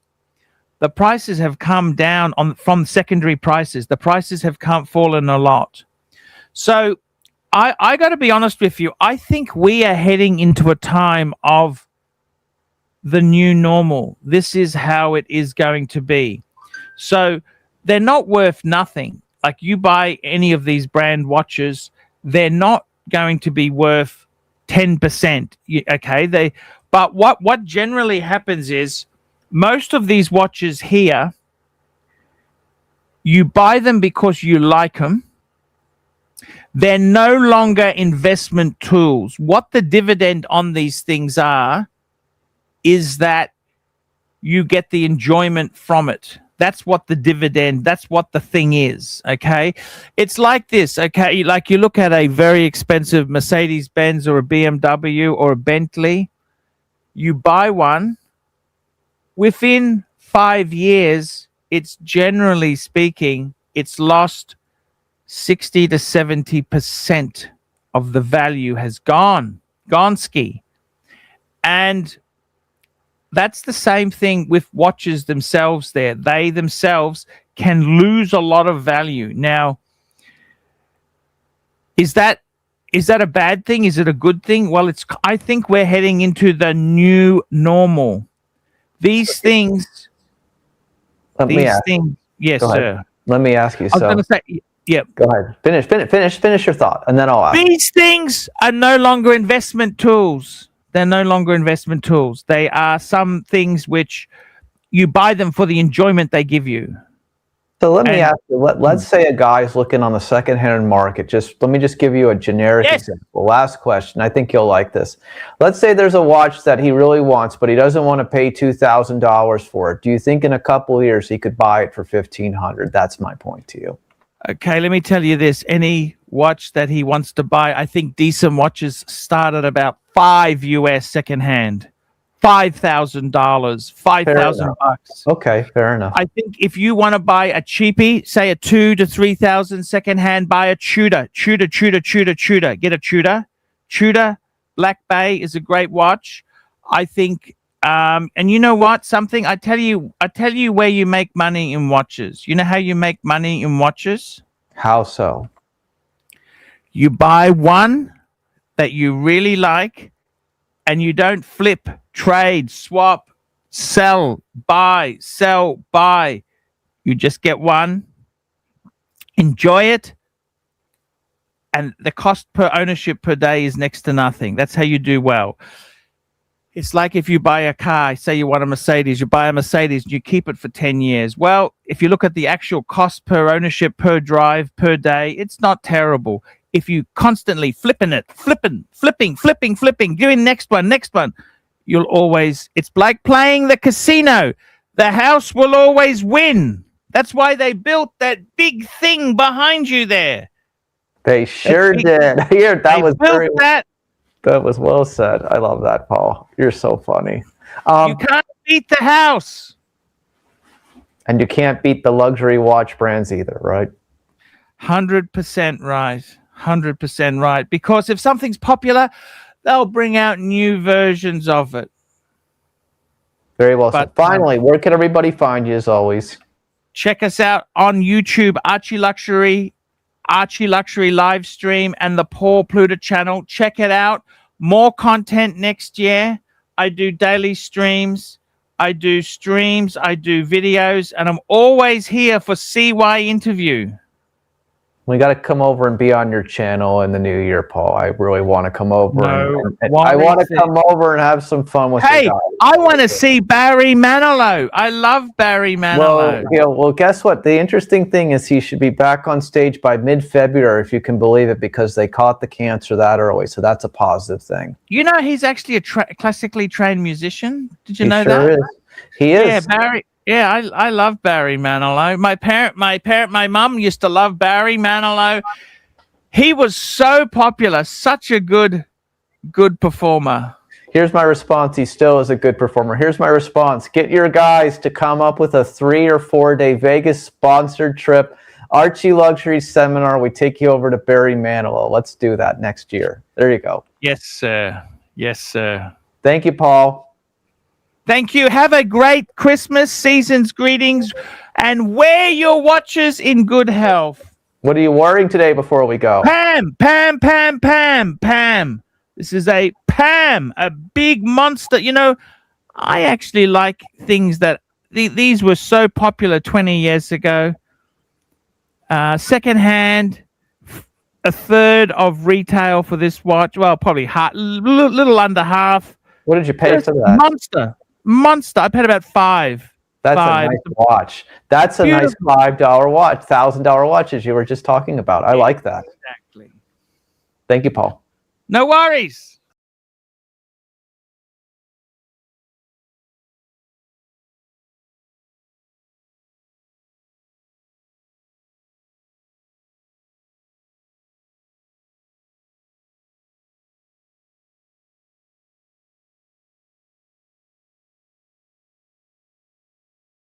Chris Yandex, CYInterview, covering Las Vegas and the world. If you have not already, please make sure to hit that subscribe button below to keep up with everything we have going on here at CYInterview in Las Vegas and beyond. Today, we welcome back longtime Las Vegas headliner Terry Fator of America's Got Talent fame. He's now at the Strat Hotel, Casino, and Tower. He'll be talking with us about his yearly Christmas show. Terry, it's always great to see you. Thanks for joining us again on CYInterview. How are you, and how is Winston? Oh, so good. I'm doing great. I'm loving the Christmas show. As you can see, I got my Santa suit on. Well, why don't you tell us about how this Very Terry Christmas is different than your past holiday shows you've had at the Mirage or New York, for example? Well, you know, I've never been able to marry technology along with the talent that I have and the puppets, and especially the turtle. Right. So the Strat showroom is truly one of the most technologically amazing showrooms in Las Vegas. When we were looking for a place to move, as soon as I walked into this, they had all my puppets on these screens all over. It's, you know, all over the entire theater. And I immediately wanted to sign with the Strat showroom just because of the beauty of the room and the technology. So we're able to incorporate all that technology, but we certainly don't let that take precedence over the ability of being able to do impressions like me. I'm an impersonating turtle, you know, crying. Right. So we're able to utilize the gifts that I have and the talent and the puppeteering and impressions and ventriloquism and amazing songs that everybody's going to love with just beautiful backgrounds and spectacular technological feats. It's really like nothing you've ever seen. And if you've seen my Christmas show in the past, I trust me, you've never seen it like it is now at the Strat showroom. If you've seen my normal show in the past, you've never seen me if you haven't seen me with the technology at the Strat showroom. We are having so much fun. And I can promise you, if you're not in the mood for Christmas or the holidays, you will be by the time you come to see a very Winston Christmas. No, it's very Terry Christmas. He always likes to take over. It's a very Turtle Christmas. No, it's a very Terry Christmas. Just come and see a very Terry Christmas. It will absolutely 100% get you in the mood for the holiday season. So what holiday songs are you singing in this rendition of A Very Terry Christmas at the Strat? Oh, we're doing all sorts of incredible holiday songs. Things like Sleigh Ride, of course, Blue Christmas by Elvis. We sing, I do an impression. Well, Vicky the Cougar does an impression of Karen Carpenter singing Merry Christmas, Darling. We open the show with my original song, a song I wrote about Las Vegas called Christmas in Las Vegas, Brings the House Down. So we are fully incorporating, you know, my favorite things, and we have a lot of fun parodies. For example, Santa's sleigh broke down this year, so we had to hire an Uber driver. So of course, who would be best for the Uber driver than Rex, the crash test dummy? So the crash test dummy is the rented Uber, and so we've rewritten some some songs to be about Christmas that are classic rock songs. And it's all about Rex driving Santa in his Uber to get the toys out. And so it's full of Christmas cheer, Christmas songs, parodies, jokes, just a wonderful, wonderful feeling of the holiday spirit. Dougie Scott Walker, he's my resident stoner. Yeah, he's that guy that you knew in high school that sold weed. Right. But he's an adult, and he's invented his own holiday to celebrate Juana. And so you'll have to come to the show to see what that means. But we have a lot of fun with all of it. We do Ave Maria. We do, pretty much all the big classic Christmas songs are there. And so, like I said, when you leave that showroom, you are going to just feel on a high for weeks. It'll get you all the way through the holiday season. Is the Christmas in Vegas song the first song that you have ever written, or have there been others prior to that? Because I've never heard you about writing a song prior to that. I've been writing songs for decades. In fact, my first album came out in the year 2000, songs that I wrote all. It's called Horses in Heaven. And you can, it's called Horses in Heaven. You can get that on iTunes, and it's also on Amazon Music and Spotify, all that stuff. I also have a song that are not all originals, a couple of originals called It Starts Tonight that you can get on the same thing, Spotify, iTunes, if you want to buy it and download it, or Apple Music or whatever, you can just get it on Apple Music. But I've been writing songs for a long, long time. In fact, I'm working on another album, hopefully to be coming out in the next year or two. I think what most people, aside obviously from the puppets and your ability to sing, is the fact that you can just do the impersonations, impressions of so many famous people. Who do you enjoy doing most? Oh, I think definitely Michael Jackson is one of my all-time favorites. I absolutely love doing Elvis. I feel like Elvis is another one. Another one is Nat King Cole. Chestnuts roasting on an open fire, Jack Frost nipping at your nose. That's early in the morning. It's better at night. But all of them are a lot of fun. But I will say one of my absolute best is Karen Carpenter. And I definitely can't do that or this early in the morning, but you can see Karen Carpenter being sung through my puppet, Vicky the Cougar, every night at a Very Cherry Christmas. Have you added any new puppets since you've been at the Strat? No, I have not. I when I was at the Mirage, I added, I was there for 11 years, and I added a new puppet almost every single year. And in several years, I added more than one puppet.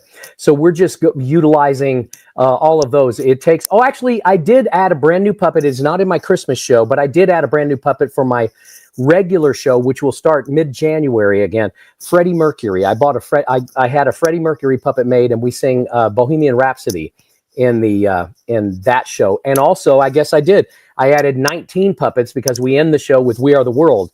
That's my regular show. We don't do that in the Christmas show. The Christmas show is all holiday themed. We have a Jewish puppet that does a Hanukkah song. We have, of course, Dougie does Juana. He celebrates Juana. And so whatever holiday you celebrate, I promise you are going to be in the mood when you watch the show. It's so funny too. A lot of great funny jokes and wonderful holiday music that will just leave you high on the holidays. And tell me about what you're doing with fellow AGT winner Darcy Lynn in this show. That is one of the most exciting things we're doing. I contacted Darcy Lynn. We have a hologram that we're able to make it look like me and her are singing live on stage together. And she was so excited. So she flew into Vegas, and we recorded her with her puppet Petunia. She's so cute. She's a Petunia the rabbit. Yes, Petunia the rabbit. And it's so adorable. And we sing the prayer together, and she sings the Celine Dion part. And of course, I sing the Andrea Bocelli part. Right. So I think what's interesting, though, is that you're able to do female voices as well. I think people would be like, yeah, he can do male voices. But I mean, I think when people hear your share, they're just beyond impressed, no? Yeah, it's quite interesting. Really, what my claim to fame was on America's Got Talent was when I got up there with this little little girl puppet named Emma Taylor. You want to do it? Yeah. And she sang, "At last, my love has come along. My lonely days are over. So, you know, you get up and do that, and it really did capture the hearts of America. I hear more times than I can even count when people say, you know, as soon as you sang it last, we knew you were going to win the show. I was the last to know that I was going to win the show. Until they said my name, there was no way I was going to think I was going to win it.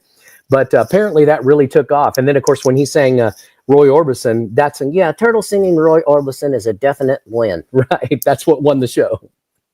I understand completely. So here's what I'm going to say to you. What do you think the main reason is that you've been continuing to be able to draw audiences in Las Vegas at different resorts for all these years? I think the reason is that I'm constantly updating the show. I'm constantly writing. I'm constantly pushing my abilities to the limits beyond what I thought I could do. And I'm going to be doing something. Anyone who's watching and listening needs to start following me on my socials. I believe this is going to be mostly on TikTok, but we're also going to be putting it on YouTube, Facebook, Instagram, the other things. But I am going to be doing a series of advice, of just little advice tidbits for people to prepare for an appearance on America's Got Talent. I learned so much when I was on the show, and I've learned so much since 17 years was when I won. And I'm going to be giving people advice. I know that I believe it's January 10th, they're going to start submitting. They're going to be in Vegas. AGT is going to be in Vegas, and they're going to be getting people to audition. And I'm going to be starting that very soon in the next week or two. And so you'll want to sign up for my, go and start following me, because I'm going to be giving you some very good insider advice on how you can prepare to get the most out of an appearance on America's Got Talent. So follow me on my socials and you'll get that very soon. Interesting stuff. So let me just ask you, what do you think about how Las Vegas has changed since you first arrived at the Mirage all those years ago? I love it. I think it's wonderful. The more you get into Vegas, things like the Spheres, things like NFL football. I know we're getting a Major League Baseball. We get, the more you add to it, the more appealing it is for the world to come to Vegas. And then, of course, when you add world-class entertainment to it, it's just the place to go for the best of the best of the best. Now we have the best restaurants. We have the Sphere is the most amazing venue on the planet. Period.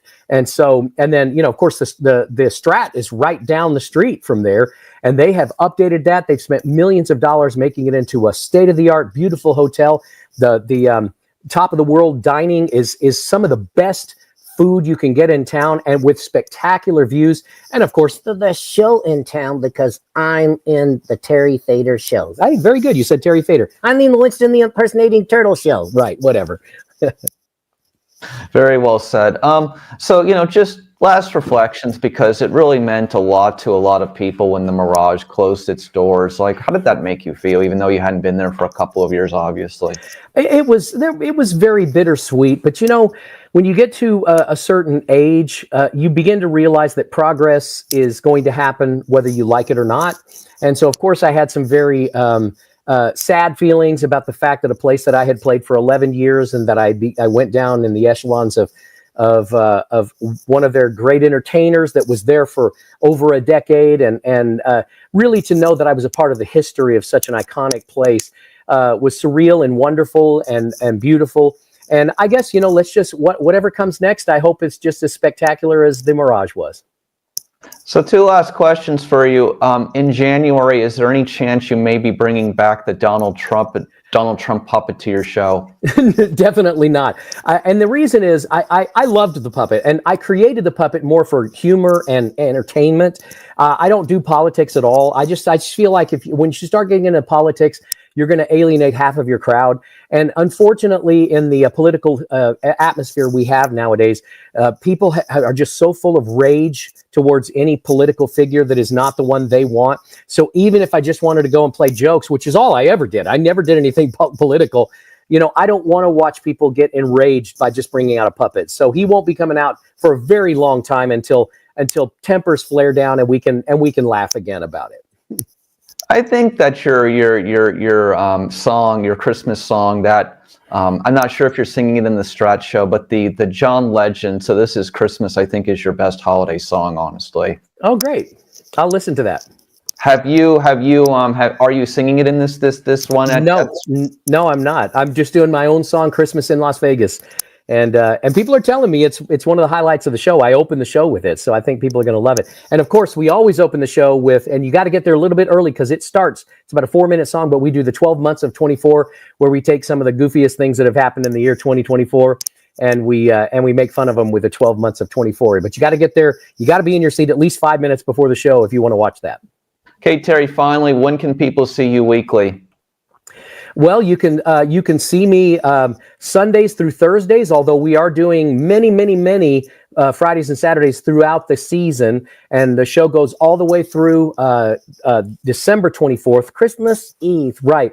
And then my wife and I are headed. We got some shows in Florida, and we're going to take a 2-week vacation to Hawaii after that. So we got a lot of plans, but don't miss the Christmas show. I'm telling you, it will put you in the mood. And bring the kids. It's a very appropriate. It's more of a PG-13, kind of like a Pixar or an old Warner Brothers cartoon. We have a few things slipped in there the adults will get that the kids won't, but nothing overtly dirty or something that would be offensive. But it's a lot of fun. I think you'll like it. Terry, it's always good to see you. Hopefully we'll be able to get over there for your holiday show. It's always worthwhile. Thank you as always for being on CY Interview with us. Thank you, and have a very Terry Christmas. Hey, you said it right. Yeah, I figure I'd let her. Thank you, Winston. You're welcome.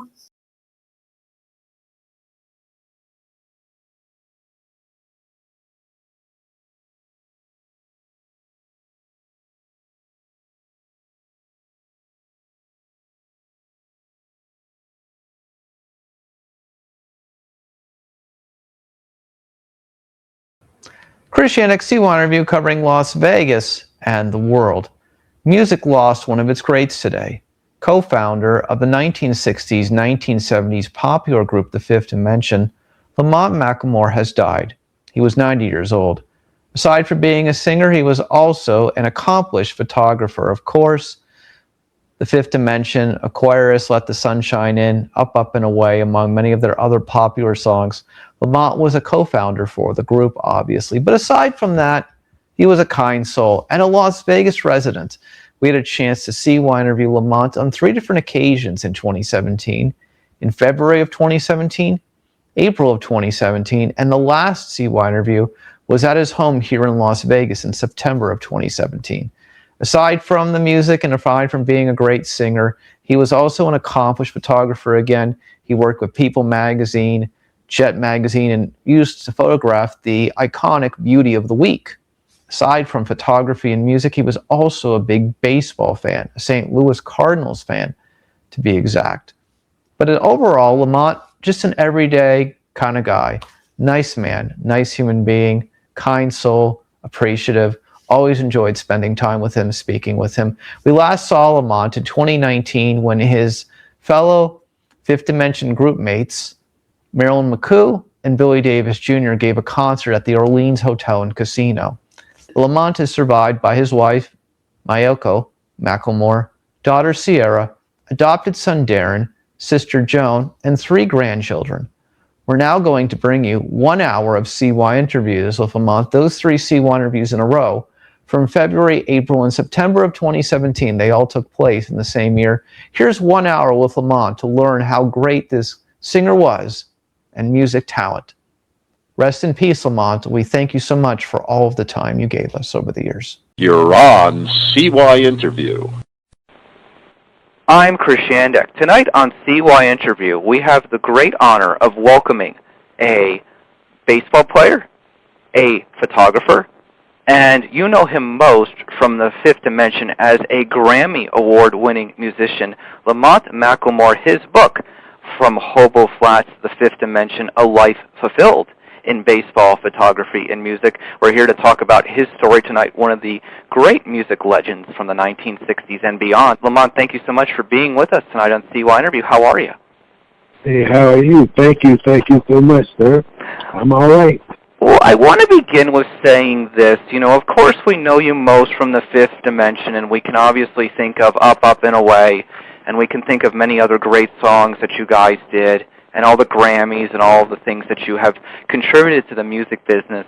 Aside from that, of course, you were an early part of what I'd like to call African-American media for celebrities in Hollywood, of course, as well. Your work, of course, with Jet, you know, Ebony, Playboy, and beyond, of course, all of those interesting things. And, of course, being in the minor leagues with the Los Angeles Dodgers. So here's what I'm going to open up and say to you. I believe the story is that your grandmother said that you have to have three things. You can't just pick one, because if one fails, you want to have something else to look forward to. So you chose baseball, photography, and of course music was a distant third. So tell me how that moment in your life shaped you being all of these things and not just one thing. You know, that moment really shaped my whole life, because all I ever wanted to be was really a baseball player, because that was the only way I could think to get out of the ghetto where we're living. I mean, we had an outdoor toilet and a number 3 tub hanging on the back porch and all. So I had saved up all my little money to buy this Marty Marion shortstop glove, baseball glove, and he was a St. Louis Cardinal shortstop. And when I finally got the glove, the next morning it was a monsoon outside, and I went and still knocked on all my friends' door. I didn't care about the rain. I just wanted to play ball, show off my glove. And so all my friends thought I was crazy, and they said, no, the monsoon, we can't play no ball. So I went home, and my grandmother saw my face. She said, well, look at that face. What's the matter? I said, nobody come out and play ball with me. She said, it's a monsoon outside. No wonder. She said, and I said, I'm so bored. She said, bored? Let me tell you something about boredom. Boredom will always lead back to you. So if you're bored, that means you are a boring person. So she said, if you want to stop being bored, pick 3 things in your life, because you can't play ball today. So, okay, what would be the second thing you would like to do? I said, well, photography. Well, you can always do photography if it's raining and get a backup, because you put 100% in baseball, you'll be, it'll be successful, and 50% in photography, and just pick something third that you'd be interested in doing. So I said, well, I don't know about the third thing yet. So she said, well, think about it. So I forgot all about the third thing. And one day I came home and she said, boy, out of nowhere, what's that third thing you're interested in? I said, singing. And I was lying, because I hated singing almost with a passion. But I had just come off the sidewalk when all the guys were standing on the street light, and they were singing. I said, Lamont, come on, we need a bass. I said, I don't want to sing. All you got to do is sing bop, bop, bop. I said, and the girls were there, come on, Lamont. So I got interested, and the girls were all just cheering, and I said, man, this may be something. So when I got home, I told my grandmother, the third thing would be singing. So she said, okay. So it's funny, because baseball was very successful. I was signed with the Dodgers, and I broke my arm. I couldn't do that. So I'm glad I picked the second thing, which was photography. And I was a photographer for a jet for 50 years. And then I just started singing on a humbug, and that turned out to be the most successful. So they flip-flopped. So that's how that happened. But really what it comes down to, I want to say this, Lamont, to you, is the following, and this is what I think a lot of people in today's day don't understand. And I'm sure you look at the world today, and I'm sure there's things where you just shake your head because of all the things that you did in your life. But what it really comes down to is that it's like, yeah, there was the music. Yeah, there was the baseball. Yeah, there was the photography. There were all those things going on, but it wasn't like you were just like other people think, oh, I go to work 9 to 5, I come home, and I do nothing the rest of my day. You were doing something in the morning, then you were doing something in the afternoon, and then you were doing something in the evening, and you were finding way. Like, I feel like when you read this book, it'll make people feel like I can really do more with my time. Hey, that's true. The title of the book actually could have been, If I Could Do It, Anybody Can. And thanks to Robert Arnold, man. He did such a great job. I don't know anybody else that could have done such a good job. I mean, he brought every aspect to the front. And man, I just want to thank him first and foremost. And the rest is history, man. The book is doing very good. And it's not just the autobiography, which I'm glad. It's inspirational. And that's what I think people would get the most out of. So if they can enjoy the story too, great. But as long as it's inspirational, I'm happy. Yeah, I know, and there's no denying that. So, looking forward, I want to say this to you. It's like, we'll talk about a few of these a little bit later, but, I could mention any major name from that golden era of show business, and you had either probably worked with them when you were doing your photography, or you probably had worked with them when you were doing music. Obviously the Fifth Dimension opened for Frank Sinatra, for example. What was that like? actually, that was kind of phenomenal. I mean, one of my greatest memories is when Sinatra came up to me and asked me for an autograph. My mouth hung down. He for his kids or somebody, and I said, "Well, sure." I could not believe that. I've never forgotten that.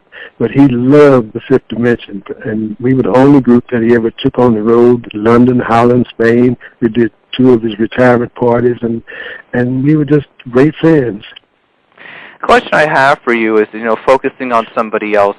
You talk early in the book about Ray Charles, and I just wonder, how much did he influence what you would do later musically? Well, with all the handicaps that he had and be as successful, man, he was quite an inspiration. And somebody knew him and told him about the jazz group that we had. And so he said, yeah, he would like to see us because he was looking for somebody to open for him. So he came to our house and he said, y'all got to gas me now because I've been hearing a lot about you and all. So, and we sang and said, yeah, this will work. So we ended up opening for him for a couple of years. So, and we remained friends. In fact, my brother's son was his he was the godfather to him. That's how close we were. Moving forward and all of those kinds of things, when you look back on it and you were able to witness, a young Supremes, Diana Ross, Mary Wilson, of course, one of your next-door neighbors who I've spoken with, we talked about before this interview, what was it like to see all of these great acts as you were doing, whether you were doing your photography or whether you were doing your music? What was it like to witness these people before they became like these really, really, really gigantic stars? Well, man, I was really very lucky to have an insight because I was a photographer for Motown. And when you mentioned the Supremes, they came to California because that's when Motown moved to California. And ironically, our manager, the Fifth Dimension, was the head of Motown then, and he knew I was a photographer, so he asked me to do it. And one of my first jobs was Stevie Wonder's. I did his first album cover, and then the Supremes came to town, and they weren't even known then. They said, well, take them around and show a day in the life of the Supremes. So I took them shopping to the park and in the swings and everything, man. And so I really got to know them very well. So, and through the 3 venues, baseball and singing and photography, I think I met everybody across the board. My wife said, is there anybody you don't know? So, from Joe Namath, the football player, he used to come to my house, and everybody. So I've been very lucky to meet all these people and still remain friends. Whenever they come to Las Vegas, they call me, I go to their shows and all. So, and I miss it a little bit, but when they say they're getting ready to leave at 5 o'clock in the morning, catch a flight going somewhere, I don't miss it no more. So I'm all right. Yeah, I know, of course, Florence Ballard, I forgot to mention, of course, Florence, Diana, of course, Mary, the 3, the greatest of all time as far as a music women duo group, in my opinion. Obviously their 12 #1 hits you very well know about. I have to say, of all of your songs, of course, people think right away immediately about Up, Up, and Away, and someone told you that they were about to, unfortunately, commit suicide, but they heard the song on the radio, and they chose not to because it brought such great memories to them. I wonder, is Up, Up, and Away the moment for you? Is there another song that you like more? What do you prefer? I know that you're going to say you probably have sentimental feelings about many of your great songs, but is there something that just like, no matter every day of your life, you think about, man, I can't believe that'll never happen again? Yeah, our song was one of the biggest, Aquarius was one of the biggest songs in Vietnam, and a lot of the soldiers come back and say that song helped me through the war. So, and the suicide story about the guy getting ready to jump off a ledge in New York, and the police were trying to pull him in, and said, no, I just want to give it up. And Up, Up, and Away happened to come on in the hotel room, or his room, wherever it was, and he said he leaned in to listen to it. That was my favorite song, and they pulled him in. He came to the show and said, hey, that song saved my life. So, man, stories like that just make it all worthwhile. I completely understand that. So let's talk a little bit about your baseball career. And I wonder what you think would have happened had you not fallen out of that car. Well, I was determined to be successful, so I don't know, man, and that hurt me probably as my biggest downfall in my life was when I was laying on the ground with my arm broke, and I just could not believe it. I fell out of a car celebrating the night I got my contract. And then when it got well, I tried to pitch, but my arm wasn't strong enough for major league pitching, so I switched to first base. And then when I started Fifth Dimension, when I wasn't pitching, man, when the game was over, I'd run home, even in my uniform, to rehearsals and all. So it was just all a part of my life, man, and trials and tribulations. And some worked, some didn't. And the fact that singing, which I chose last, turned out to be first, I mean, it's kind of phenomenal. You never know. But the Dodgers still gave you a contract. You went to one of their other minor league things, and then you took that money and you bought a very nice camera so you could do your photography. No, actually, I took the money from getting out of the Navy. And I was in the U.S. Navy. Okay, I gotcha. I was in the Navy, and I was playing special services baseball. Okay, thank you. Where the Dodgers saw me. So yeah. That's where that happened. Gotcha. Okay, thank you very much for that. Thanks for clearing that up. So moving forward, I have to say, I think that, I don't like to give away anything because the book has got so much inspiration in it, but, your grandmother said to you those things about having the three things, which we've talked about tonight, but she also talked to you about having a life of purpose. Tell me a little bit about that. Well, she said, try not to be just a statistic. Do something for mankind if you can, So that's what I've been trying to do, man. I wrote a song called Ceasefire, man, which I hope the whole world will get a chance to see. So you've heard of the Million Man's March and the Million Woman's March. Well, with this song, when you see it, it gave me inspiration to, I'm going to try, and I'm working on it right now, for a billion people's peace march all over the world. And so I want everybody to see this song and they'll understand the photos from the songs I wrote, Ceasefire. And people are calling here crying, saying, man, it's so inspirational. Do not give this up. So that's where I am right now. The question I ask for you, is that growing up in the 60s was, I don't know if the word is tumultuous. That's what I would say looking back at history. I was not alive during the 60s, but that's what I see from an outsider as a younger person. Obviously we have the assassination of John F. Kennedy. We have the assassination of Martin Luther King Jr. We have the assassination of Robert F. Kennedy. There were some very tragic times, and of course, obviously, the battles of civil rights, of course, no denying that. What was it like to be somebody with a voice going through that very challenging time in America's history, surviving it today, getting to talk about it today, seeing the progress that has been made, and still seeing that there is much progress that still has to be made? Well, I'm very, very blessed, man, to have been in that position, but I'm even more blessed to have a grandmother, a mother that is turning 103 years old in June, coming up to her 103rd birthday.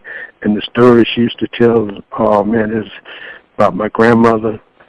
And I started getting teary-eyed thinking about all the trials and tribulations that she went through. And me too, I saw part of it. I was around for a long time, and black toilets and white toilets and black water and white water. One time I was in the park in Tennessee where you could see 7 or 9 states, I forgot. And they had these two fountains, one for black water and colored water. And so I got white water and colored water. So I got in the white water line by 3 people. And the guy turned around and said, this is white water. I said, well, I've never drank any colored water. So, and the guy looked at me and ran off. And I said, you're going to get some people. So I had to get my little drink and run down the side of the hill, scared to death. But, man, it still exists today. We made a lot of progress. And I remember one time later on the airplane when they had the riots, and she was white, and she said, you know what? Black people have come a long ways. Why are they rioting? She said, don't they know that it takes time? I said, yes, ma'am, I know it takes time, but whose time? Why should it just take my time and not part of yours? So she shut up. I would say to you more than anything else, what you experienced and lived through, and what your mother saw and what her mother saw, must have been unbelievable. And congratulations to your mother at 103 years old. She's gotten to witness your whole entire life as a musician. What does she think truly about what you were able to accomplish in your life? I know you better not ever say nothing wrong about the Fifth Dimension, because she'll shoot you. She loves the group, and hey, man, she's a phenomenal lady, man. She never taught us any prejudices. Just she said, all I want you to do is do anything you want to do, just stay out of jail. So I tried to do that. I made it to jail a couple of times, but she doesn't know it, but because I was staying with my aunt, and I told her not to ever tell her. So, but she read the book. I guess she's shocked to see that. Oh, understandable. So let's now I want to talk about your photography and your impact on early African American pop culture media and celebrities. And you really, before Jet, there was your own publication you had with a friend, and you had this idea that the most prominent African American celebrities in America deserve to be featured. You should go into their homes and take personal pictures with them and do features on them. And then obviously Jet came after that, and you were the photographer for 50 years. The beauty of the week is your thing. And of course, the executives at Jet always thought, we need to let other photographers take the photos, but you're the one who was the best. So, what was it like when you look back on your life and now you see all of this African American media today, knowing that you were at the beginning of this front to really show the most prominent people within the African American community? What does that mean? What does that mean to you? I had my own magazine with my friend called Elegant Magazine, and like you said, man, it was the only magazine to this day for men and women. And so we went into homes, and we showed black people had beautiful homes and beautiful cars and everything, and the book was very successful. And that came about because all the girls we had, the models I had, was someone really beautiful, from Jane Kennedy on, man. So as I'd send them out on jobs, interviews for, Vogue, Bazaar, and all, and they would come back and they would say, well, we'll call you. And, I said, what, something's wrong with this. And I finally talked to somebody. I said, well, all these beautiful girls, man, and you all talking about you can't find no black beautiful girls. I said, I'll send you some. So even Sports Illustrated, man, I had the same story there. I said, my grandmother always taught me, said, if there isn't a media, create one. I said, well, you know what? So a friend of ours, he was the editor, I was the photographer. We got writers from colleges and all. We put this book together, Elegant Magazine, and it was almost took over Ebony and Jet. I mean, it was so successful. And the reason it folded, ironically, it was making money, because we weren't used to no money. We were on welfare, Social Security, and all of a sudden $1,000 were coming in, and we were dividing it amongst each other, saying, hey, and instead of it going back into the magazine, we buying cars and all. We were so stupid. But, hey, at least we knew it was successful. But obviously, then you were able to parlay that, and then you went to Jet, and then you became their iconic photographer. So, the question I have for you is that really what it comes down to is the following, and this is I think a very specific question. What makes a great photographer? What makes a great photographer? Because you obviously know, because everybody wanted to work with you, obviously, because that went into Ebony, and then you went into Playboy, and there were other publications, and people just kept calling you. What made you a great photographer, and what makes a great photographer, do you think? You know what, man? Photography is in the eyes of the beholder. You got to just see it and have a feeling for it, man. I used to be going out on Sundays with all my friends, riding around, man. They look, all the guys looking for girls on the street, and I'd say, hey, man, stop. Where? There's a girl there? I said, no, look at that doorknob on that church, how the paint is peeling. They said, put this food out of the coffee. You talk about some paint on the doorknob, we looking for girls and all, but, man, I don't know. I always had a feeling. I just had a feeling for it. So, I don't know, man. You just have to use your own gut feeling. I don't know why more girls aren't photographers, because they have a sixth sense about things, man. And that's why some of the biggest photographers in the world today are some women. So, one thing, I never try to make somebody look like somebody else. I just try to bring the best out of them, and that seemed to work. So today, let me mention this to you because I just would like your honest thoughts and comments on this. As someone who's shot many beautiful women, of course, what do you think about, as in the last, let's just talk 20 years of media, you get to see supermodels on the covers like Tyra Banks, for example, obviously Iman before her, Naomi Campbell, Beyonce, Rihanna, all of these stars, and you see them on these covers now constantly, and you see more beautiful African-American women on the front cover of mainstream magazines. How does that make you feel? Oh man, it has arrived. I mean, I'm so, every time I see one, I'm just, smiles come almost tears, man, because they finally made it and getting what they really deserve, And another thing is, they used to have all these tall models, and you had to be 5'8" or taller.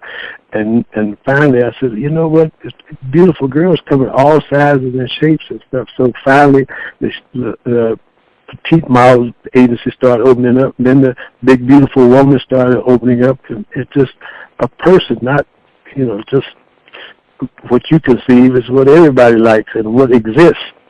Do you think that working in the media and being on the other side, when of course you were around the early ages of Motown again with the Supremes and Stevie Wonder, for example, do you think when you became a performer and the Fifth Dimension became the thing that everybody knows you for, do you think that really helped you grounded because you were able to see both sides of how this thing all comes together? With my mother and grandmother, I could never be nothing else but grounded. I mean, they wouldn't accept no, divas and all that stuff, man. You're a person, you put on your pants and you go to the bathroom like everybody else. And my grandmother always said, if you ever look down on somebody, be sure you're trying to help them up. So I never forgot that. Okay, question for you, because I'm not sure. I want to emphasize I'm not sure, so you can tell me, so I'll learn some new information.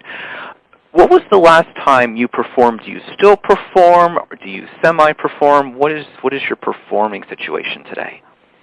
No, I have major back surgery, and the doctor said, well, hey, you want to stop now and spend time with your family, or you just want to go ahead and try to be successful with the group, which you've already been. You've been there, done that. So, I said, at this age, man, I would really want to spend more time with my daughter and grandkids and my wife and all. So I found out I do nothing well, and the guy I got to replace me, man, he's so good, they probably wouldn't want me back. So anyway, no, I am happy for the group. Merrill and Billy are so successful, and Florence has carried the group on, and they don't rest on their laurels.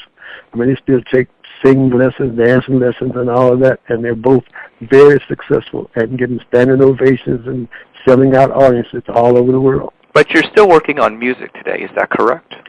Oh, yeah, I'm writing songs, man. I'm not even a songwriter, but I wake up in the middle of the night, my hand just starts writing, which that's the story behind Ceasefire. My wife said, where are you going in the middle of the night? I said, I don't know. My hand just started writing. And so I got tired and went back to bed, and the voice came to me and said, get up, you ain't through yet. So I came in and finished the song, and man, it's phenomenal. Have you seen the video? I have not. It is on YouTube, and you can get the song on CD Baby is what it's called. I have not had a chance to take a look at it yet, but I definitely need to. But going forward, I just have to say, we have to talk more about your music. We have to bring you back to talk about your music. But I want to recommend, for the following reasons, and I say this to you as my closing comments to you, got a few things I want to say. Number one, thank you so much for being on CYInterview tonight. But to begin with, what you have shown, I think people in general, is whether you're a fan of this era of music or not, or whether you're a fan of celebrities or not, or whether you're a fan of baseball, photography, or music in general, you should read Lamonte's book for one reason, because it shows you that you can make more of your time. I think there are people out there who think that, I go to work 8 to 5 o'clock in the morning, or 9 to 5 at night, or 10 to 6, or whatever it might be. They work 8 hours. They say, man, I don't have any time to do the things I want to do, really want to do. It's nonsense. You were doing all of these things at the same time. You never stopped working. You never stopped doing anything, and you were always looking for something to be excited about. And I think that we've really lost that message in America. With the internet and with all these things and all these distractions, you've obviously seen the world. I mean, you remember a world, Lamonte, where we had television, a few channels, radio, and a newspaper and some magazines, and that's all we had. And now we have, cell phones and all these extra additional things. And I'm sure, what do you think about how much the world has changed in the last 50 years in the media technology? I mean, obviously, as a performer and as a photographer, you have lived it. I'm sure you can't believe where we are right now. Right. Yeah, you heard around the world in 80 days. I've been around the world in 80 years. I've been all around the world and all. There's no place better than the United States. All of them have something to offer, but I tell you what, when you go to these places, you find out how much you really respect America and what it stands for. And I get off the plane and kiss the ground every time I get back home. And I'm proud to have seen all these places. They all have something to offer, but nothing like this place, man. So, and I'm going to tell you something about that. I told you how poor we were in the outdoor toilets and all that, and we didn't have no chance to go. My father ran off when I was 6 years old, left a note saying I can't hang with my mother and grandmother and 4 siblings. And one day I had this this world travel magazine that I found, and I showed it to my grandmother. I said, look at all these pictures of Egypt and Paris and all that. Man, I sure wish I could go to these places, but I know I'd never get a chance. She said, what? She's always optimistic. She said, stand up. So I stood up. She said, now take a step. So I took a step. I said, yeah, now what? She said, now you're one step closer. So I never stopped stepping. You never have, and there's no denying that. So I say to you, thank you for your inspiration. The fifth dimension, from the flats to the fifth dimension, a life fulfilled in baseball, photography, and music. Lamonte, MacLemore, thank you so much for being with us on CYInterview. In the closing statement tonight, what would you like to say to all of your fans? What do they like your music? What do they like your photography? What do they like your baseball, if they saw any of that even? What would you like to say to all of your fans tonight? Well, what I just said, never stop stepping. Whatever your goals are, man, it can be reached. But another thing, one time, I got this to say. Sure. I woke up and I said, grandmother, I went to bed last night, but I can't sleep. I tried counting sheep and all that don't work. She said, you know what? Why don't you try counting your blessing? So I think that's what we all should do. We're not in Syria, Afghanistan, somewhere. We're here regardless of what the situation is. We're better off than all of those people. So use that to your advantage. Quit looking back and look forward. Oh, no denying that. Lamonte, MacLemore, thank you so much for being with us here tonight on CYInterview, and please hang on with me. Hey, man, hey, I tell you what, you'll be done thousands of interviews, and I think you're one of the best, so keep up the good work. You're on CYInterview. I'm Chris Yandek. Recently on CYInterview, we had the great chance to speak with a musician, a baseball player, and a photographer. We welcome that man back. He is a 6-time Grammy winner. Lamonte, MacLemore, thanks so much for joining us again today on CYInterview. How are you? Okay, sir. Thanks for inviting me. Well, we're always great to speak with you, Lamonte. So before we get into everything today and talk about some of the great hits from the fifth dimension, baseball season is here. Being a baseball player, does the new baseball season mean anything to you? Oh, yes, man. I'm a Cardinal fan, and my neighbor's a Chicago Cubs fan, so we always at odds, and they played the first 3 games together. So St. Louis won the first game, and I was teasing them, and then the Cubs came back and kicked the Cardinals, but so we're about even. That sounds about right. So, focusing in this conversation, I want to get into some of the hits from the fifth dimension, and then again at the end of the conversation, we're going to talk about your latest project and get more into Ceasefire. But to begin with, the fifth dimension had many great hits, obviously, and it all started back with Go Where You Want to Go. What did it mean to get on the charts with that first song? It meant a whole lot, man, even though we didn't understand what we were doing because it wasn't rock and roll and R&B like black people's music basically then, and we had Johnny Rivers and them directing us, and they brought the song, The Mamas and Papas, to us. And in fact, the mamas and papas came and helped us record it. So it was all right, but we didn't really understand it. But hey, we were happy that it was going up the charts. And so what did it mean to you then when you heard your first song on the radio? Oh, man, it meant the whole world to, you know, we almost had a car accident. I was in my car, man. I had to pull over. I couldn't believe it, man. So everybody was so happy, and well, we looking for the next. We didn't want to be a one-hit wonder, so we kept hoping the next song would be just as strong, and it was. So Up and Away. So yeah, well, happy.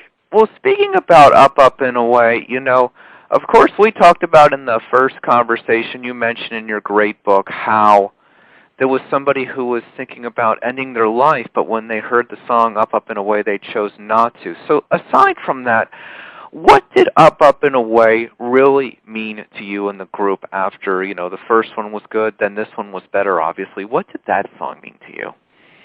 Oh, man, it meant I think we were on our way, you know, at least we weren't a one-hit wonder. So we just hoped that it continued, and it did. So we were very, very happy. And the story that you were talking about, the young man that saved his life because he heard Up and Away, he was despondent. He lost his house and his wife and his job and all. And he was standing on a ledge in New York, getting ready to jump off, and the police were trying to pull him in. And he said, "No, this is it." You know, so, and then all of a sudden, Up and Away came on in the hotel room, and he went back to listen to it, and they pulled him in. He said, because of that song, I loved it, and I just wanted to hear it before I jumped and saved my life. So that meant so much to the group, man. So we hope it continues and helps other people's lives. Oh, absolutely. And of course, the book is From Hobo Flats to the Fifth Dimension, A Life Fulfilled in Baseball, Photography, and Music. That story and many others, of course, are in your great book. So then we get to, of course, Medley Aquarius, Let the Sun Shine In, of course, a #1 hit. What does that mean to you? Oh, admittedly, every song meant a lot to us, man. Every song was very important, and it wasn't just a song we would do. We put a lot of effort in every song and wanted it all to mean something and be a hit. So, and it was phenomenal. And well, you know the story behind Aquarius, right? Yeah, sure. Why don't you tell a little bit about it for our listeners who haven't heard it? Okay. Well, we were performing in New York at the Americana, and the guy called Billy and said, "Hey, I found your wallet." He lost his wallet in a cab, and the guy found it and called him and said, "Hey, man, I found your wallet." And Billy said, "Oh, man, thank you." He said, "It's my credit card and stuff in it." He said, "Man, your money, everything is in it." He said, "In New York, somebody found your wallet and returned it." And also, Billy invited him to our show at the Americana.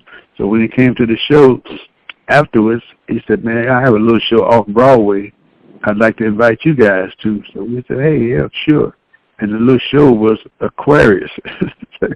So it was off Broadway. And we saw it and said, "Man, we got to do this song. We loved it, you know." So he said, "Yeah, anything you want." So we did the song. It was a hit. And because it was a hit, it took made us and helped his show come off Broadway onto Broadway. So it proved that the little $200 that he returned to Billy turned him into $200 million. So I guess honesty really pays. So, you know, the reality is, speaking about, you know, Medley Aquarius, Let the Sun Shine In, being part of that Broadway show Hair, you know, what did it mean then to have your music then go to Broadway? Oh, man, it meant everything. I mean, everything. Our song was #1, and the show was #1 hit. So it really helped each other. Well, you know, speaking about that, you know, then going forward, you know, one of the songs that I feel like that isn't talked about as much, but was also a #1 hit, was Wedding Bell Blues. Any interesting stories about doing that song? Bones Howell brought the song to us, and he told Merle and said, "I would love for you to do it." Billy said, "Wedding Bell Blues, won't you marry me?" He said, "Nah, I don't know about that song," but she did it anyway, just in honor of Billy. So, and it turned out to be a big hit. Absolutely. And then one more that I'd love to ask you about before we get into some other things today. Last night, I didn't get to sleep at all. Any stories about that song? Not that I can remember. except that it did very well on the chart, so we were happy about that too. Okay, well, here's what I'd like to talk with you about before we get into some of your music today and a few other topics, because we love your stories, Lamont. I'd like to talk with you about each of your group members, and maybe you have something you'd like to say about each of them from the beginning. I'd love to start with Billy Davis Jr. Billy Davis and I, we were drum and bugle corps mates. We were both in the drum and bugle corps in St. Louis and all that, and I really liked his sister, and he liked my sister, but we were both in two different gangs, and we couldn't go into different neighborhoods to even see him, so we just laugh about that to this day. But Billy back then, man, he was quite a character. Just got out of the Army and was doing little rock and roll shows around, so I asked him, hey, well, he was going to come to California. I said, well, come on, I work for Motown now, and I try to get you, some interviews there. So that's about it for Billy. Ronald Townsend. Ron Townsend and I went to high school together. He was a little older than me. He graduated before me, but he was in the choir, and I was in the band with Dick Gregory, of all people. Dick Gregory and Ron graduated together, but Ron sang opera. And Danny Boy, he always sang Danny Boy in all the concerts at the school, and we used to call him Danny Boy. But he won number 2 in the Metropolitan Opera Contest. But he could sing opera, and we did it in the show also. Marilyn McCoo. Marilyn McCoo was one of my models. We used to hang out and I was covering a beauty pageant that Marilyn was in, Miss Black America or something, and she won the talent part that year. And ironically, I covered Florence too. Florence was in the same beauty pageant this following year, and she won the talent part. So I asked her would she like to join the group with Ron and Billy and I, and they said, well, we're not really interested in being in a group. We don't want to be individuals. I said, well, I work for Motown, and when they have auditions and all, I'll tell you guys, you get in there first, But meanwhile, we're all friends and just sang some harmonies and stuff. They said, hey, that's great. We'll try that. So, and then Florence said, well, why, if this is just a hobby, how come you buying uniforms? So I said, well, a club down the street, they want us to come in and do a couple of numbers. They said, hey, that'll be fun. So I bought some red sweaters and turtlenecks, and we went in and did the show, 2 or 3 numbers. And ironically, Agent was in the audience, and he said, man, I'd like to talk to you guys. And he loved us and signed us, and we never looked back. Of course, you were talking about the last member, Florence Rulu. So what I'd love to say to you, Lamont, is looking at music today, we don't see a lot of music groups anymore where there are men and women together. Why do you think that is? Well, I don't know. Manhattan Transfer and who else? Gladys Knight and the Pips were Gladys Knight and the Pips were guys. But I don't really know. Yeah, because it just seems like it's an interesting combination, because there were you 2 guys and there were 2 gals, and you guys put all of these different hits together, and you came up with a lot of original material, obviously, and having men and women together, obviously, will lead to different kind of lyrics and songs and kind of emotions. So I just don't understand why that isn't in music today, because obviously that formula led you guys to 6 Grammys and some #1 hits and some success. So it just seemed like it was an interesting combination and showed that men and women could work together in a group and perform together, not just some guy or not just some woman who had backup singers, whether they were men or women, if you get my drift. No, hey, you really hit on something there, but I'll tell you this, but people used to say, oh, you guys, you get all these girls, man, because they're groupies and following the group. The Fifth Dimension never had really groupies, because guys and girls in the group, girls wouldn't come up and hit on the guys because they thought maybe the girls in the group were hitting on them, so it might cause a conflict and vice versa, So that's one reason, I guess, but and too bad, too, because we didn't have the groupies that Temptation and the Beatles and all of them had, so because the girls were kind of scared to confront us. So basically what it really came down to is that there were women on stage, so the women in the crowd thought you guys were, with the women, in the group, so they're like, oh, they've already marked that territory, so we have no chance. Right. So somebody's got to be hitting on somebody. You know, it ended up Marilyn and Billy got married. And yeah, of course. I was married our manager, and also. Yeah.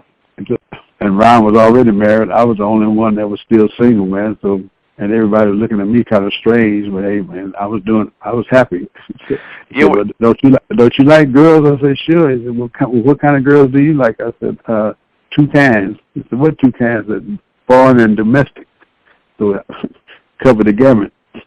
Well, the reality of what it comes down to is that you shot more beautiful women than most men will ever get to meet or see in a lifetime. So I think that you were covered there too. Yeah, that's probably true too. When I was shooting for Jet magazine for 50 years, doing the centerfolds and all, and I met everybody, man. And because I knew all the girls, I didn't have no problem with all the guys coming up making friends. So, including, everybody. So, Let's talk about some real life wisdom before we get on to talking about ceasefire, and I want to talk about a few other things with you today.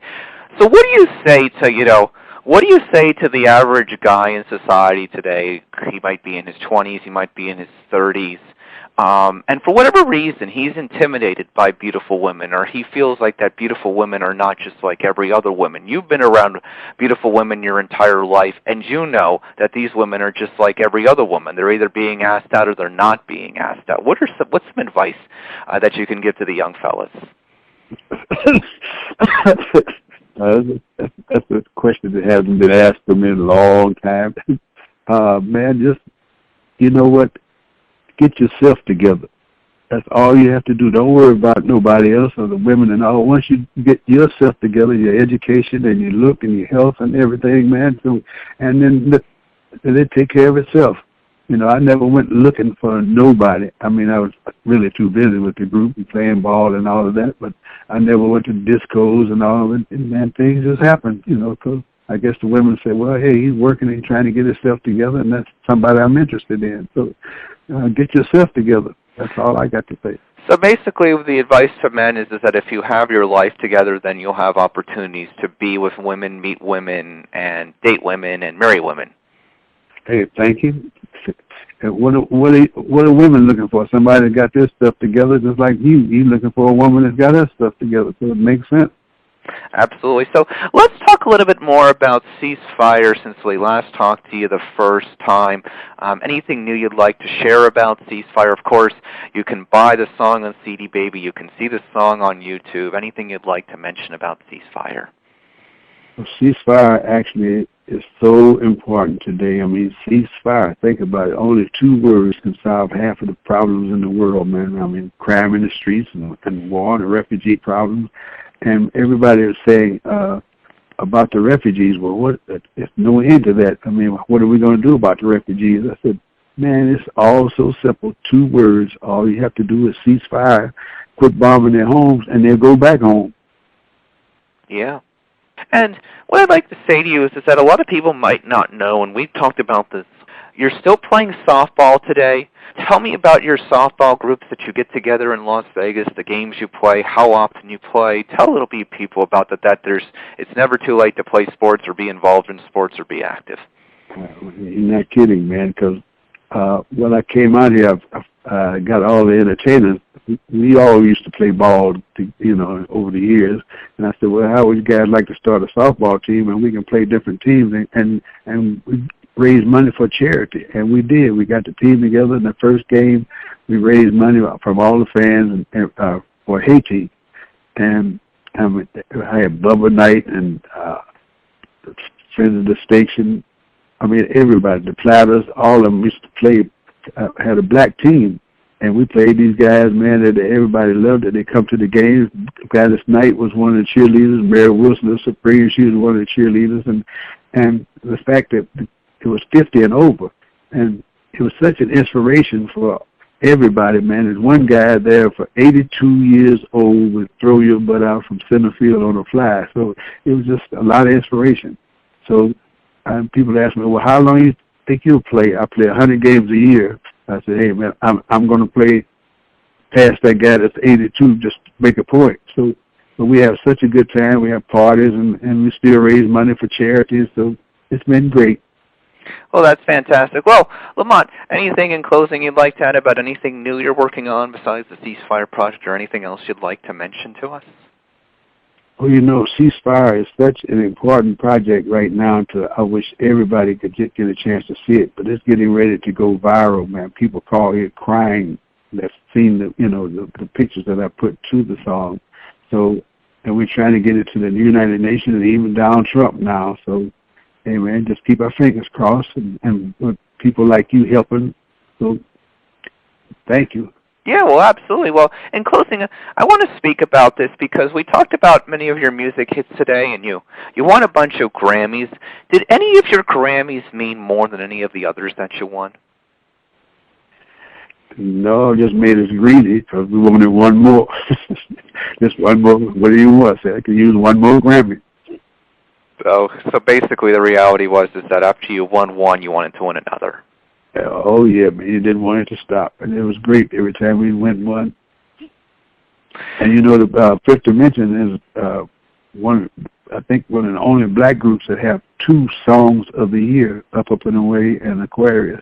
Mm-hmm. We're very proud about that. Yeah, so you had 2 #1 hits in the same year. Well, what I think that's amazing looking back at the Fifth Dimension, as I close with you, and we mentioned earlier in the conversation, is you had 3 gentlemen and 2 women, and you guys put a lot of great things together. And you have these girl groups today, of the last 20 years, like Destiny's Child, and you have male groups like Boys to Men. But it's like, why not put the men and the women back together again?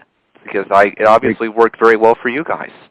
I think it would be very, very smart. Well, the Friends of the Station did just that. He was one of my roommates, and we were friends singing in the jazz group together. So when we broke up, I told him he should get together and get some girls in the group, and they got to be very popular too.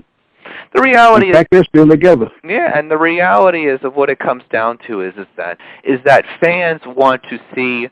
I think it adds an extra bit of chemistry to the live performance when you see men and women work together, because everyone starts to wonder, oh, are they dating? Are they not dating? And obviously the women in the crowd thought, oh, she must be dating him, or they must be they must be together. So it's like, there's no, how am I going to compete with that?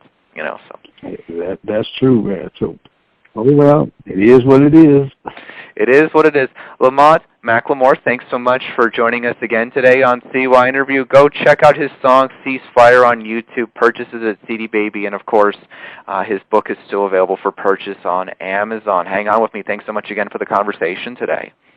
Hey, okay, man. I hope to meet up with you someday soon. So let us know anytime you come this way. Yeah, we definitely will. Hang on with me. You're on CYInterview.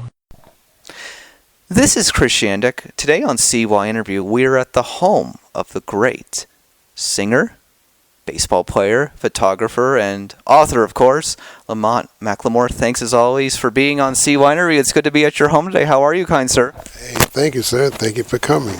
Well, you have a wonderful home here, no doubt about that, and a lot of great antique cameras from all of your great photography, so thank you so much for showing me those today. So I want to first talk about your new song that is coming out actually next weekend, I believe. Yep, I Wish I Could Fall in Love by Julio Hansen, and he sings all my songs. I've written 3 of them. Ceasefire is one, and it's getting ready to go viral, and I hope one day the listeners will get a chance to see. And we're thinking about a billion People's Peace March all over the world from that song, so look for it. Oh, absolutely. So tell me about your inspiration for your new song that Julio is singing.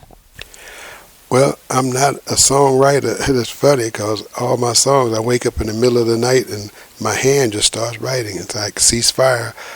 Man, my wife said, where you going? I said, I don't know. I'm just writing. My hand just started writing this song. And so I got kind of tired and I went back to bed and the voice, clear as day, came and said, hey, you're not through yet. Get up and finish this song. It's that important. So that's how I end up. I get an idea and just start writing, and the rest is history. You're not like other people who have it all planned out. It just comes to you. Yep, everything just comes to me. Just perseverance, man. Just get up, and I'm not one to rest on my laurels. I can't sit around. No grass grows under my feet. There is a lot of concern in the world right now. We are in very challenging times, and I think people are obviously very fearful for what the world is. So ceasefire now is more relevant than ever. How do you feel about that? And then secondly, what do you hope that people will take from it that haven't seen it yet, and why should they see it? Well, the weapons of mass destruction, I was just thinking about that. I think that's the reason it made me start getting ideas for the song. And so I came up with a logo saying there is a weapon of mass destruction, and it's easy to find. Just look in the mirror, because it's us, mankind.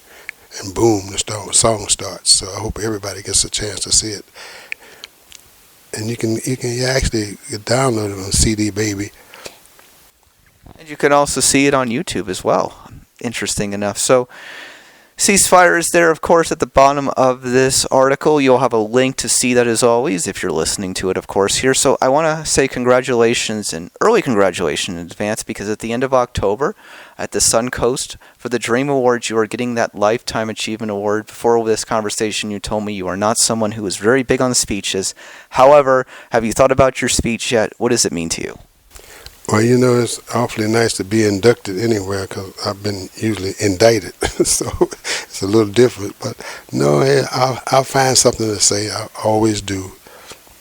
In my opinion, of course, there should be a special category for musicians who are fans of baseball, and you should be in the Baseball Hall of Fame for that reason alone. Yeah, I wish. That would be the greatest honor of all. So, a lot of those performers that are going to be at that event in October, of course, were people who performed in the different showrooms in Las Vegas, of course. So, I've never had a chance to ask you this. Do you have a favorite performing moment in Las Vegas?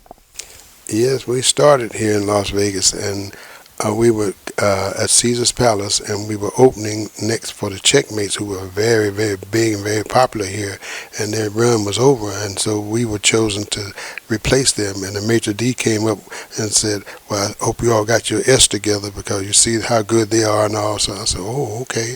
So that particular night that we were opening, Sammy Davis, a good friend of mine, and Lou Rawls, I said, would you come to the show? Oh, yeah. So and they liked the group, and when they came, we turned that place out that night, got a standing ovation, and that same maitre d' came over and said, oh, my kids.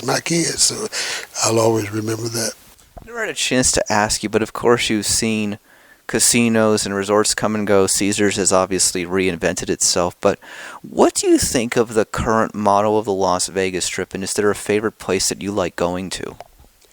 Well, when you live here, you kind of stay off of the strip, but it's still fascinating. When all our friends come, we always go down and show them around. We're tour guides all over again. So, but Vegas, man, there's no place like Vegas. It's always something to do, and you can go to bed anytime you get ready and wake up. And sleep as long as you want, because you're not going to miss nothing. When you wake up, it's going to still be going on.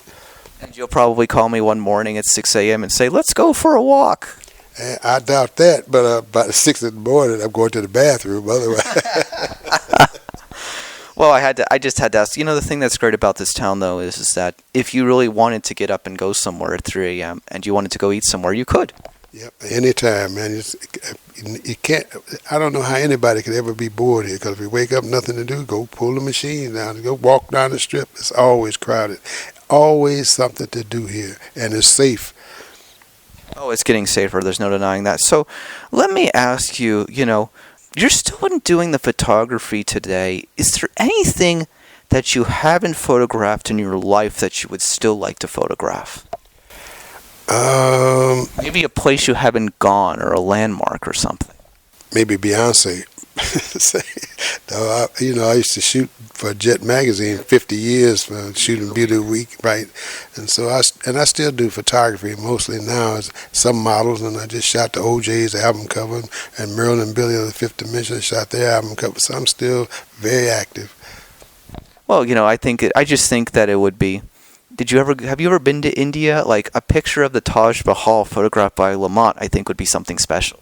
It's funny you should mention that, because we did go to Mumbai. In fact, my wife's office is in Mumbai, but we were on that side of India. So in November, we're actually going to India so I can shoot the Taj Mahal. Well, I look forward to seeing those pictures. I hope you'll share one with me so we can put it up on CYInterview. What a small world that is. I guess I was reading your mind before we were doing this interview. I can't believe you said that, because that's exactly what I'm going to do next. Well, so here's the thing that I'm going to say to you, of course. So you're still playing softball 2 days a week, is that correct? Yep, Tuesday and Friday morning, man, with the 50 and 55 and older league, and these guys and girls, 4 girls play, and one lady is like 72 and can play, and a smart baseball player, and these guys can really play. So if you're coming out to play, don't think you're going to run over these guys. Why should people in that age range play softball? Tell me about the health benefits of playing at that age. Well, and people that play usually were kids playing it all their lives, man, and it just never got over it, and they come out and they have a great time, and great ball players, and we great friends. Well, that's truly fantastic. So here's the question I have for you that's most important for this interview. Will the St. Louis Cardinals make the playoffs? Hey, one guy last year bet on them to make the playoffs, and he bet a whole lot of money. They thought he was crazy, and the last day he won. So, and I think he bet 500,000 or whatever. Anyway, he made a couple of $1 million just because they were like 40-1 to win, and they did. So I wish I'm not that crazy, but I pull it for him. Do you watch the games every week? I'm guessing you do. I'll be watching as soon as you leave. There we go. So how about that? So besides obviously Ceasefire, I Wish I Could Fall in Love, taking pictures of the Taj Mahal in a few months, what is something you still want to do that is not a current project? Well, I don't know what isn't a current project, because right now I'm really concerned about ceasefire and all the problems and the stuff in the world, man. So, and just for people to march one day for peace all over the world, billion people's peace march is what we're working on now, And people say, well, how do you make any money off of that? I don't care about any money. I just want to save one life, and I'm happy. Well, I know that's the most important thing. So as always, and of course, the last thing that I like to always mention, of course, if you haven't yet, you should read From Hopeful Flats to the Fifth Dimension, A Life Fulfilled in Baseball, Photography, and Music, the longest and greatest title ever written of a book, in my opinion, for a memoir. What I love about your book, I always tell you, Lamont, is that your story is inspiring because you're doing multiple things at the same time, and people have to realize that the way that one becomes successful is that you do multiple things at the same time. Thank you, man. And Robert Arnold helped me write the book, man. He did such a great job. And if you go on Amazon.com and punch in my name, and the book will come up. So, and they can purchase it still, obviously. And it's a great story because you worked with literally everybody. And as I always say, the guy who works with everybody usually has the best stories, and you have the best stories, in my opinion. Now I work with Chris, so I work with everybody. Well, thank you so very much. I appreciate that. Lamont, it was so nice. Thank you so much for inviting us over today. And thanks, as always, for being on CYInterview. It was really nice to speak with you here at your home. Thank you. And anytime, sir. All right.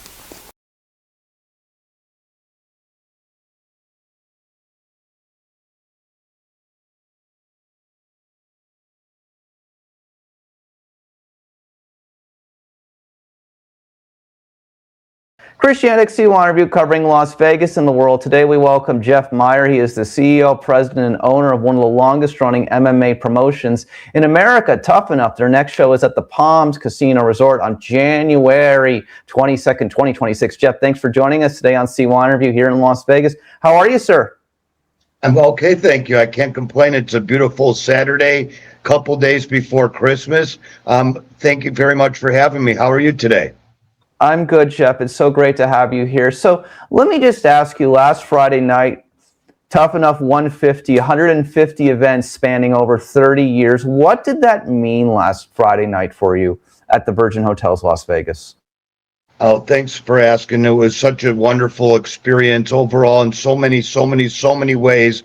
I should say 150 times so many ways. No, but, in seriousness, it was incredible. I'm so proud of my brother for coming up with the idea for Tough Enough and being able to continue his legacy through 150 events now was a real honor. And thank you very much for being there. It was so cool to see Vegas Royal. And it was just such I'd call it, maybe a proud moment, crowning joy, if you will. It was truly incredible and meant a lot that you guys were there. Well, I was very excited to be there. What a great setup there at the Virgin Hotels Las Vegas. I know you guys do shows all across Vegas. Let me just ask you for a statistical fact thing, because I couldn't find this online. How many of the 150 shows have been in Las Vegas approximately? Oh, gosh, that's a good question. Thanks for asking. Probably about 140. Okay, we were in the very early days, well, maybe closer to like 135. There were very few events. They were very sporadic. And what I mean is, like, my brother and I were karate kids growing up, okay? So, like, specifically Taekwondo. So when the very first UFC happened, we knew it was something we wanted to be involved with. My brother always said it was love at first fight when he saw the very first UFC and we were both watching it live. So in the very, very early days, we didn't know what we were doing. And quite honestly, I still sometimes feel that way. Like, we're trying to do this and we improve every event. But in the very beginning, we were, just trying to muster up enough funds and know it all and, expertise, I guess, if you will, to promote events in Chicago where we grew up. Okay. So the very first like 6 events were in Chicago and the suburbs. And then that was started in 1994, Chris. Believe it or not, our first show was in June of 94, right? So then we moved, my brother moved out to California.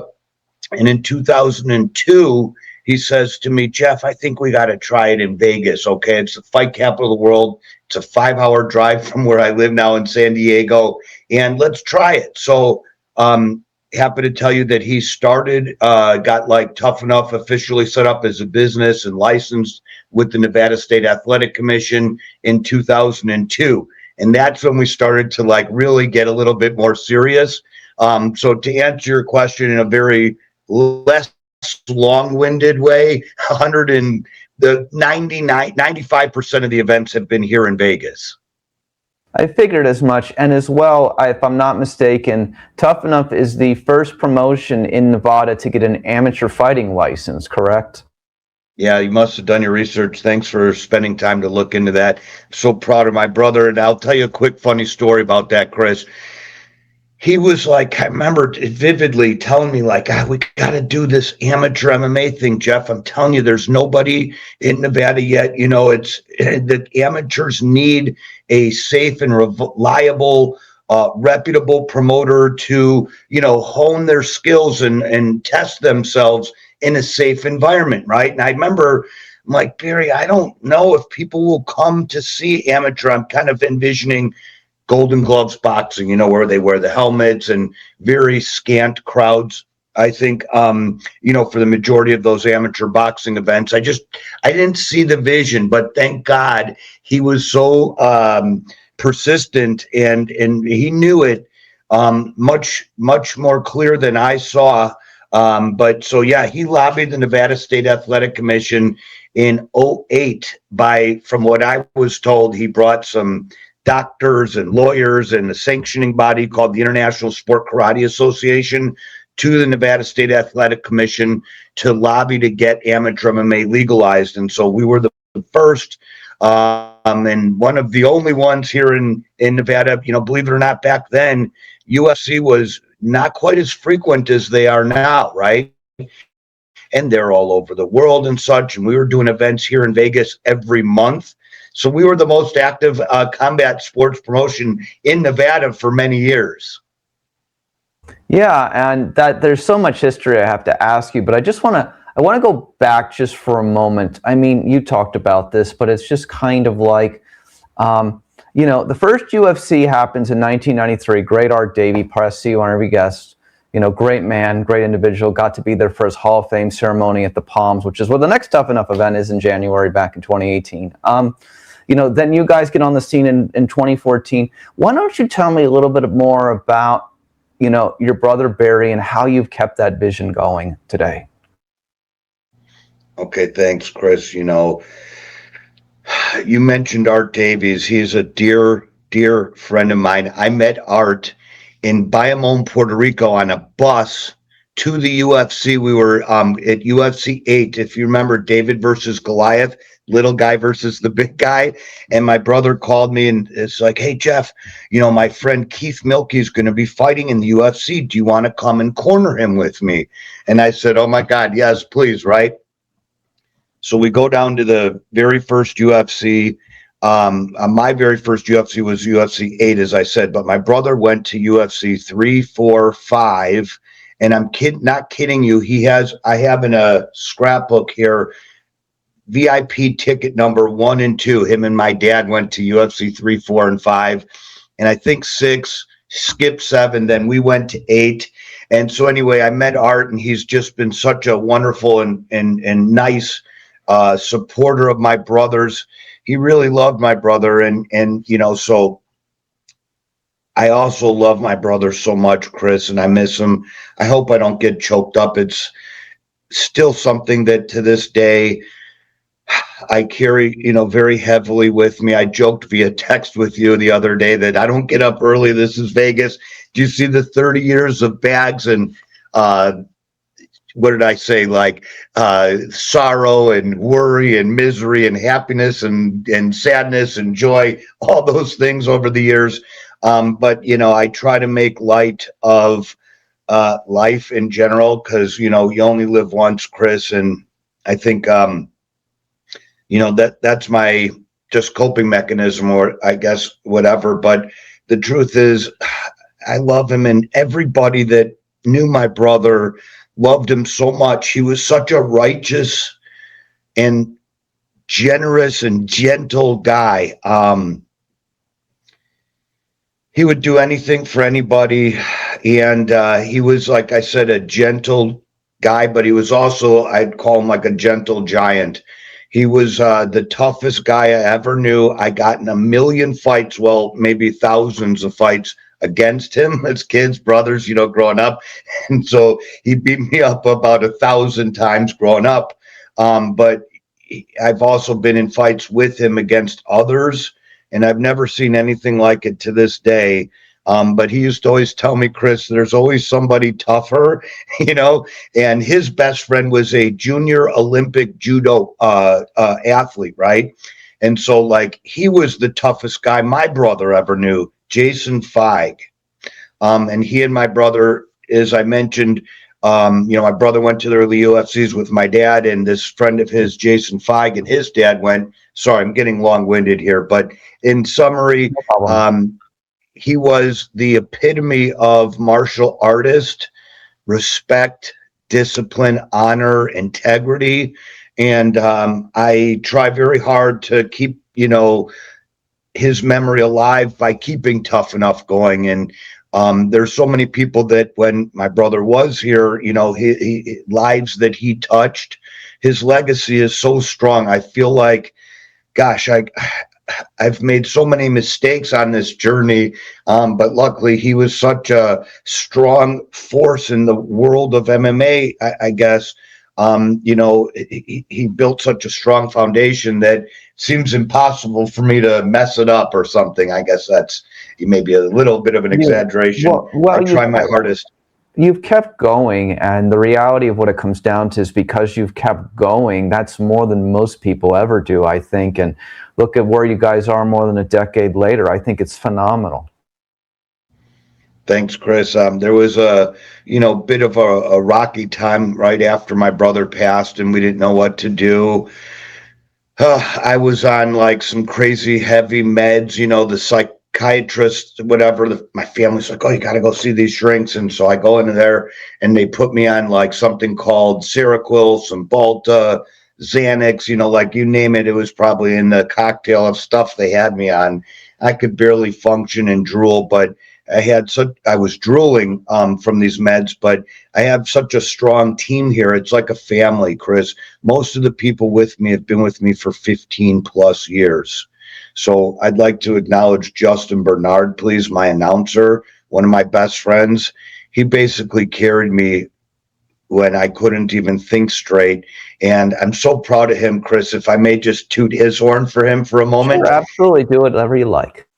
So we call our shows the future stars of MMA. You'll see it like on the very top of all these posters.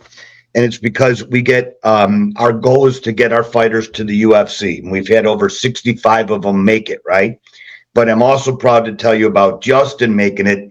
He started with Tough Enough. He then got some UFC gigs. I think what was his first road to UFC. So now he's the official announcer for Dana White Contender Series, Power Slap, Road to UFC, UFC BJJ, The Ultimate Fighter finales. I mean, the guy has gone on to incredible heights, and I like to put a feather in my cap, if you will, or my brother's, because again, it's an example of there's countless. If you want to be a referee or a judge or even a cage side physician in Nevada, you have to have experience at the amateur level.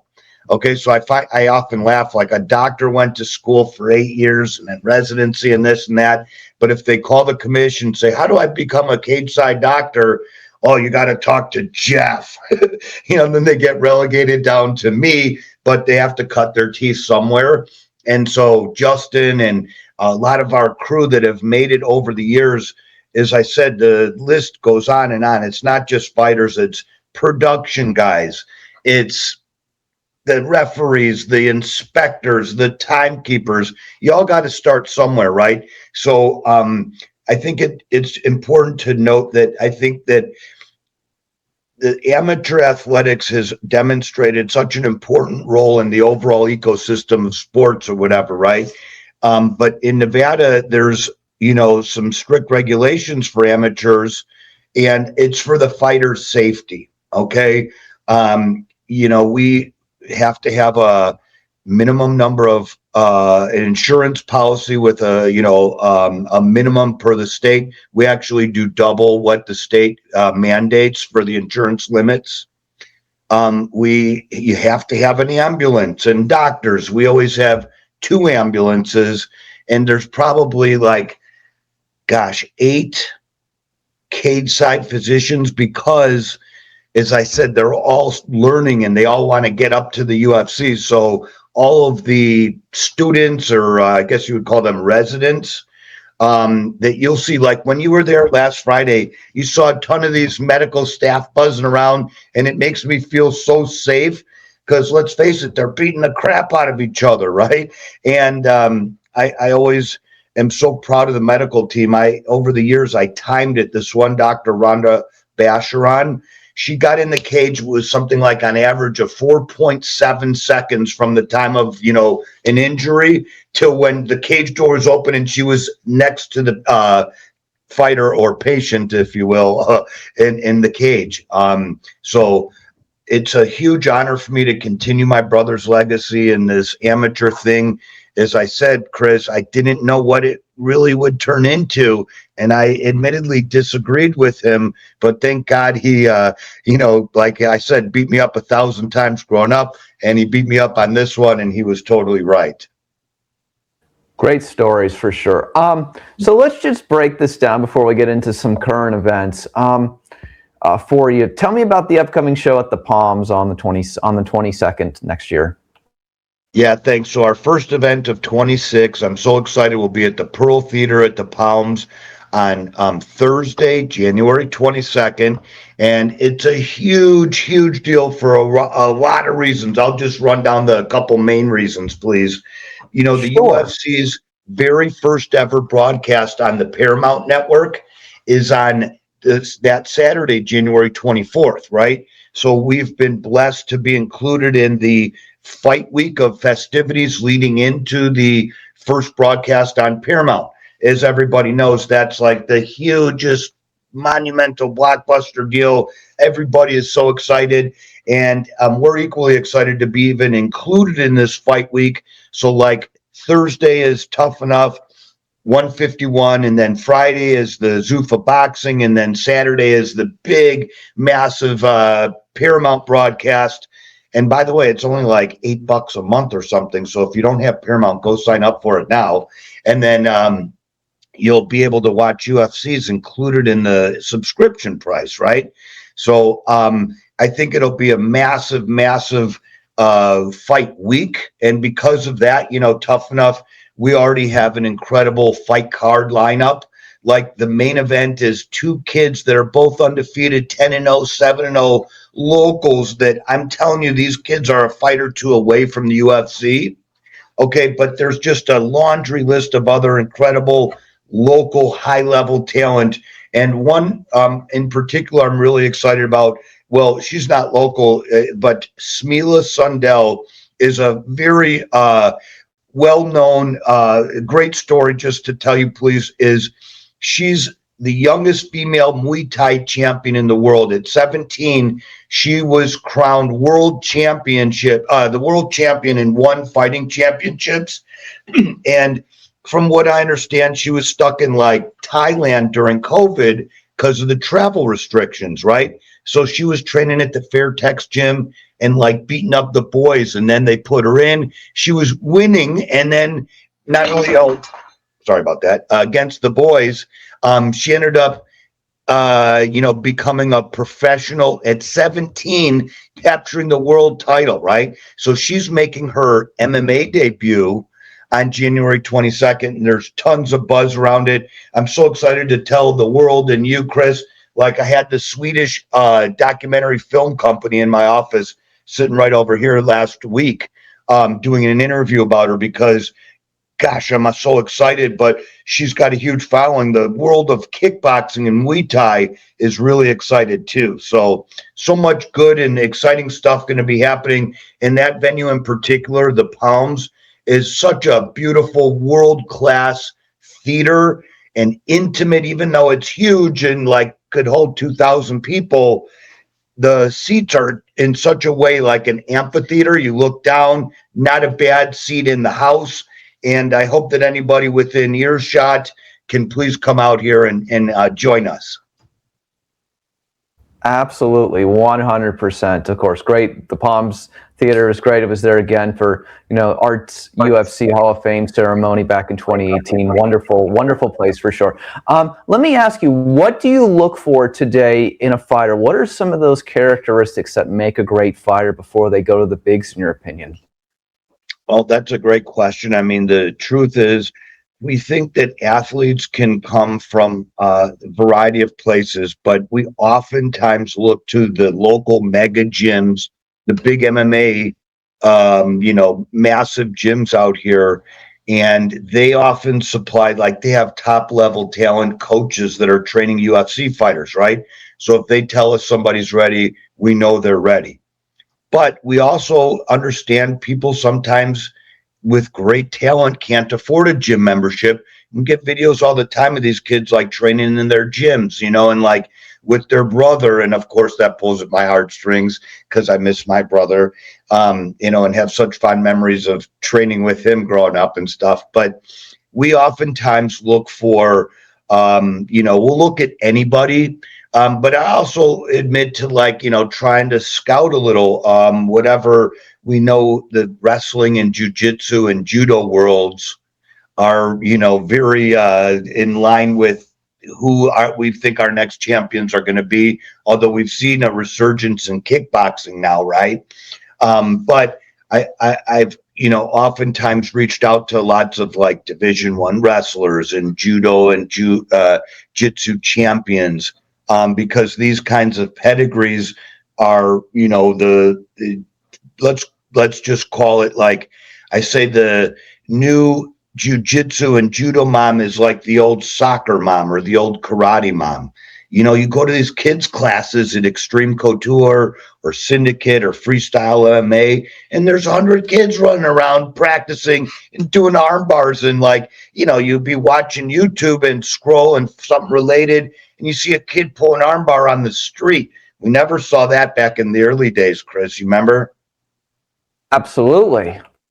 I mean, so much has changed and the internet changed a lot, but let me just say, so here's what I'm going to say. There's, hundreds of MMA promotions now. I mean, you guys were one of the first, obviously, in the middle of the 90s. been around for more than 30 years. I mean, here's my question to you. You say you go get the talents from the gyms here in Las Vegas and beyond. I mean, the reality is, do you get a lot of submissions from like these different guys in different promotions across America?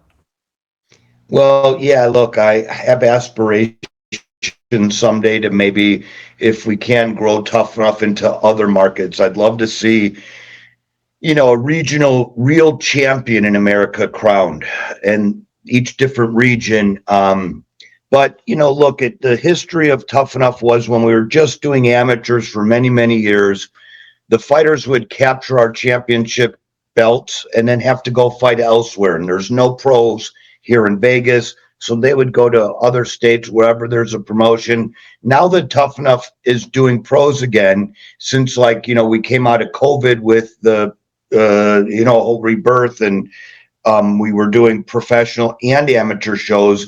So a fighter that wins our championship belt gets a pro contract with us. Now they don't have to go anywhere. We have the direct pipeline.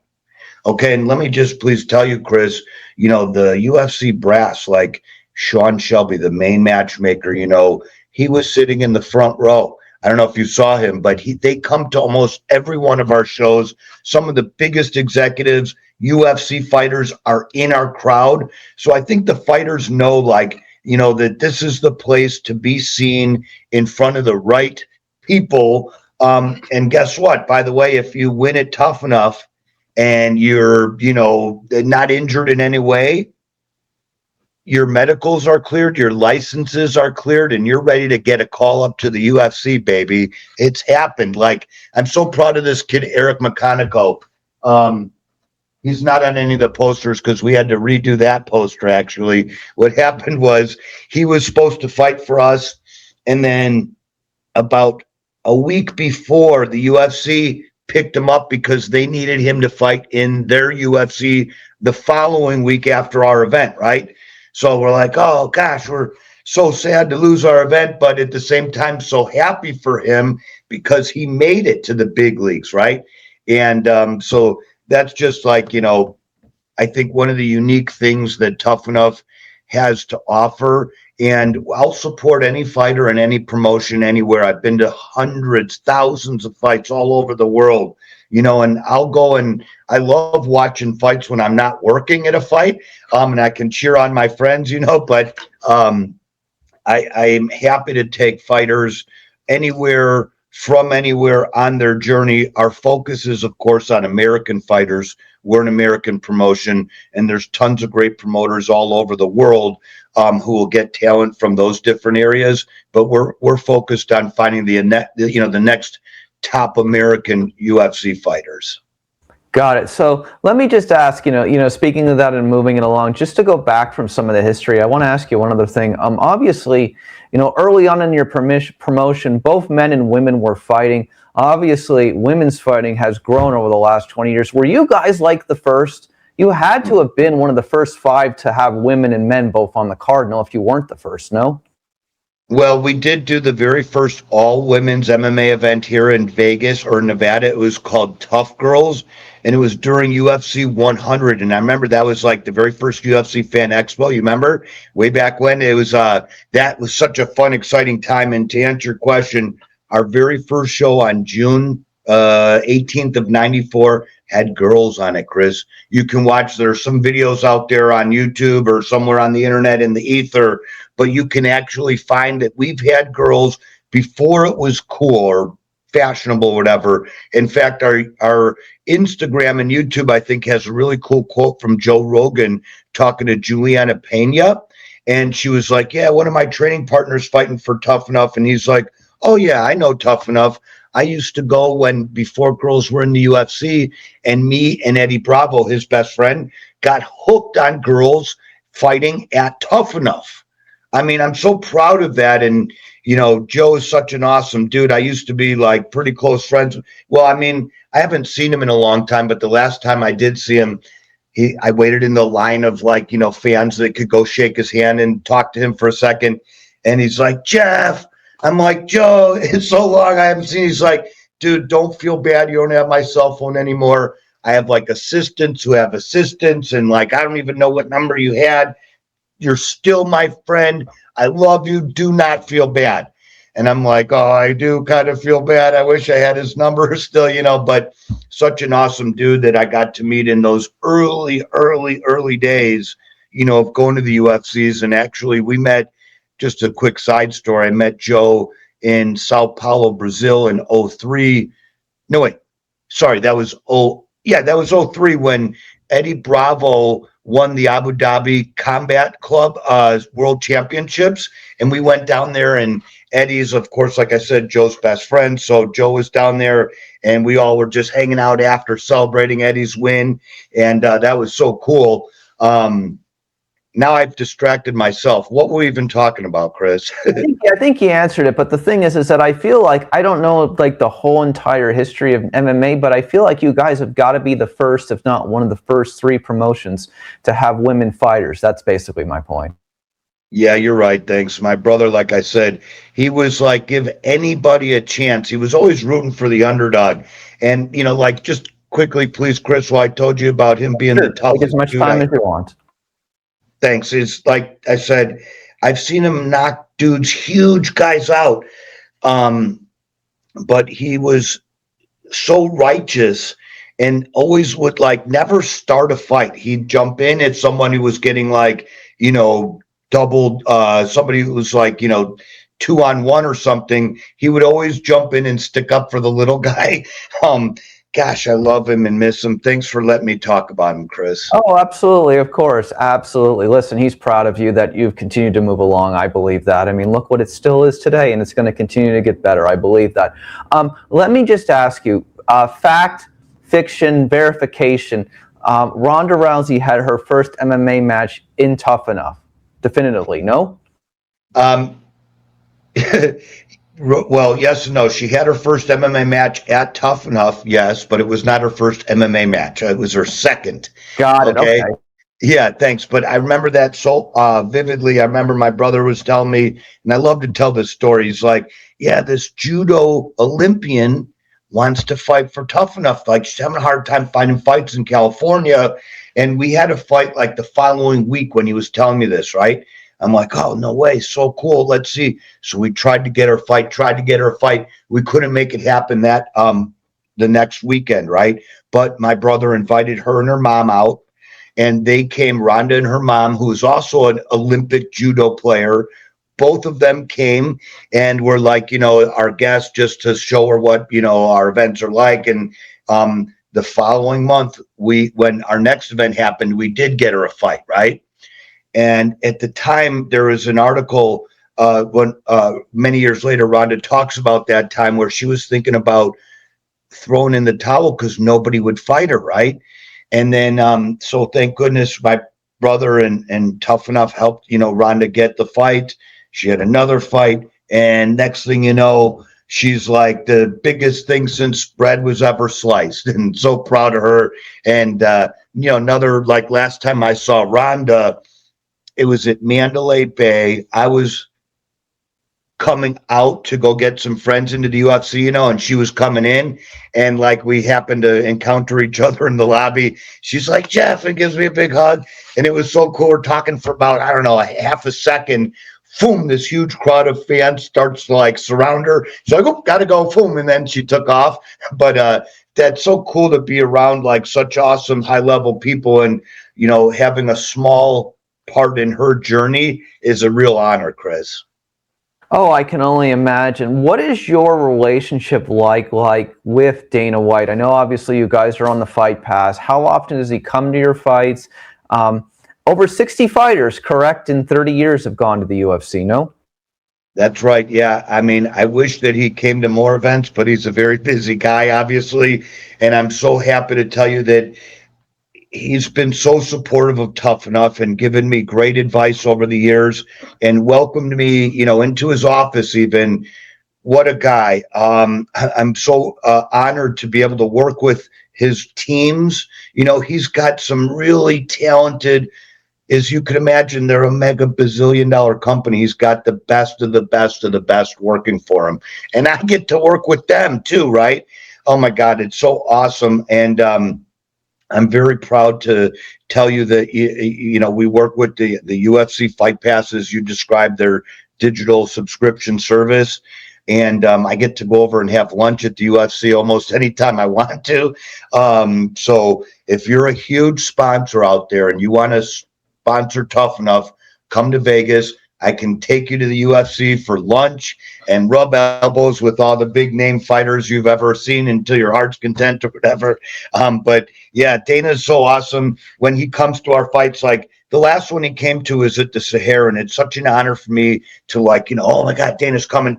Okay, so I run out there and greet him and try to think of something funny to say, or, you know, tell him thank you for coming. And it's really such a cool experience whenever I get to talk to him. Obviously, the guy moves mountains, right? So any time I ever get the chance to talk to him, it's awesome. And thanks for asking, Chris. He's been so helpful in building and shaping, you know, our sport. Anything the guy says, you can pretty much assure is gold.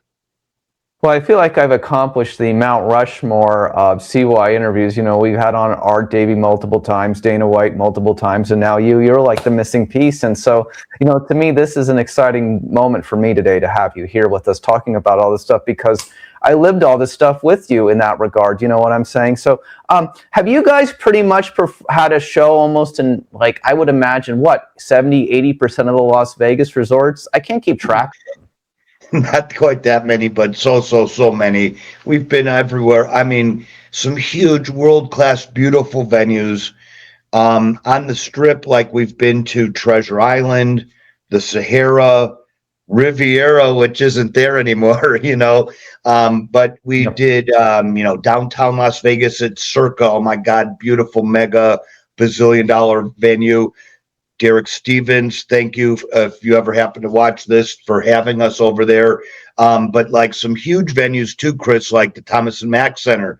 We did, I think, 8 years in a row, a show we called Pack the Mac, where I gave away all the tickets for free.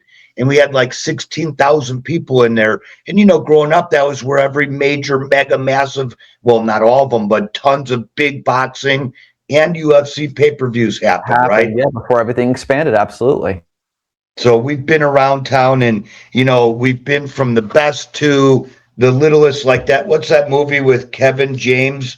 I think Here Comes the Boom. You know, where you start in the barn or the backyard, you make it to the barn, then a nightclub or something. So, like, we've had that whole entire trajectory, if you will. And I think we're kind of like, you know, right here. I like to think of us as the little brother to the UFC.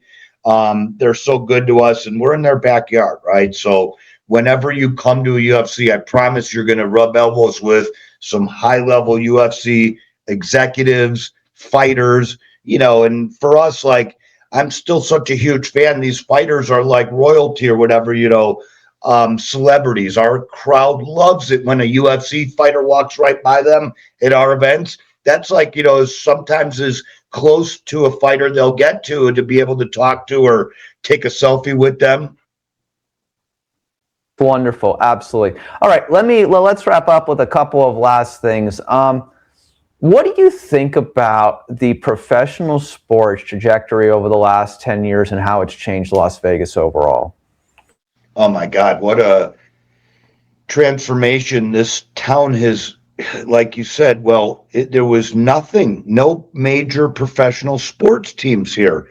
It was the UFC was the, you know, the hometown team, if you will, or whatever. And so being in that, you know, world is so cool and exciting. But to see what this town has done, welcoming the Golden Knights, then the Raiders, now we got baseball. Basketball here is on the horizon. It's a really exciting time to be involved. And, you know, I feel as if Tough Enough. Look, that reminds me, I want to show you something. Believe it or not, this was a proclamation presented to us from the Nevada legislature, okay? Let me read a sentence to you, please. It's just a bunch of weird that. Sure, absolutely. All this stuff like this. Okay. The Board of Commissioners of Clark County, Nevada, do hereby recognize the late Barry Meyer and his brother Jeff are acknowledged as innovators in the Las Vegas sports landscape and for their important contributions to the combat sports promotions in Nevada.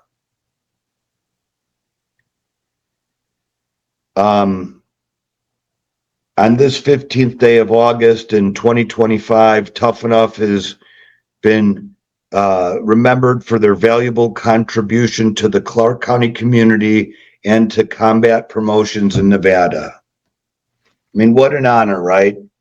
Oh, absolutely. No denying. I'm guessing that was on the 30th anniversary. Yes, that's right. It was, I had no idea what was happening. And these guys, came in with the assemblyman and they're like, here, we want to show you something. I'm like, guys, doors just opened. I can't even look at it. There's like people coming in. Guess I got to go run and talk to. So they brought me in the cage and presented this thing to me. And what a cool, exciting time to be involved in this sports landscape. I just hope that, as it evolves, Tough Enough can, stay in its good graces and continue to grow alongside of it. Well, I mean, I'm sure that being on, one of my last thoughts is being on UFC Fight Pass has absolutely expanded your fan base, no? Oh, tremendously. Look, and it's the gold standard world, destination for combat sports fans, right? So not only does it, I think, increase our reach globally, but it also says, like, to see on our posters the UFC logo. Oh my God, for me, that's like such a badge of honor, if you will, and instantly recognizable. Anybody that sees the UFC logo, like my brother always said, the cool thing about our sport is it doesn't matter what language is spoken, what country you're in. If a fight breaks out over there, you don't have to explain the rules and everybody's going to watch. Okay. So just like the UFC being ubiquitous, everybody knows it. And if a casual, like, let's say, visitor to Las Vegas that's maybe never yet heard of Tough Enough walks by and sees that logo, they know what it is instantly.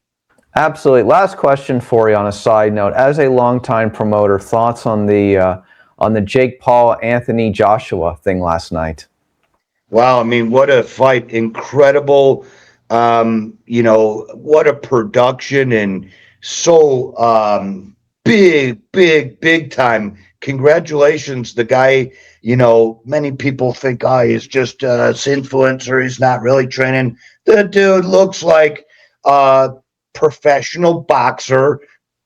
Sadly, he got clipped last night. But I'd say, credit where credit's due. What an incredible success story. And I aspire to be as successful as him someday, maybe. But anybody that was sponsoring that event, wink, wink, Torque Law, I'm talking to you.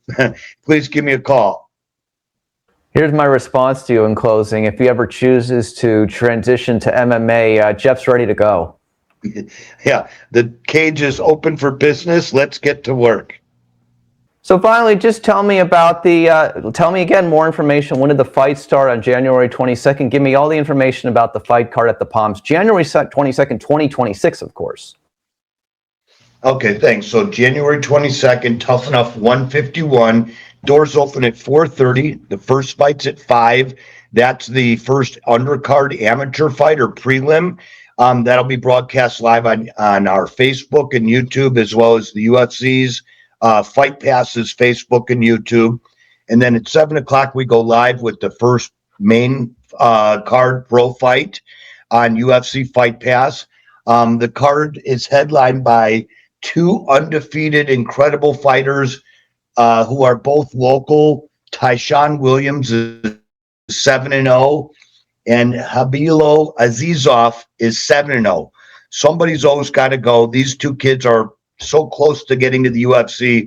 And then there's an awesome laundry list of talented, massive, huge, talented fighters, including Smila Sundell, who I was telling you about, making her pro MMA debut.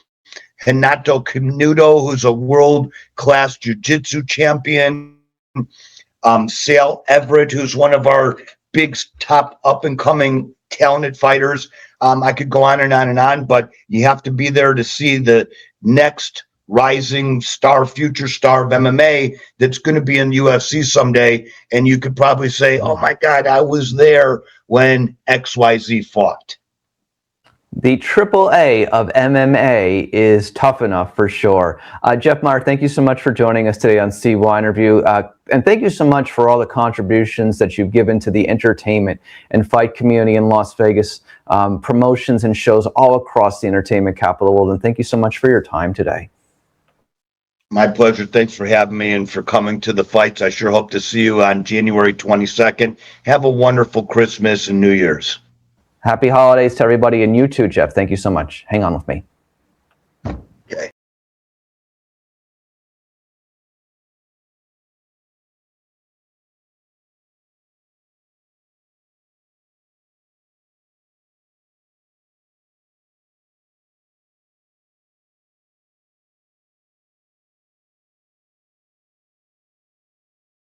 Chris Yannick, CYInterview, covering Las Vegas and the world. The famed review, male review, Chippendales, is at a new home in Las Vegas now at the Planet Hollywood Resort and Casino. Tuesday through Sunday at 8 p.m. with additional shows at 10 p.m. on Friday and Saturday. We're here today with the dance captain, dancer, and guitarist extraordinaire, Ryan Kelsey of Chippendales. Ryan, it's always great to have you on CYInterview. How are you, sir? Doing good today. How are you? Doing very well. So why don't you tell me, before we talk about your new home, about the 24th anniversary next month and what it means? I mean, 24 is a long time. I'm sure some of your watchers are familiar with me, but if you're not, I'm born and raised here in Las Vegas. This is my home. So, in that amount of time, I've seen many, many shows come and go, and that's for a show to even get a 3, 4, 5 year run is something spectacular in this town. So to hit double digits at all, let alone nearing a quarter century here is something really special. Oh, no denying that. So tell me, according for many years, you guys were at the Rio, then you moved to the Link last year. You now have your own theater at the Planet Hollywood Resort and Casino. Tell me what that means. Finally being on the Strip is, something we've been asked about for 23 years. We loved our home at the Rio. We loved our theater there was obviously very beautiful.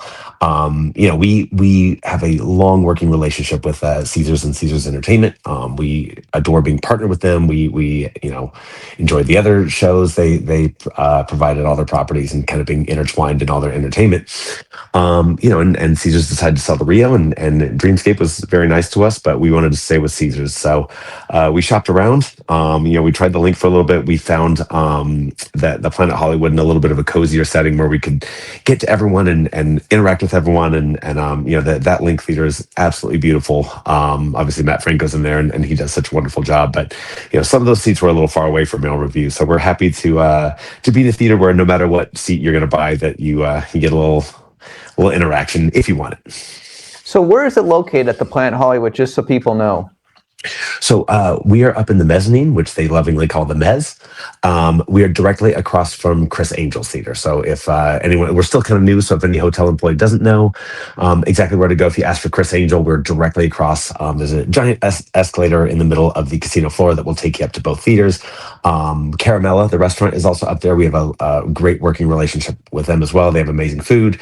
They do what they call a girl dinner every Thursday, which you can actually do right before our show if you want to get some great cheap eats on the way in, and they have a speakeasy as well. So we have Caramella, we have Chris Angel, and we are right across the foyer right there upstairs.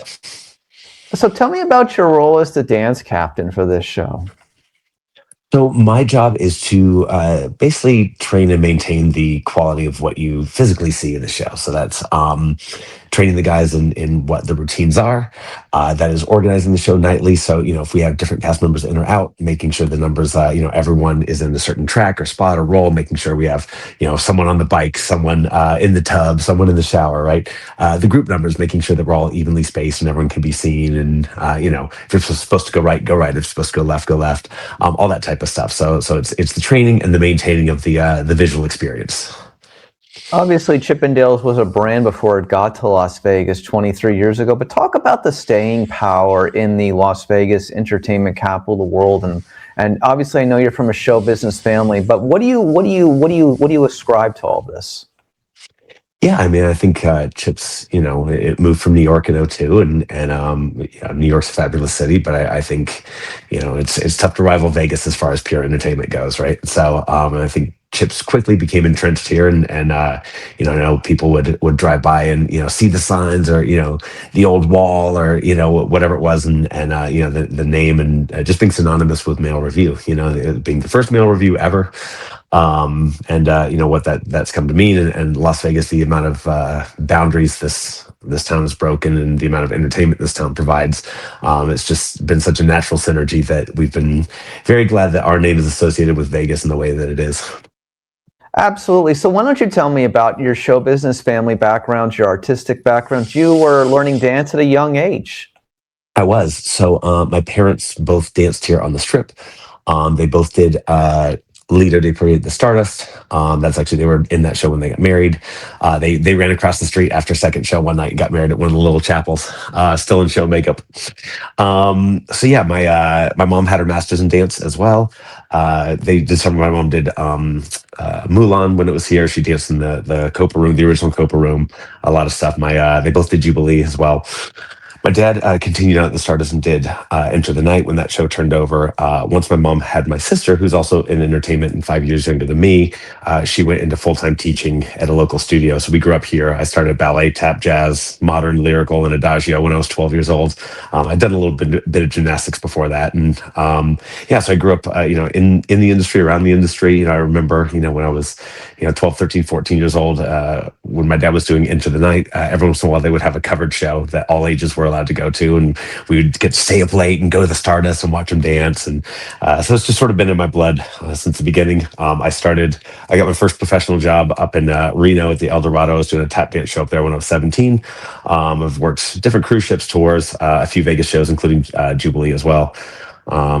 Came back in, I traveled for a little while entertaining, and I came back in 2010. I opened Vegas to Show. I was original cast Vegas to Show and their first dance captain. I then went on to open Pinup at the Stratosphere as the lone male in that show, which I'm sure you remember. And then that led into Chippendales. Yeah, we had Claire Sinclair on when that show was going on. Absolutely. Remember that show very much. Great show, by the way. Here's what I'm going to tell you in this regard. What do you ascribe to all of that experience and all that knowledge to be able to lead a group of men and teach them new dance routines, I'd imagine? That was a little bit of a... I had to adapt a little bit when I got into shifts, and not necessarily when I started doing the routines, but when I started becoming, responsible for a little of the dance captain duties. I started as assistant dance captain for a year and then stepped up. What I've learned is this is the fifth job I've been a dance captain at, and what I've learned is each job is incredibly different. And if the first couple times I walked in being like, oh, I've done this before, I got this, and I got my rear end handed to me a little bit. So every job is different, and adapting to not only the setting but the personnel, the people you have, the personality types, right? That interacting with different personalities is as much of the job as hey, kick on one and arm on two, right? And it was an adjustment because I was a musical theater kid, right? And I was used to very theatrical backstages and not only with guys and girls, but artists are a certain type of way, and I'm one of them. But being in an all-male backstage where half of those guys are either bodybuilders or hockey players and baseball players, and that's a little more of a traditional, like, masculine butch vibe. So teaching dance and commanding the stage and running rehearsals, it is a little bit different, but I actually love it so much. I love the guys we work with, and we're very proud that we don't hire like what I call the ultimate, like, hey bro, we don't really hire those guys and those personality types. So it's just a bunch of guys that actually are hungry to learn more about dance. A lot of them that didn't know anything about theater before the job. So kind of educating on some basic stuff that maybe they didn't have training with, but also some of these guys adapt and learn so fast, and watching how a left brain male mind sort of like breaks down the situation is always fascinating to me. So it's something I'm constantly in love with at the show. Tell me about your rigorous workout schedule and what it consists of. I'll speak for myself on this. We get this question a lot as Chippendales, and every guy has a completely different answer. For me, it's more about consistency rather than like an insane amount of working out. Unless you're going for like Mr. Olympia or a bodybuilding competition, like if you're in the gym longer for an hour or an hour and a half, you're wasting time. You're taking too long between sets, or you're not being efficient. But the daily routine, right? I'll do 20 to 30 minutes of cardio. I love the Stairmaster. That's what gets me sweating the most. But incline treadmill is great too, or just running on a track. But I'll do 20 to 30 minutes of cardio 3 to 4 days a week, and I'll try to lift 5 and whatever mix match of those combinations end up happening. But I try to get one day off a week as well. And I believe, we talked about this, I think it was back in 2020. You write down everything you eat, correct? Do you still do that? I loosely note it. I've, it's such a habit now. I don't have to, directly notate it. I think that's a great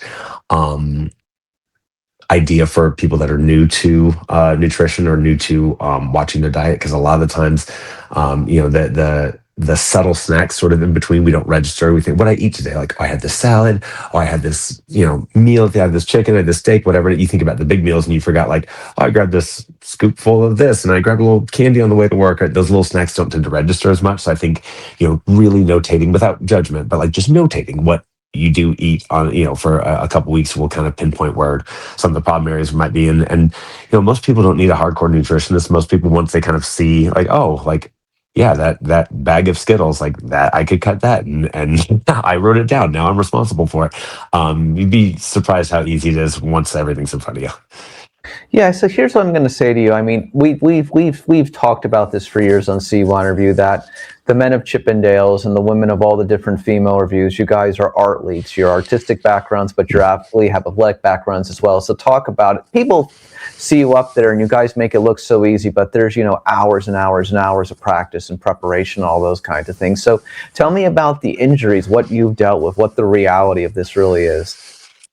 I mean, injuries are, unavoidable in any sort of physical work, whether it's athletics or dance or gymnastics or circus, whatever it is.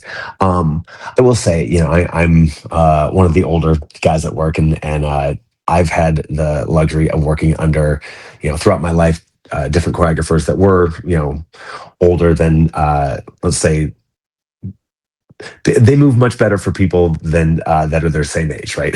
And I've had, a bunch of these choreographers through my history sort of teach me, hey, when you're dancing, if you do X, Y, and Z, you can preserve your knees, and if you do X, Y, and Z, you can preserve your back. So, I try to pass on the knowledge to the guys, and I try to never, if we're setting choreography and I'm seeing, guys with, knees are starting to tweak or back starting to cramp or whatever, I'll make adjustments there, because I believe in longevity, and the best ability is availability, right? So we try to make the show, obviously full of dance and great dancing and artistry and everything, but what we do in the show, there is a conscious effort behind it to make it not be injury inducing. So our injuries have been minimal at the show. But we jump off chairs. We've had ankles go on landings, or we're in the crowd. There's sometimes spilled drinks that you can slip, and even if you're not on the ground, like slipping then just tensing up sometimes can strain a little something or whatever. So we've had minor nicks and cuts and scrapes here and there, but I'd like to report that, knock on wood, we've been pretty healthy overall. Aside from being the dance captain, you're unbelievable. You play the guitar on the show. You have a great talent for guitar. When did you learn the guitar? When did that become a thing? You're so talented at that. Thank you. So growing up, obviously, I had a whole dancer family, and during my teenage years, everyone has a little bit of rebellion in them, right? Music was the rebellion. So whenever it was dance, and my mom was, my mom taught all day, every day. So we used the studio, even when I wasn't in class, I would be there as like a babysitting service, right? So we were at the studio all the time, and I loved it. There was kids all around. It was a great place to grow up. But whenever I just wanted something like, no, I want my own thing and not my family thing, whenever I was rebelling that way, that became music. I tried a few different things, but music is what it settled on. So, I kind of said, like, whichever, one took off first, I'd go with, and my dance career took off when I was 17, so it's hard to argue with that. I always just kind of kept it in my back pocket, and then I started playing. The first time I played in public was, if you remember the show Alice, I did with Ann Martinez. She's like, hey, you've got this skill. Let's try to put it in the show. And of course, I was terrified to play in front of people. But, that was, I think, 2013 or 14 was the first time I actually played in front of someone. And a couple years later, ended up at on stage in Chips. I think it was 2015 or 16. And then after that, it's been, all full steam ahead. So basically, it's almost been 10 years you've been with Chippendales. It's been 12. Oh, 12 years. Okay. And you're going to do this as long as you can, I guess, no? Let me show you my fresh Chippendales tattoo here. Look at that. Wow. Okay. So I'm going to guess that you're just going to do this as long as you can. Is that the plan? That's the goal. If there's any sports fans out there, I'm going to Brett Favre this thing where I'm going to make them pull me off stage and not vice versa. Listen, I'm towards the end of my career. I've had an amazing 20 plus year career on stage in different shows, and not many people get to do it for even a few years, right, in a professional setting, let alone the run I've had. So I'm living in the bonus right now, and I'm living on not borrowed time, but I definitely I'm playing with house money. There we go. There's a Vegas analogy. So I'm going to keep myself fit, and I'm going to be there to the best of my ability. And when it's time for me to go, hopefully I'd love to be on the management team and continue to help the show run, and still be on the creative team. There's a lot of elements of the show I still feel I can do, even if I'm not on the stage. And this place has been an amazing home for me for 12 years, and I'd like to create an environment where it can be that for some of the other guys as well. I imagine you can continue to be the dance teacher of that show. Why not? Yeah, I'd like to. Obviously that's a team effort. I have a few other guys that do know a lot of the choreography, and just this last week we were in a show in Orlando, and we simultaneously were running stuff in Vegas. So we had Jason, our host, go out there, and he knows almost the entire show, and he was able to set that up. And we got a few other guys, because I don't want to be scared to take a day off, or have a date night with my wife, or take a little trip, right? So on those times where I'm unavailable, we got guys that can fill it too, and I imagine that will be the same going forward, and I'd like to be one of those guys for sure. What do you think the biggest misconception about the show is for people who haven't gone to it, but of course have seen the clips, seen the media, been exposed to tidbits over the... I'd say that we are a strip club. That would be the biggest misnomer. And like, strip clubs are great. I'm very pro sex worker, your life, your body, do what you want. But we are definitively not a strip club. We are a show. We are a Las Vegas production show with, a show running order and transitions and an LED wall, and curtain pulls and set pieces. And, this is a full live Las Vegas production show. And I think that's the thing I when we talk to people at our meet and greet after the show, I hear the most feedback that we don't know what to expect. And, they're expecting a little bit of a cheesy male stripper vibe, and they didn't realize what a production they're going to get. And then do you think is the biggest misconception about the people who come and see Chippendales are? Ooh, that's 12 years. That's the first time I've gotten that question. That's a good one. Sometimes our show people hear the stories of the wildest people that come and see our show, the extreme ends of maybe our audience members. But I'd say, if you hear a crazy story about an audience member doing something outlandish, 95% of people come to our show, watch, cheer, get a lap dance if they want, and just have a great time as a responsible adult, I think that's a fair statement. Finally, as you were speaking about it earlier, how do you think professional sports has changed Las Vegas over the last decade? Immensely. When I was a kid here, the notion of getting a sports team was impossible. That's where gambling and sin are, and it will ruin sports. If anything comes to Las Vegas, right, was always what I heard, as a teenager, be like, oh, I want a football team. And I think, there was several small waves that changed. I think the XFL trying a team and that being, successful with the Outlaws here. And I think us having, I think we had the indoor football for a couple of years. We had the Wranglers hockey. I grew up with Thunder hockey. I remember going to Thunder games at UNLV, Thomas and Mack. So it's always been budding, but to get the pro leagues here, it's just become the focus of this town. There's an argument that it's almost negatively affected. Maybe not some of the big shows. I don't think it's affected the Sphere or Celine Dion or J-Lo or whoever's playing the Coliseum, right? I think the more things there are to do in Vegas, the more people have to decide what to do. And I think some of the intermediate shows have maybe had some attention pulled from them. So it makes me a little sad for the entertainment industry. With that said, I grew up here and I love UNLV and watching them get to play in a professional arena. It's completely changed that team. It's changed what that school has changed, what recruiting is and the central school of any city being good and having revenue coming in and things like that is only positive for the city.